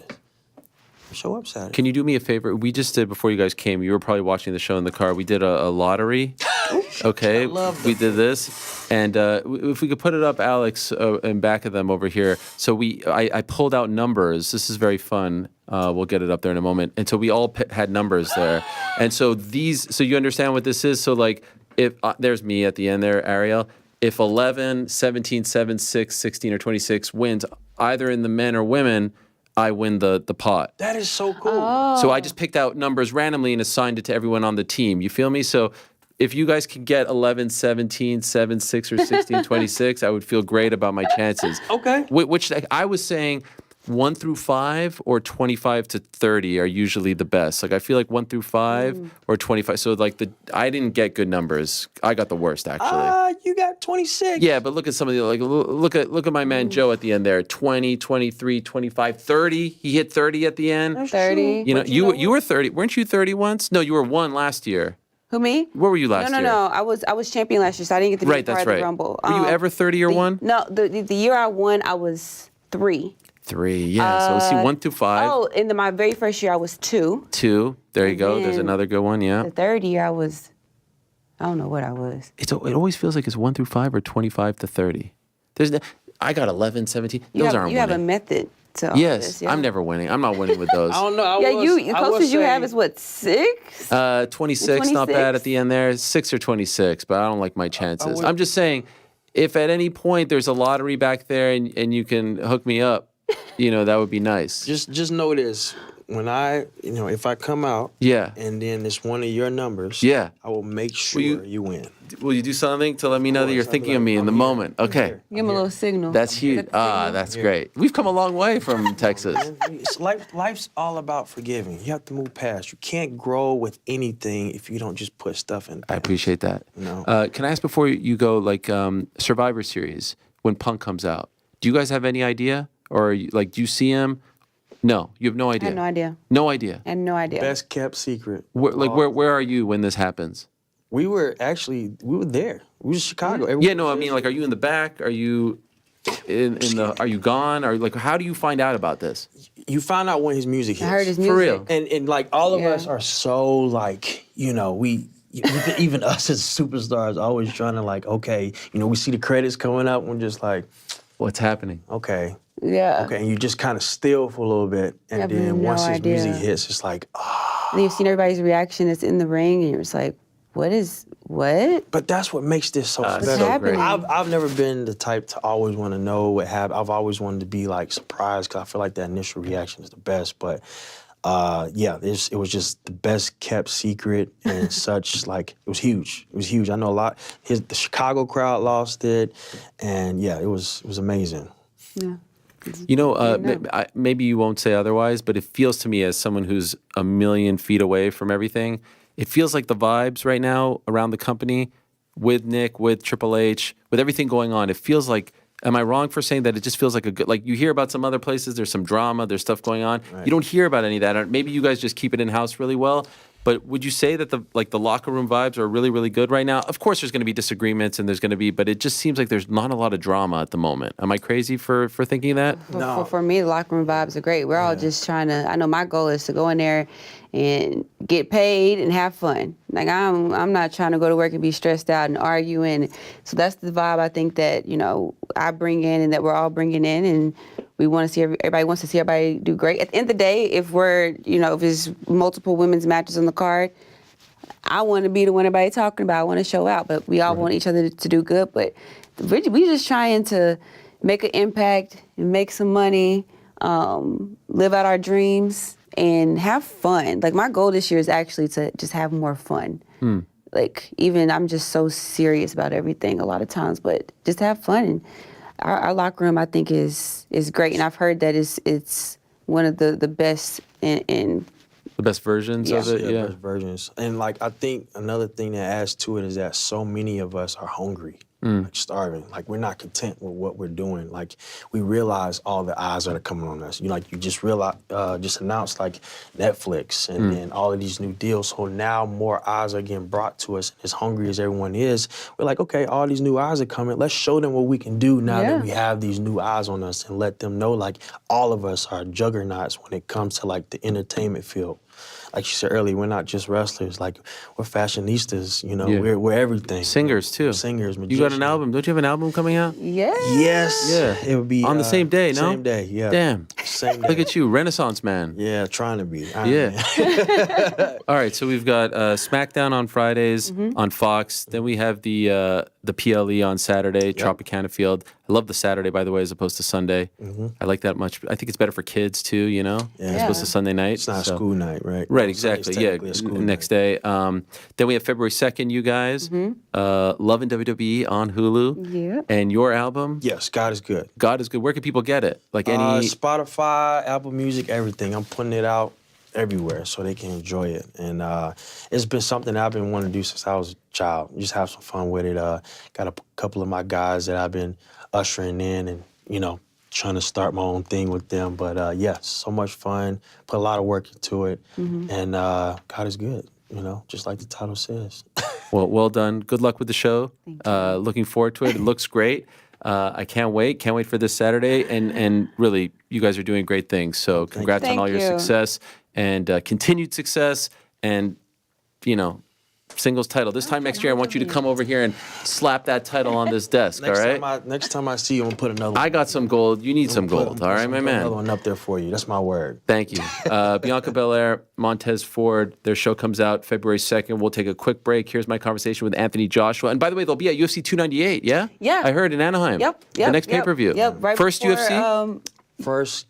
Yeah, it's mine. Yeah. Yep. I think so. Okay. Yeah. That's a good card, by the way. Yeah. The main event is Chamber tremendous. too. The whole card is great. Yeah, excited. And Super and this excited. is right before we go to Perth. Perth, right. Yep. To Australia. So we'll stop there and then we'll, you know, go. We'll go. I love it. Root for the home team before When the they home show team. you on camera, because they'll say, like, WWE Superstars here, you can give me another one of those, and I'll know you're thinking of me. Appreciate that. Show comes out February 2nd. Anthony Joshua, here he is from last week, and we'll be right back right after this.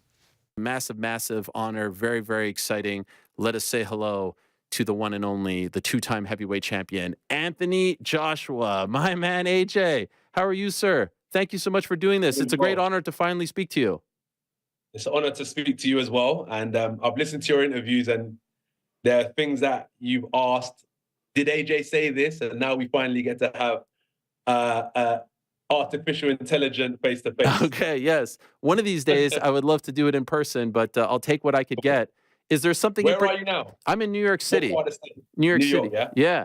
You coming by? Not right now. I'm in training camp. I'm locked down. All right, I feel you. And can I just say, AJ, off the bat, I have watched your mini documentary with Louis Theroux 3 times. You and him were so on point, and the rapport that you guys had and the questions he asked you, and really what we saw from you was, I felt a different side. It was so enjoyable, so kudos to you on that. Thank you so much. I appreciate it. Thank you so much. Can I ask you? It's interesting how UK media can transition now over to the States, and you know, it's nice to know that it's what we're doing in the UK is reaching a global market. The work is paying off. Amen. And there's no one better than Louis, in my opinion. Can I ask you about one thing you said in that piece? You said that the sport don't always love you back. The sport of boxing doesn't always love you back. Do you feel now, with the paydays, with the opportunities, with the stage that you are getting, that the sport is starting to finally love you back? I did that. That's not the sport. I work my behind off. Yeah. I work hard to put myself in a certain position. But in the sense, when I say the sport don't love you back, like, unfortunately in this game, you know, not everyone can be a Muhammad Ali, not everyone can be a Mike Tyson. And unless you are those, the sport don't love you back. You're here today and gone tomorrow. It's like the flavor of the month. And you just have to be aware of that. When times are good, don't get too comfortable. And when times are bad, don't get too comfortable. Just keep balanced and you'll go through life at a good pace. Have you always had that perspective, or is that something you had to learn? I think I've always had that perspective. I always say, like, I've always been this way before. You know, I was an old head before I was an old head. You know, I had a wise head on my shoulders from a young age. Is that Femi? Is Femi the old head? What do you know about Femi? I mean, I'm trying to learn more. I like Femi. Femi seems like a cool guy. I'm trying to talk to Deji. I'm trying to talk to the whole family. I want to get in with the AJs, with the Joshuas. One day I'm going to bring you over. I want, you know, I'm big in Watford, by the way. They love me down there. Oh, well, hey, I'll be coming to New York City soon as well. I'm going to come and hit you up. All right, I love that. So you just finished this face-off with the big man. Did you take anything away from him? Did you read any? Like, is there anything that you can walk away with after seeing Francis face to face? Not really. I've never kind of look at a face to face and think like they're scared or they're ready. because the fight is its own drama in itself. So, you know, I've seen like fighters look away first and gone out and put a whooping on their opponent or whatever it is. But he's ready. He's a fighter. That's just what I know with or without a face-off. I don't have to do a face-off to know what type of person he is. I've researched him. I've listened to your interviews as well. And I understand his mentality. So yeah, I just know what I need to know about him way before the face-off. We're not beefing though, right? Do you have any problems with anything that I've said? Because you've referenced it twice now. Yeah, I wouldn't say it if I didn't. We're not beefing, but let's say we have got beef until you prove me otherwise. What? Really? What did I? You know, yeah, we've got beef. Wow. What did I say that offended you? I think I just want you to believe in me, and I'm going to prove it to you on March the 8th. I love that. Can I tell you something, Anthony? After the second Usyk fight, my heart genuinely broke for you, and I hated I hated the way the UK media and the UK fans were kicking you while you were down. And in fact, I was in London and I did a bunch of medias. It was like 2 days after your fight, and I said, it blows me away how they don't back you, how they disrespect you, how they kick you while you're down. What more could you do for this country and for this scene and for this sport in the country?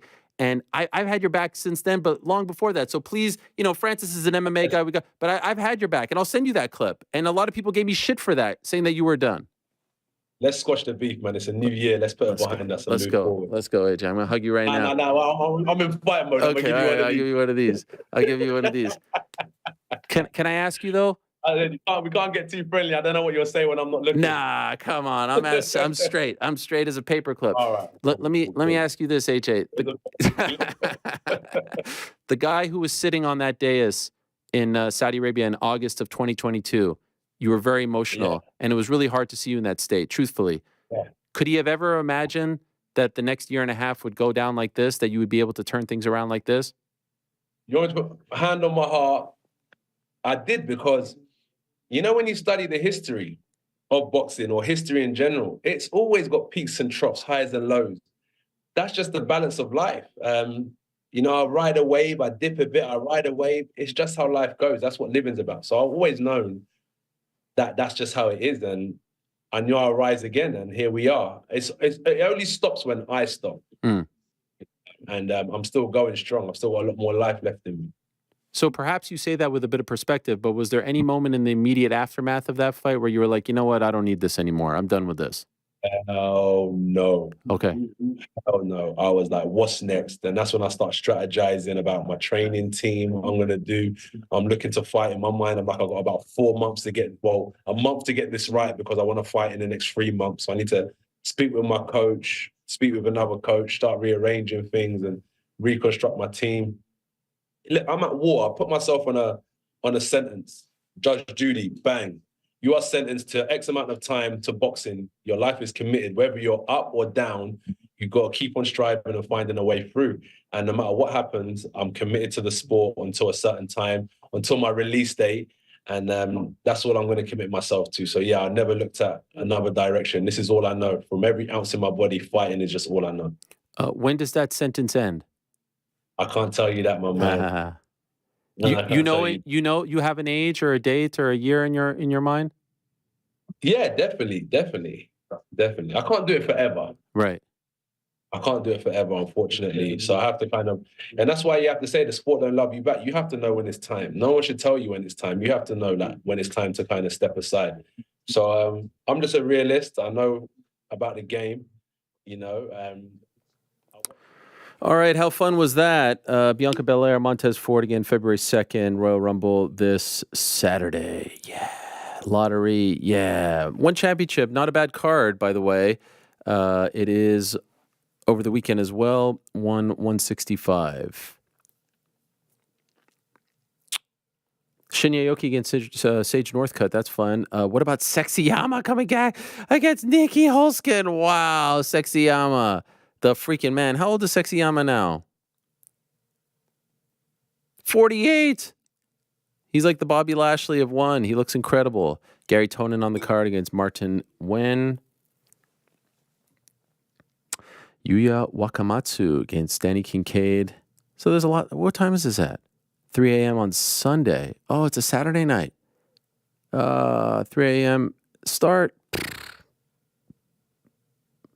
5 p.m. Why is it on a Sunday?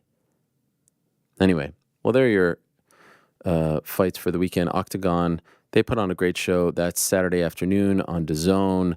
And there's also the Jaime Munguia, John Ryder fight. That's also on DAZN. 42-0 Jaime Munguia against John Ryder, the pride of England. Where specifically? Islington. Shout out. Fighting out of there as well. All right. Okay. Long day, good day, time to go. I think we've done everything, right, Frank? Anything else we need to do? You said you were going to do a cartwheel? Yeah, that's right. Is that after the show? Man, Montez Ford's so cool. He even knew that I was rocking the Action Bronsons. I need to get new Action Bronsons. These are getting a little beat up. Can you put in a word? Yeah. I think we just did. Okay. That's right. That's right. Shout out to Action, our guy, and shout out to all of you. Back on Monday, time to go. Thank you very much to everyone for tuning in and for sending in questions. We love you all. And really, you don't have to go home, but you have to get the heck out of here. You know? I think it's, you don't have to go home, but you can't stay here. No, it's the same thing. I'm going to argue that I'm right. Really? And you're wrong. All right. Let's see. Any other news happened while we were doing this marathon of a program? You know yourself, Frankie. Are you going to watch the football this weekend? I can't. No. Yeah, I'm done with them. It's, yeah, I was actually kind of looking forward to not having to worry about a game. Yeah, it's a bummer. Hey, but there's always next year. There is always next year, Frank. There is always next year. Trying to see if there's anything. PFL scraps women's featherweight division, replaces it with women's flyweight. How about that? Ooh, that seems to be good news for Dakota Cheva, I would say. Looks like featherweight is really in a tough spot, both in the PFL and in the UFC. That was news that I just saw from MMA Junkie. Mayra Buena Silva, PFL CEO, reacts to Kayla Harrison signing with the UFC. Disappointed she chose not to make the Cyborg fight. Oh, my dear. In any event, the drama continues. We'll talk about it all next week. Thanks, everyone, for sending in questions. Much love to all of you. Questions. Thanks to all of them. Appreciate you. Thank you to all our guests today. Everyone, including in-studio guests, back on Monday. Peace. I'm out of here.